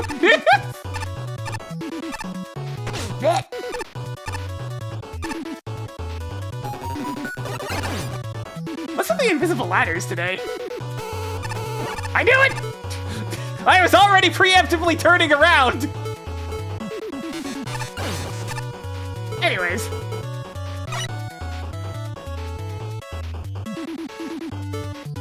No, it's a gnome. I'm not even talking to him. We're putting it on ice. I'm gonna take my M-Tank and leave, thanks.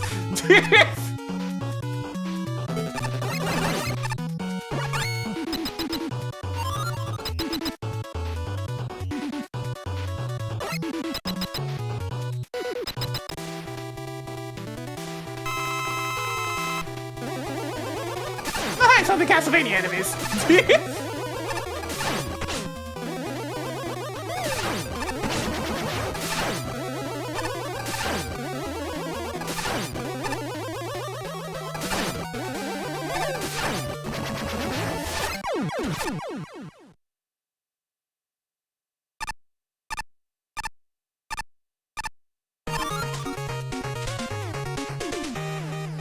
Simple enough.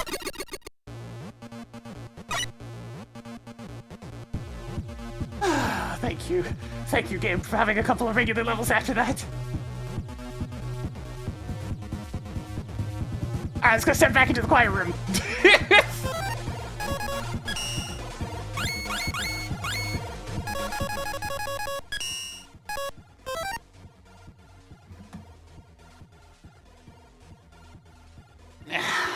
Alright. This is a fun little stage. Let's see, design. Around there. It's the first time in a while I've seen the Plant Man Beetle enemies actually used in, mostly the same sort of way, but they were still at least used in creative ways in a way. Throwing them in at strange moments, like mixing in with the floor spines and whatnot. It's something. It's something! Creativity, it's alright. I'll give a couple of extra points there for having an original boss fight. Fun, I mean, yeah, just regular stage. I had a good time. I don't think I ran into, did I run into any bugs? I don't think so.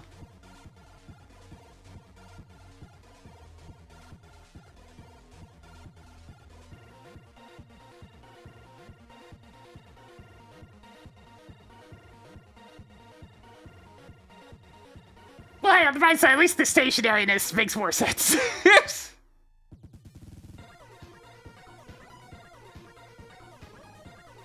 Aesthetics, it's mostly a twist on Plant Man's level, which makes sense considering the boss. It's alright. Firing was a little bit odd in places.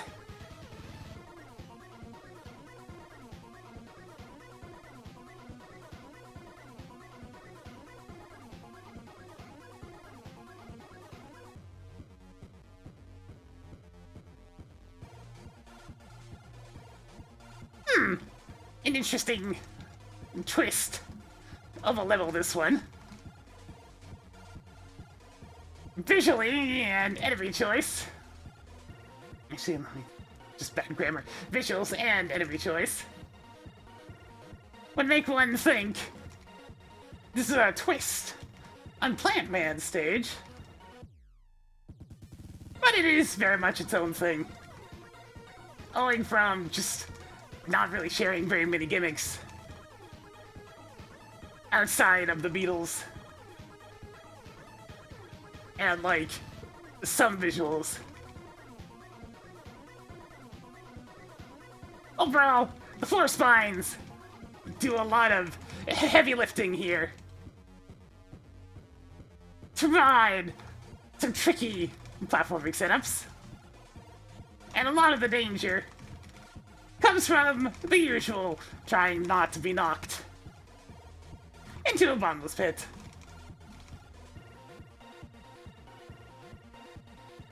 Still though, checkpoints were fairly frequent. And none of the setups felt downright mean. So it ends up being a pretty comfortable playthrough.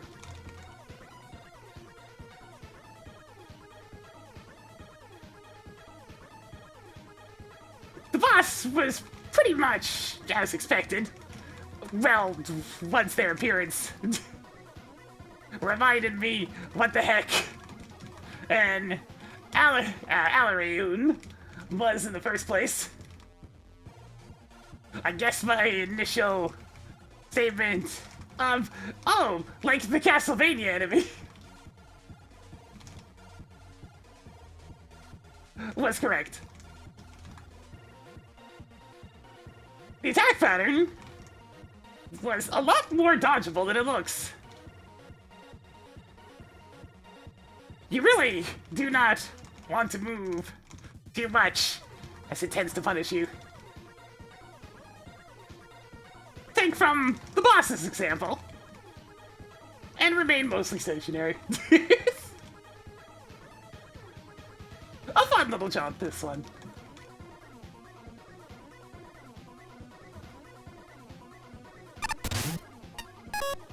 When I first started, I admit I wasn't interested. It had some neat energies and the design felt alright, but I can't say it drew me in. However, the level kept going.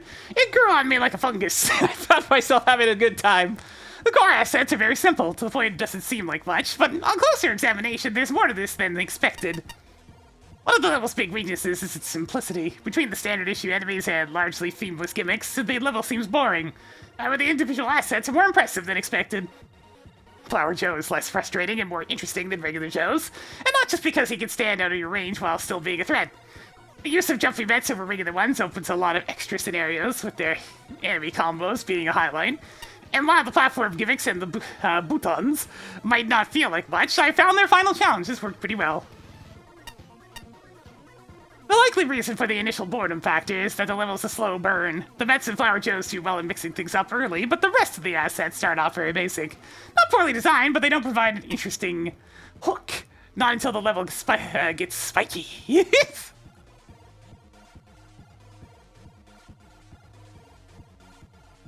Normally this wouldn't work to the level's advantage, but the platforming is just easy enough to make the punishment fair, especially with checkpoints. I also found I really liked the spike drop token. Seeing it in advance was a neat twist.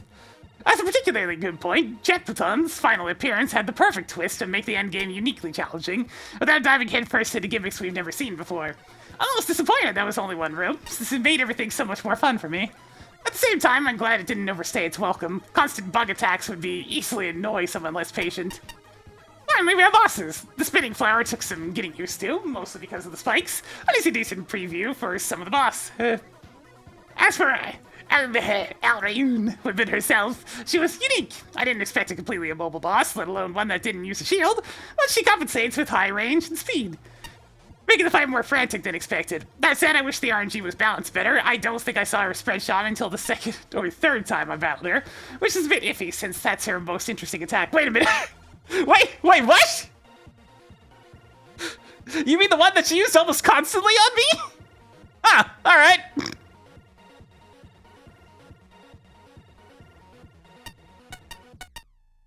Overall, this was a nice level. The beginning portion was a bit on the boring side, but by the end, things had picked up nicely. Solid job, if you ask me. This was decent-ish, I think. Admittedly, I struggled a bit on where exactly to place this, since while it has some good platforming challenges, near the end, a large chunk of this level ended up being relatively unmemorable for me. That being said, it plays mostly fine. I enjoyed most of the token rooms for how they make you use your weapons to get around the layouts, save for that last one, which was just a small memorization spike drop segment. There's some decent platforming challenges towards the ending segments as well, although I can't say I was fond of the actual lead up to the boss. The respawning beetles come in a little too quickly and can easily blindside you when you're first entering the room. All that aside, the rest of the level was just kind of existed. For the most part, there wasn't anything in there that stuck out to me as bad, save for maybe the noticeably different black borders around the certain background tiles. But there was nothing all that memorable either, at least up until the boss anyways. Alien Weapon herself seems fine for a stationary boss. Wait. Okay, yeah. It's like, wait, is that typoed? Yeah, that's typoed.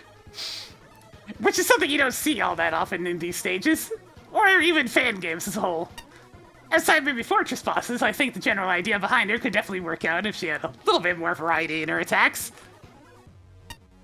And she only has 3 relatively basic ones. I'd certainly be interested to see a more involved version of this fight. Oh, that's for sure. Overall, there's some decent ideas in here, but the stage itself ended up feeling a bit too generic in my eyes. Yeah, as I've reiterated a couple of times, when you're writing an entire novel's worth of text throughout a game, there will be typos. It is inevitable. Don't get lured by deceiving pretty appearance. Overall decent level, that's a little on the easy side, except for one part where the very precise jump you have to do. There's a checkpoint right before it, but still a rather unnatural difficulty spike. Perhaps the stage elements were not squeezed to their full potential, making the level feel somewhat incomplete and easy as a result. Even the final section felt very tame despite the respawning beetle charges, while it was supposed to serve as the final challenge of the stage. Some oddities I've noticed. There's a part where you can exit right on the screen with spikes on the floor. Said part also has a 2-way transition which can push the player back to the spikes on the previous screen. Oh no! Oh no, there it goes again. Oh, it keeps happening. Couple of functionality points go floosh. Another part of the level where there's an opening to the left of the screen, but there isn't a room there. There are 2 shades of black with the background tiles that make them stick out. Yeah, I did notice that. The tokens are all easy to find, as the paths to them are easily identifiable through being mostly only accessible with weapons. Though the challenge is to get them feel generic. Basically, use such and such weapon to get to the token. Alien Weapon is a pretty decent boss, though kind of non-threatening. Her attacks do too little damage. I finished her off quite easily the first time, coming in with only partial full HP. I do like the detail of the aerial projectiles having different Galaxy Man. You're distracting me back there. I can see you! I can see you doing that, Galaxy Man! But it's hard to distinguish with how small the sprites are and the flashing they do. The vines spreading from the ground are a little more thin, a little thin to make them stand out enough from the closely colored grassy background. This is exactly the kind of level I expect from this context. One that's willing to try new things, yet rooted in classic Mega Man formula. One with the forgivable flaws that are straightforward enough to correct. One with good enough points to be worth a recommendation. The challenges have a sense of structure, with new elements introduced and then combined at a steady pace. And with distinct challenge arcs roughly coinciding with transitions between indoors and outdoors, checkpoints and power-ups don't always align optimally with these arcs, but they're sufficiently frequent. Challenge introductions are either perfectly fair, e.g. flip platforms, or more often likely to blindside the player, e.g. the metal at the boss gate. I have some reservations about the aesthetics. As someone who's colorblind, the color and texture choices make it hard for me to readily distinguish foreground and background in some places, such as the ice wall token screen. Also, it feels like there are 2 different graphical styles competing for primacy. One more traditionally Mega Man, and one more freehand drawing. I do like the attention to detail, though, e.g. the vines and flowers. The music fits, but it's not my favorite rendition of Slash Man. The boopity-doops over-assert themselves. The boopity-doops. The token challenges are easily the best part of the level. I appreciate the thoughtful application of special weapons, as well as being able to see the spike drop in advance. Other challenges range from exciting, avoiding the respawning jet baton, to messy, great mini-boss, but too aggressive too quickly. The underwhelming, the screen that's randomly just letters. Technically, the level is mostly solid. There's softlock potential at the flip platform checkpoint. The spikes you can backtrack into, and a glaring exploit in the fight with alien weapon woman. Try standing behind her. Oh no! Overall, good effort and fun to play. Flashman, why are you so good at beta testing? You find all the little things. Simple, fun, straightforward level. Occasionally it's nice to just go through a basic Mega Man romp. That is what the vast majority of stages consist of in the official games, after all. My a few mechanics are there, felt explored well enough. The combination of the flip platforms for Mega Man 6 and Concrete Man's arrow platforms suit each other. As always, I'm a fan of tokens that primarily rely on just paying attention and are suitable rewards for exploring suspicious passageways. The first two challenges are easily bypassed with Magnet Beam, but after literally hundreds of stages with some overly complex tokens within them, I'm frankly glad to find some levels that allow multiple solutions. Split level twice, once is normal and once the player trying to break everything. Oh, you do good. You find a lot of little small things that never get mentioned by anybody else. And you get a lot of cases where it's like you bring up something interesting and it's like, huh, I kind of want to see that. Like with using Tornado Blow on that one, like, flashing crystal stages, boss. The new Joe variant is frankly one of the better ones in the contest, often acting as a legitimate obstacle rather than the usual time sink. An arcing shot is more interesting to dodge, and the time that Joe is vulnerable for is way more lenient than it looks. It's rare that Joe doesn't make me bust out Laser Trident. That room has the potential to be fun, but I think you really needed to add some sound cues to the Mega Man 6 Beatles. As it stands, they have a tendency to nail the player out of nowhere. I'll give props for the attempt at alien movement. While she's pretty easy, I am amazed that you managed to make a stationary robot master not completely uninteresting. And she's a suitable cap for the level. The level's timed well, but also looks rather unpolished at the same time. This is the first time in the contest that a tile set using off blacks is so noticeable to be distracting. Unfortunately, there's a few issues holding it back. Some of the vertical rims practically begged for utility use, and they are rather tedious to cross without them. In contrast to the Joes, Mets feel like afterthoughts, a lot of the time, with several despawning themselves as they jump off screen. The odd mini-boss feels rather half-baked. Not bad, but just missing something. All said and done, the level overall feels like one of those middling Capcom stage, which still puts it ahead of many levels in the contest. Not a bad time, and if it was more polished and the experience tightened, it could have elevated the stage further. Yeah. I'm gonna go Flashman.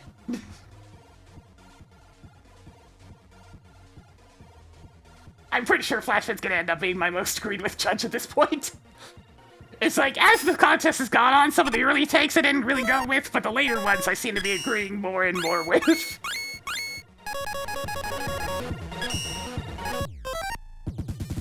Let's do one more stage. Astro Man! And I suggested we needed more disco. This wasn't what I had in mind! No, wait! Wait, I got you, Astro Man, hang on. Don't worry, man, I got you! Let me just go and force them to adjust the record real quick.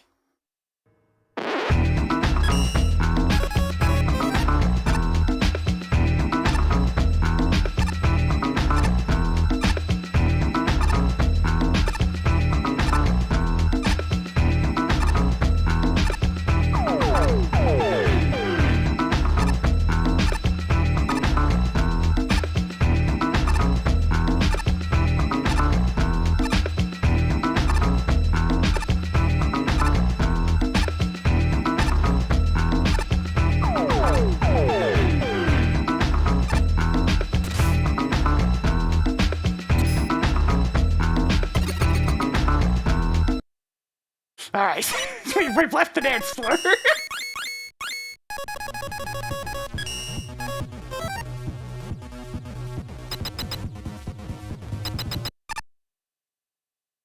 Yo, dude, how's it going? I guess that's exactly what I need. You there, darling. Are you interested in something groovy? I don't really consider fighting to be groovy. Not with that attitude. But fighting and dancing are all about choreography and rhythmic movements.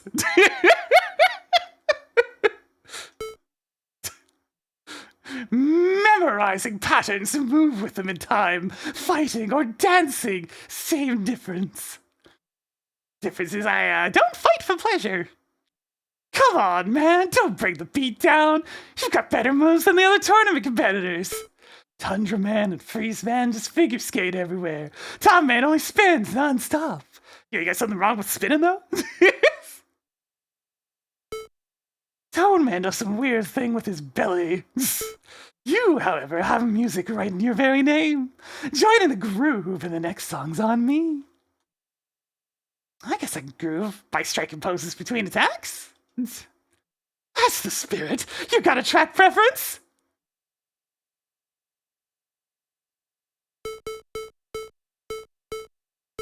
Yo, hit me up with that OG style. Good taste. Now let's get this party started.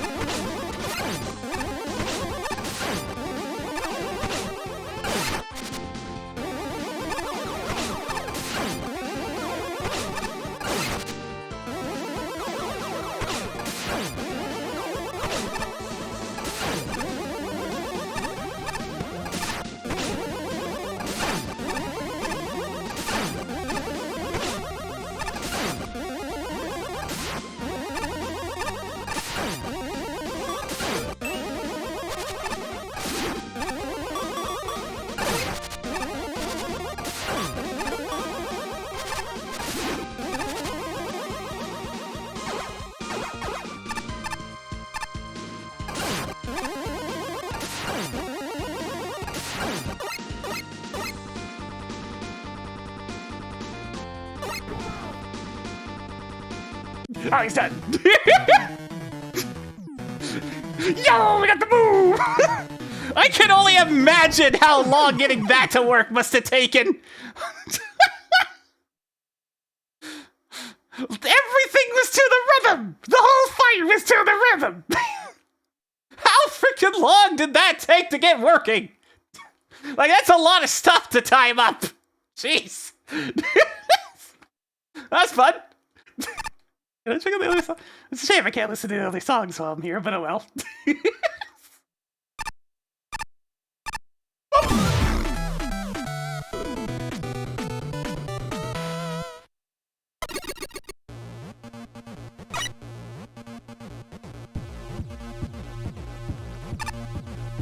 Well, you know what? I'll just have to leave the other two songs for you guys to play. I can't spoil everything. It's like, what, you want to see the other two patterns? Well, get in there. Download MAGMML3 and play the video game. Yeah.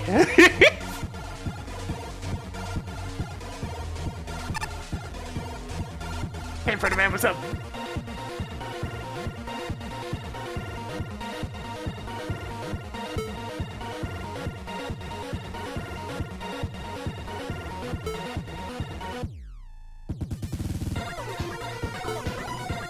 Shooters never prosper.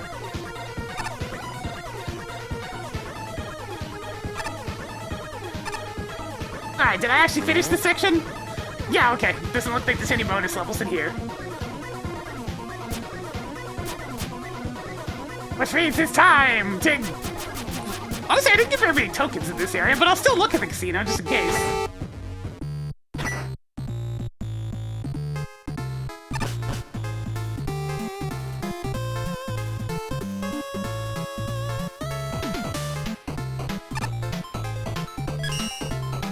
So yeah, 37 tokens.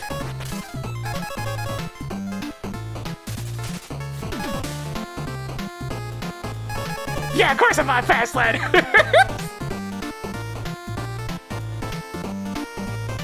Yeah, you know what? Give me the special weapon refills.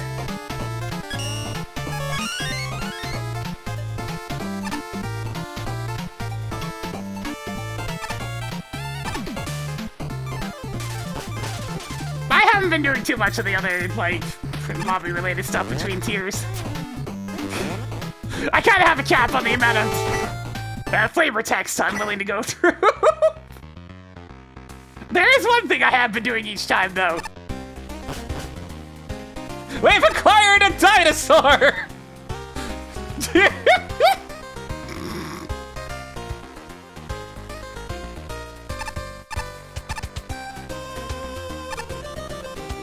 We've gone beyond sleepy. Just being near this couch is making you eepy. Oh no, not Eepy!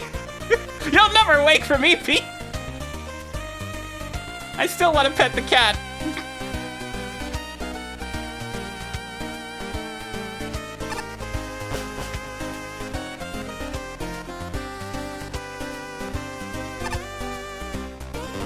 Look, Tango has a very powerful aura. It can't be stopped. Alright, hang on, let me clean up my spreadsheet.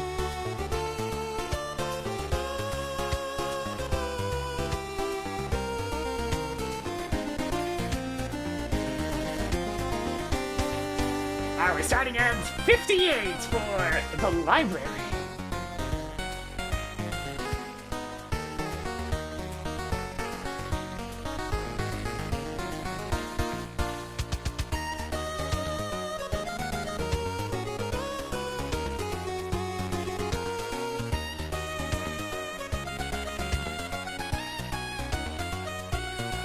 Alright, fix up the text for this one.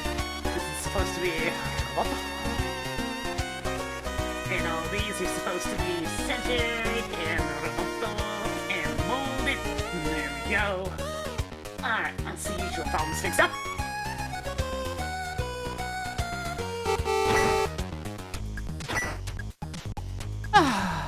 Yeah, honestly, after being in the rave, I'm happy to just have a quiet little place to sit down, you know? Oh, this is the Grand Library, one of the tournament's many gauntlets. Normally I'd tell you to be quiet in here, since, you know, it's a library. But ever since the tournament started and brought so many toys, I've given up on that. Oh well. And yes, I am the head librarian here. Sorry, man, what you doing? They say that the pen is mightier than the sword, so I came here to learn if that was true. After staying here for a while, I've come to a realization. Why can we not just have both? Everyone should simply write about swords. Would that not combine their powers?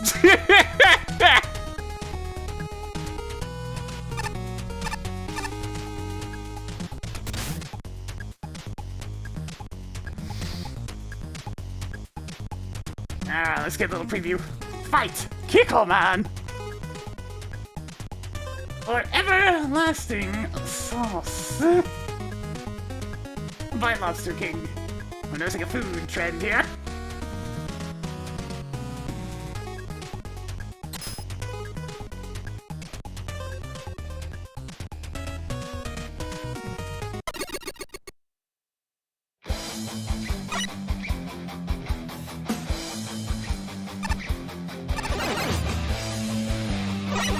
Ah, I see, it's a bike stage!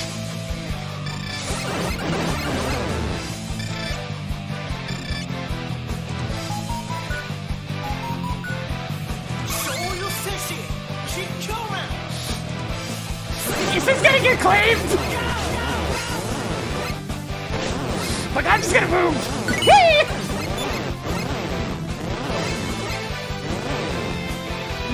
It's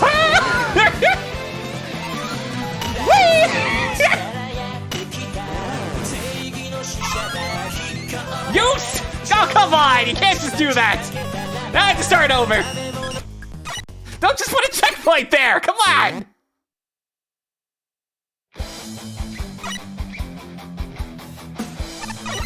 I was groove, and then they had to go throw a checkpoint there!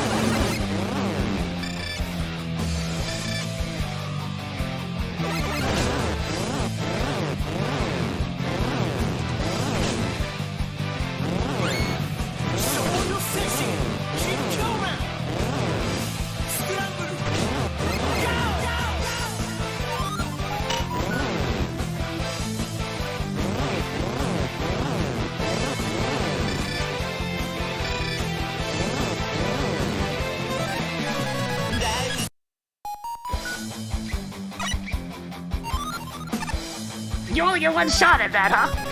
Huh?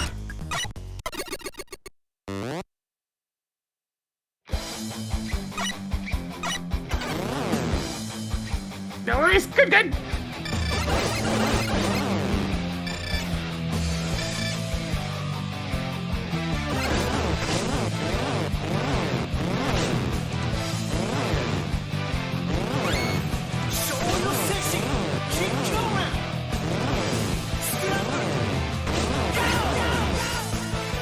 Okay, stop! No! The jump is so tiny!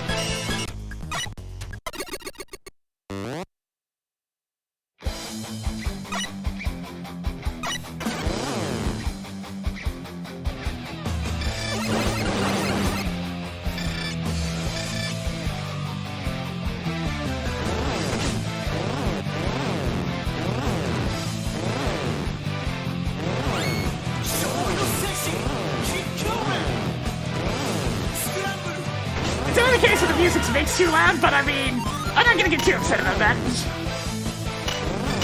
Ah! Ah! Jump! Why does it have to be so finicky?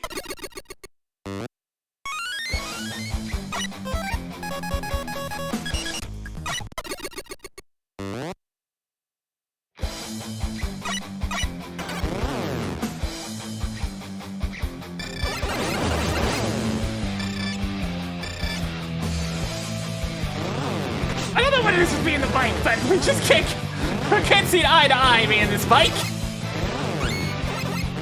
I just have a really hard time with the teeny tiny jump, and I know that's a my me thing.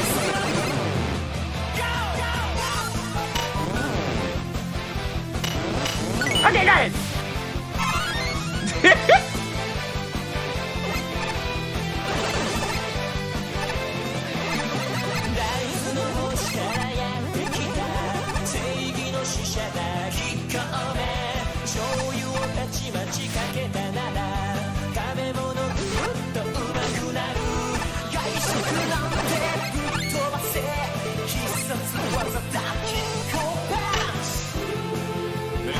Oh, that's a ladder over there, okay.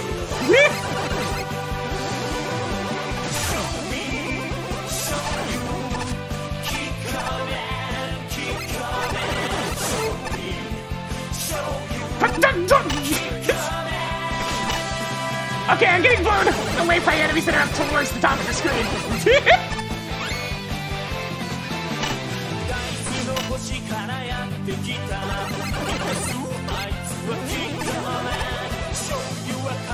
Alright, I need to deal with that guy up there.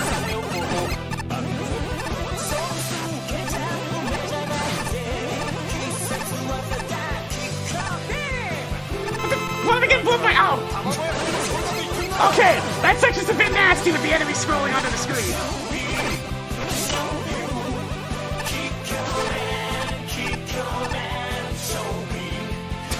Feet! Gosh, man, think of the 22 months. It jump to spin a bit more. God! You know what this is all reminding me of? The VIP series of ROM hacks from Super Mario World. I know it's also a 2chan thing, but you know.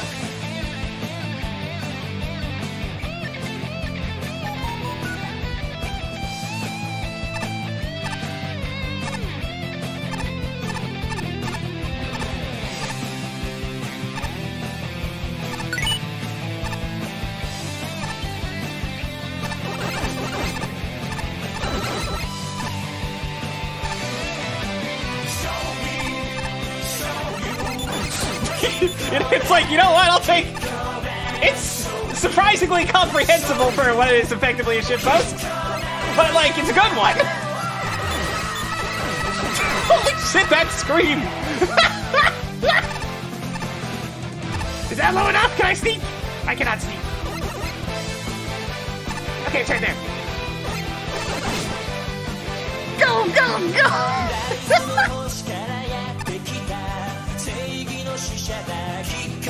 Wait, there is another token down there somewhere.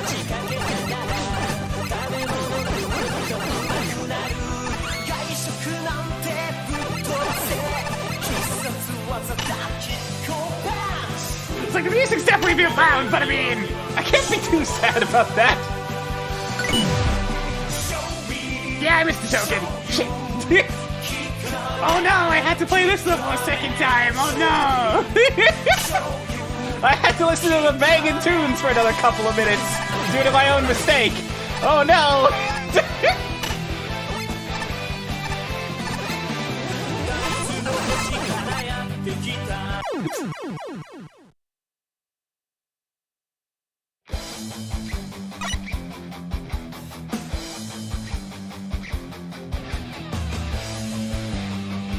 It's like I can respawn, but I can't actually get, like, down to where the token is from here.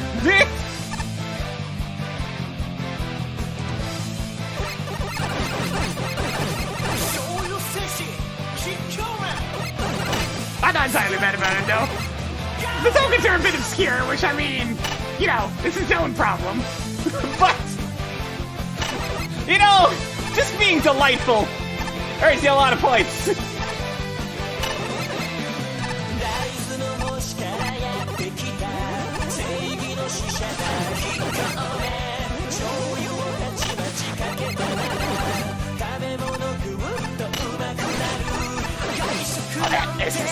This is Trixie. Dangerous even. Admittedly, I don't like the use of these various flowy folks. It's very tricky to have a feel for exactly what my momentum is at any given time.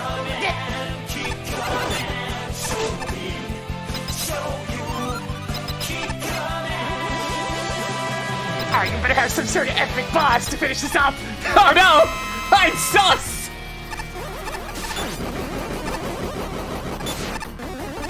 Not Heinz to Matt's ketchup!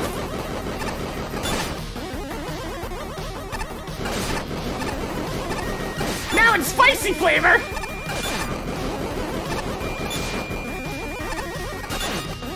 Okay, I'm actually doing some damage. I wasn't actually sure for a bit there.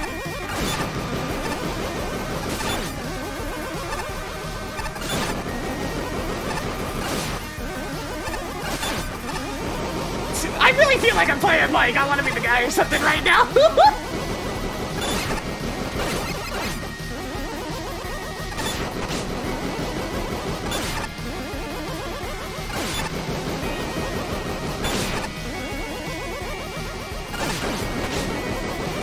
Okay, ow, those do a lot of damage.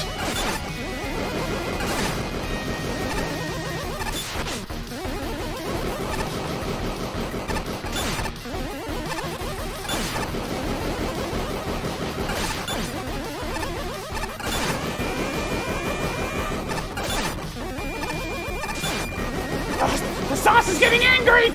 No!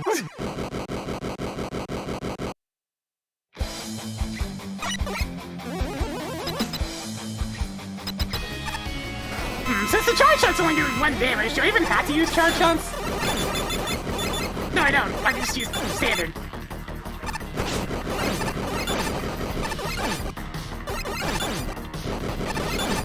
I just gotta be careful about where I position them, since, you know, every time I hit it, it spits out a shot blocker.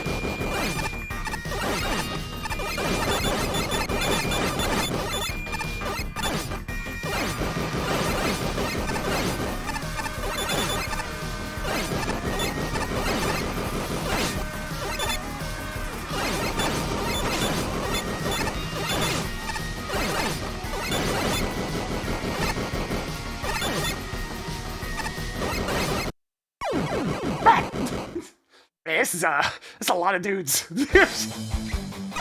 I had to wonder.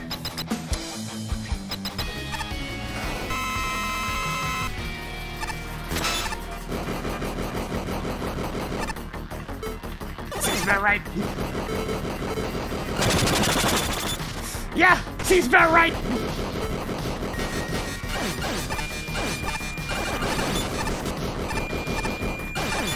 Okay, spark chasing does work well, though.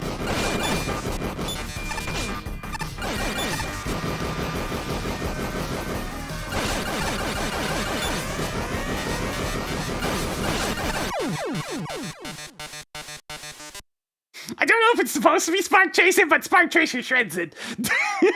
It just creates its own problems. Alright, that's a bit much. Like, a bit much that the individual things do way too much freaking damage, but young enough.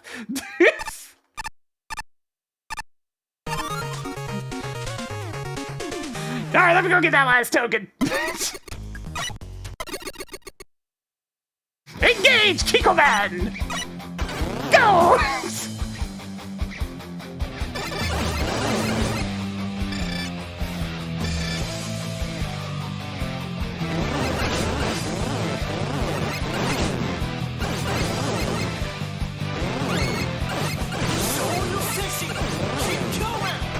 Oh no! Come on, let's go! Ah!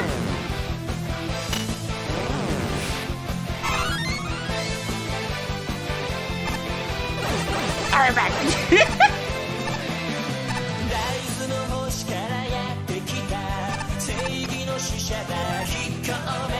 Just double check in. Okay, we're on the right way. Let's go!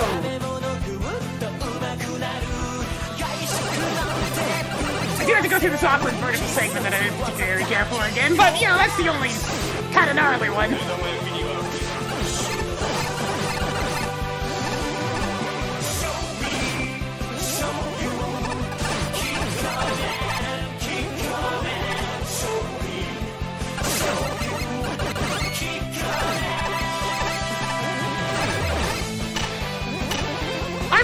know, even Mega Man 8 doesn't work with the bike very well. Rush Bike's just kinda cursed. Alright. I missed that token symbol thing because I saw the token over here and it was a little bit too busy jamming. That's my me. Can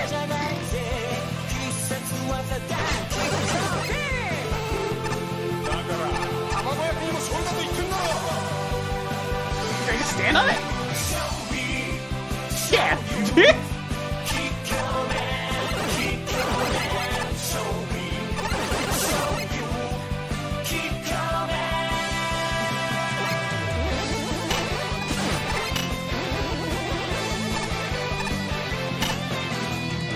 I see!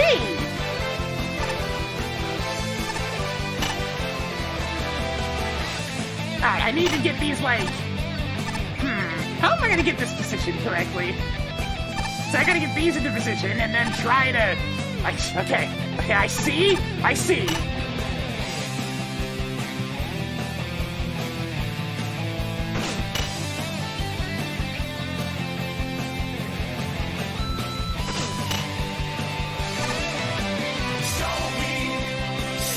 This is gonna require some very perfect timing. Alright, I think we're good. Yeah!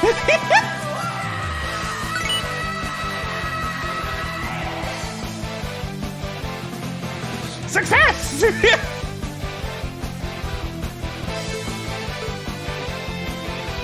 And that only works because they showed me how it works on the previous screen in such a way where you won't miss it.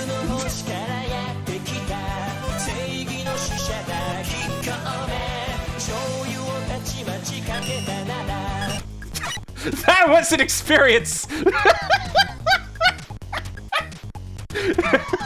I mean, that's not flawless by any means, but, like, it's enjoyable. Very enjoyable. How can I not just attempt to speed through the opening segment? I can't help it! You give me infinite rush spike, I want to hold down the boost button! I love the boost button! Yeah, I know it got me hit a bunch of times, but like, whee!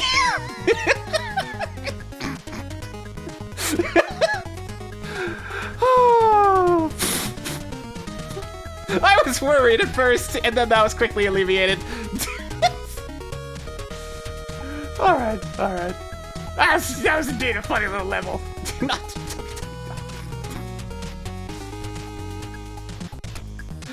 Oh, creativity. Yeah, definitely. I mean, it definitely had a lot of interesting setups of the different enemies and seesaw platforms to go along with it as well. Like, it wasn't just the speedy section at the start and the music and whatnot. It also had, you know, a lot of competent level design ideas and an interesting mixture of enemies. It just... They put in the extra effort to make it good. The only problem was the boss was a bit absurd. And, you know, had a couple of platforming gimmicks that didn't work so well with how things scroll back onto the screen. But, like...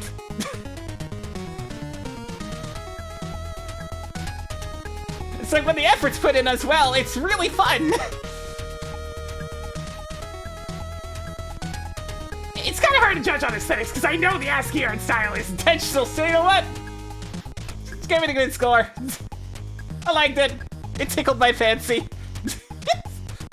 It's like, it had the weird combination of being absolutely wild while also still being traditionally designed, which is rare.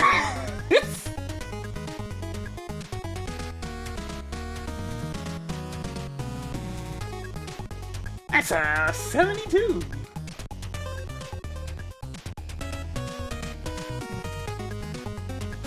Wow, I was not expecting that experience whatsoever from the title alone. I am not versed in two-chan beams, but I recognize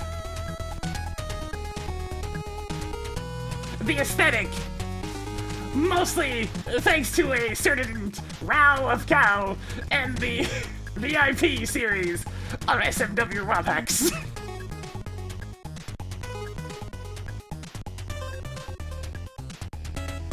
This is a very interesting blend of very shitposty qualities, but with an actual attention to good level design on top of it. Like, I only have a couple of beefs here and there.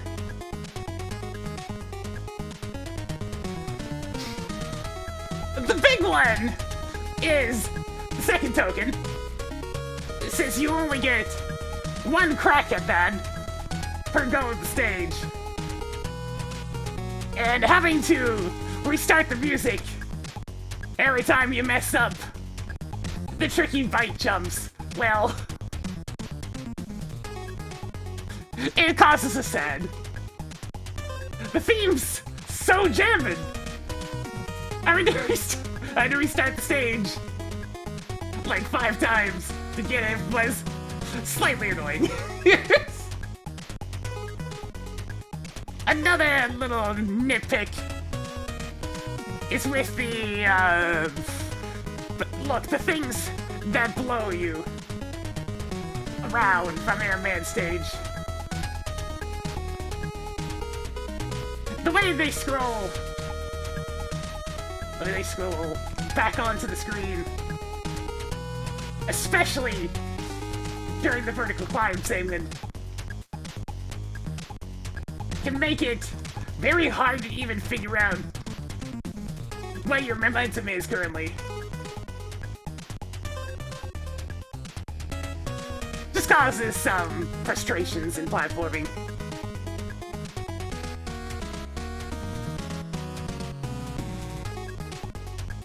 While I am sorting out nitpicks, the boss is definitely a bit much. That is a lot of dudes. And for there to be a shot-blocking projectile that moves slow across the screen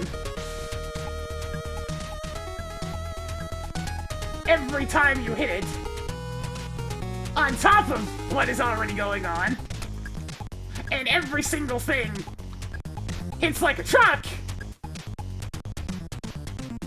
well, it starts feeling more like I loaded up and I wanna be the of the guy or Boshi variety. In fact, there is a boss I can immediately think of from Boshi that's very similar to this one.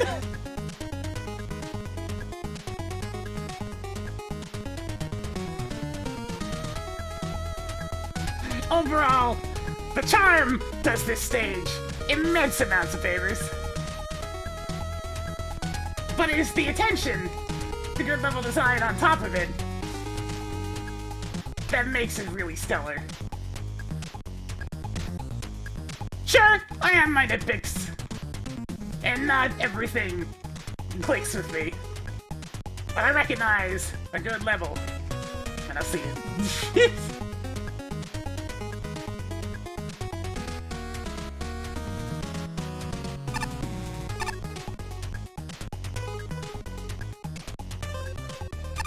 It's from a rage game that you can one-shot by everything. Well, That makes my relating it to the I Wanna Be the games very accurate.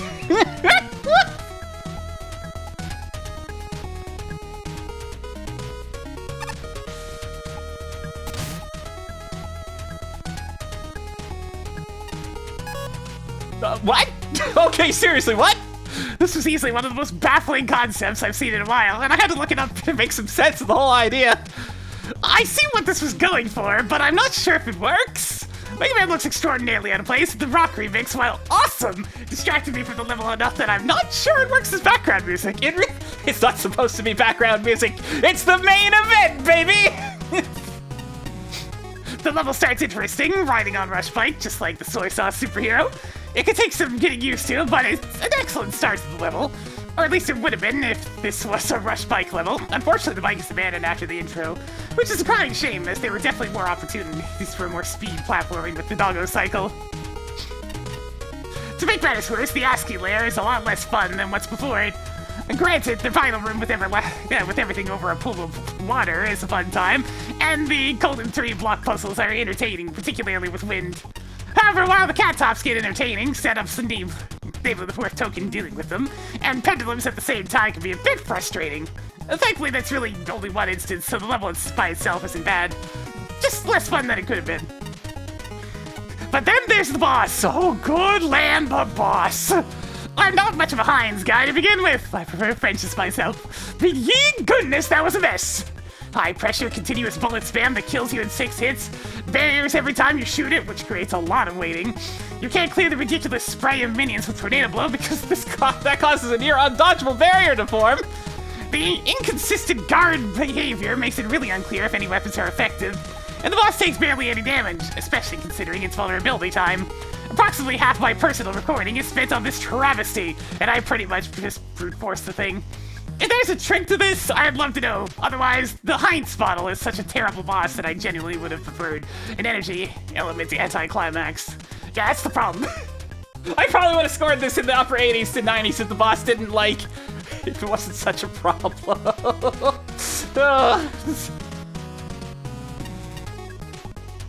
It's a shame, this started out kind of fun, but once we dropped Rush Bike, it turned into a completely different level. And the boss just, it was such a catastrophe of a fight that I genuinely dread playing the level again. There's a reason why I switched off the Buster after a couple of goes. It's not worth it, man. It takes forever.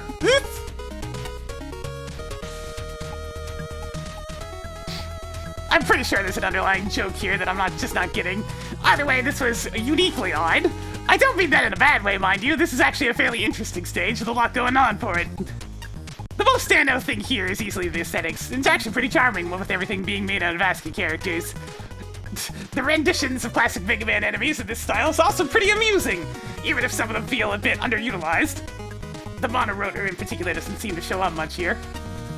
For as fun as the ASCII art is to look at, though, it doesn't forgive how lacking most of the background is. The few screens that have background details actually look pretty nice, and I wish they had a greater presence over the flat, slightly off shade of white that makes up most of the backdrop here.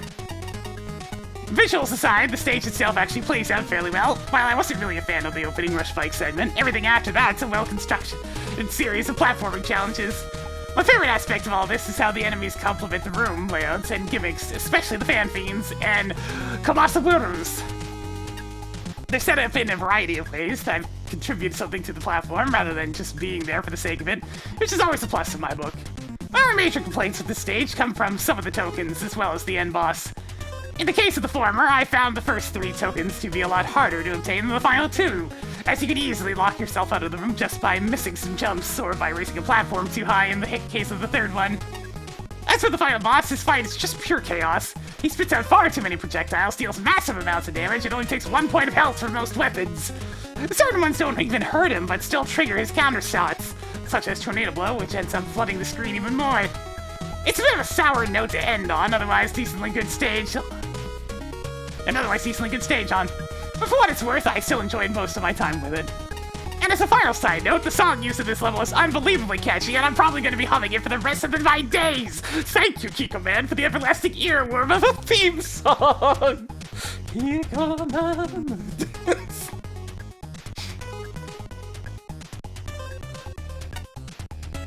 Soup Alphabets Unleashed! Craziness ensued! I don't get the reference here at all. I guess it's, cute? The aesthetics remind me of the Soyobon action game. Probably not a good thing since that game was notoriously for cheap deaths. Though it's probably just a coincidence since this and that are both based on Japanese emoticon art. Pretty frustrating first part of the level that pretty frustrating first part of the level that you have to replay the whole part for if you fail to retrieve the token.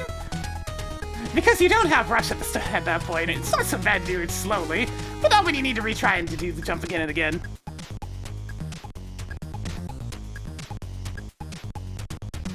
Sucking on a bottle of ketchup doesn't seem to satisfy you, no matter what the government thinks. That is... I've never seen Space Quest, any of them really, but that's such a peculiar line. It makes me curious about the context.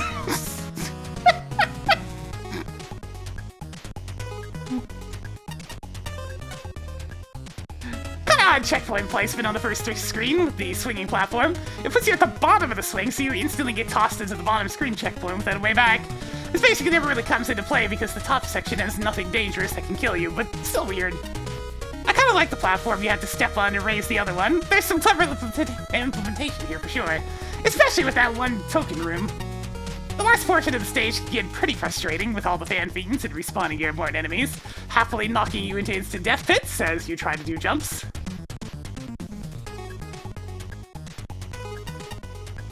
Also the boss, cool off with the enemy spam, please.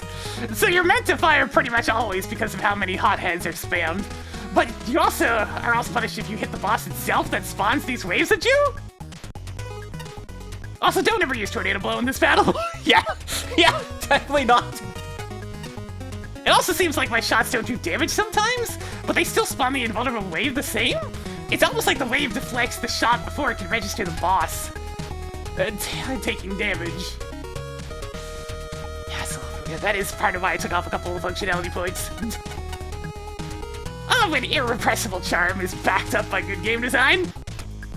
From the cat car to the statue to the cleverly simple standing, you know what? You mentioned the cat car, and it just makes it all the more appropriate that I was playing as Roll instead of Mega Man. To the cleverly simple stand-in for the wily logo at the boss gate, there's no shortage of delightful surprises, and the stylishness and clarity of the art more than make up for its simplicity. Moreover, the level features good introductions, appropriate checkpoints, and other buzzwords that keep showing up in my reviews. Damn it! Stop it! Stop making me smile every time. Going into this, I was unfamiliar with the main song and its source material. It's source material! Damn it! I mean source material. Now that I've gotten some culture, I think I'd like to see even more of the video represented at the level. As much as I love puzzles, a mini-boss shooting lasers from its chest and a ride on a fish limp would better fit the easy breezy feeling established by the "this is how you do a rush bike" section. The level doesn't feel disjointed so much as unrefined in how it evolves. Split paths overcomplicates the layout, infinite bike energy abruptly and unceremoniously disappears. The water soy sauce gimmick looks promising but goes nowhere. And the block-breaking puzzles go somewhere too quickly. More of a learning curve is needed. The final stretch feels underbaked. Being able to reset the vertical platforms without dying or using weapons would be a huge improvement. However, swinging platforms with tops is impressively clever. Honorable mention to the fans as well.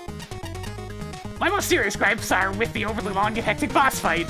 High-pitched whistles ruin the music, the health bar is illegible, brighter colors please, indirect reflected hits unfairly trigger a counterattack. To its credit, this is about the only place in the contest where launching Water Shield is as fun. It's as fun and damaging as it should be. Criticisms aside, the best parts of this level are fantastic. Ah, so the weakness was to water down the sauce, got it.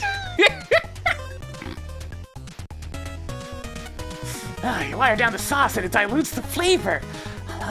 No. This is honestly one of the most disappointing levels of the competition because I want to love this. The graphics, music, and theme of the level are wonderful, and in the humor throughout, which is incredibly rare in this competition. The initial rush bike segment is so very stupid and yet really fun. It's hard, but hey, fun hard is still fun.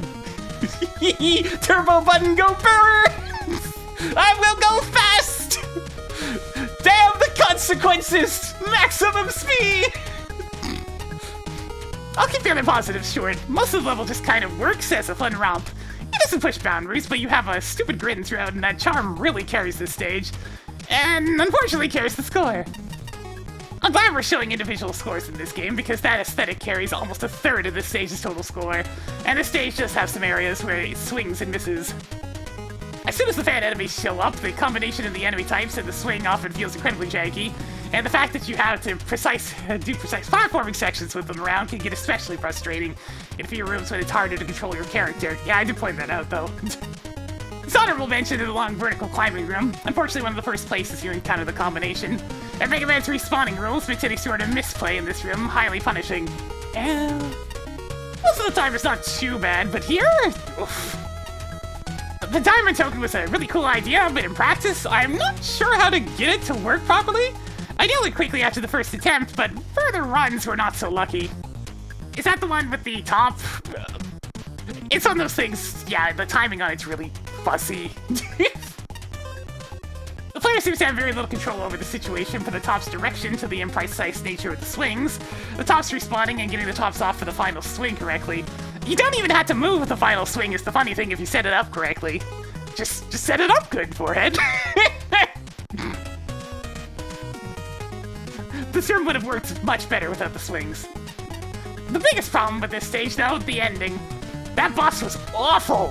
When the player's reaction is, oh, screw you, after their 10th death, something has gone wrong somewhere. Well, in this case, a lot of things. The boss does an absurd amount of damage, the main attack is completely random and spawns an overwhelming number of minions. And it has a really high defense. Charged shots and weapons do bugger all damage. The fact that this boss counterattacks on hits means certain weapons will flood the screen with indestructible projectiles. Use Tornado Blow at your peril. Yeah, you'd have to dodge with Break Dash at that point. Mega Man's limited movement and vertically challenging shooting abilities make this boss incredibly unpleasant to fight. Paradoxically, it gets easier in the second phase due to its increased speed of the projectiles and minions, actually opening safe gaps on the screen. You know, I didn't even notice that too much. It must not have been too big of a difference.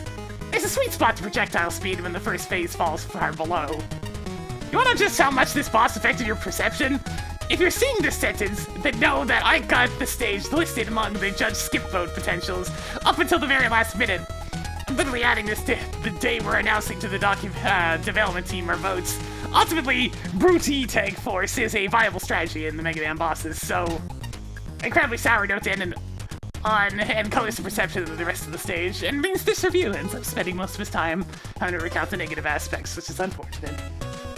There's a lot of potential in this level, and it's a shame bungled key elements meant it did not live up to it. I think it might be a little overblown, but I can see the points. But definitely not who I'm gonna end up agreeing with the most.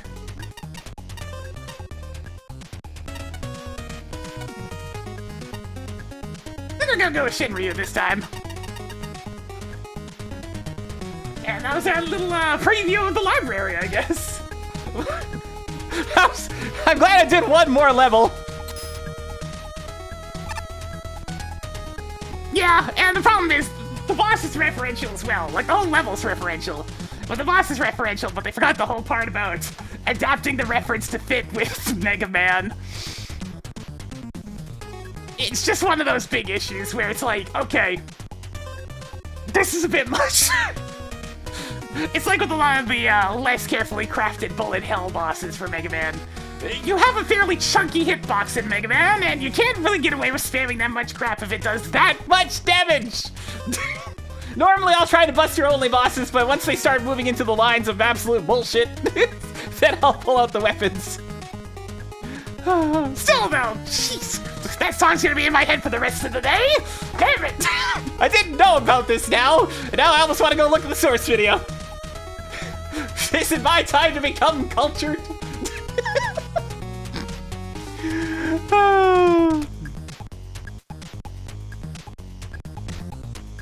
Alright, that's gonna do it for me today.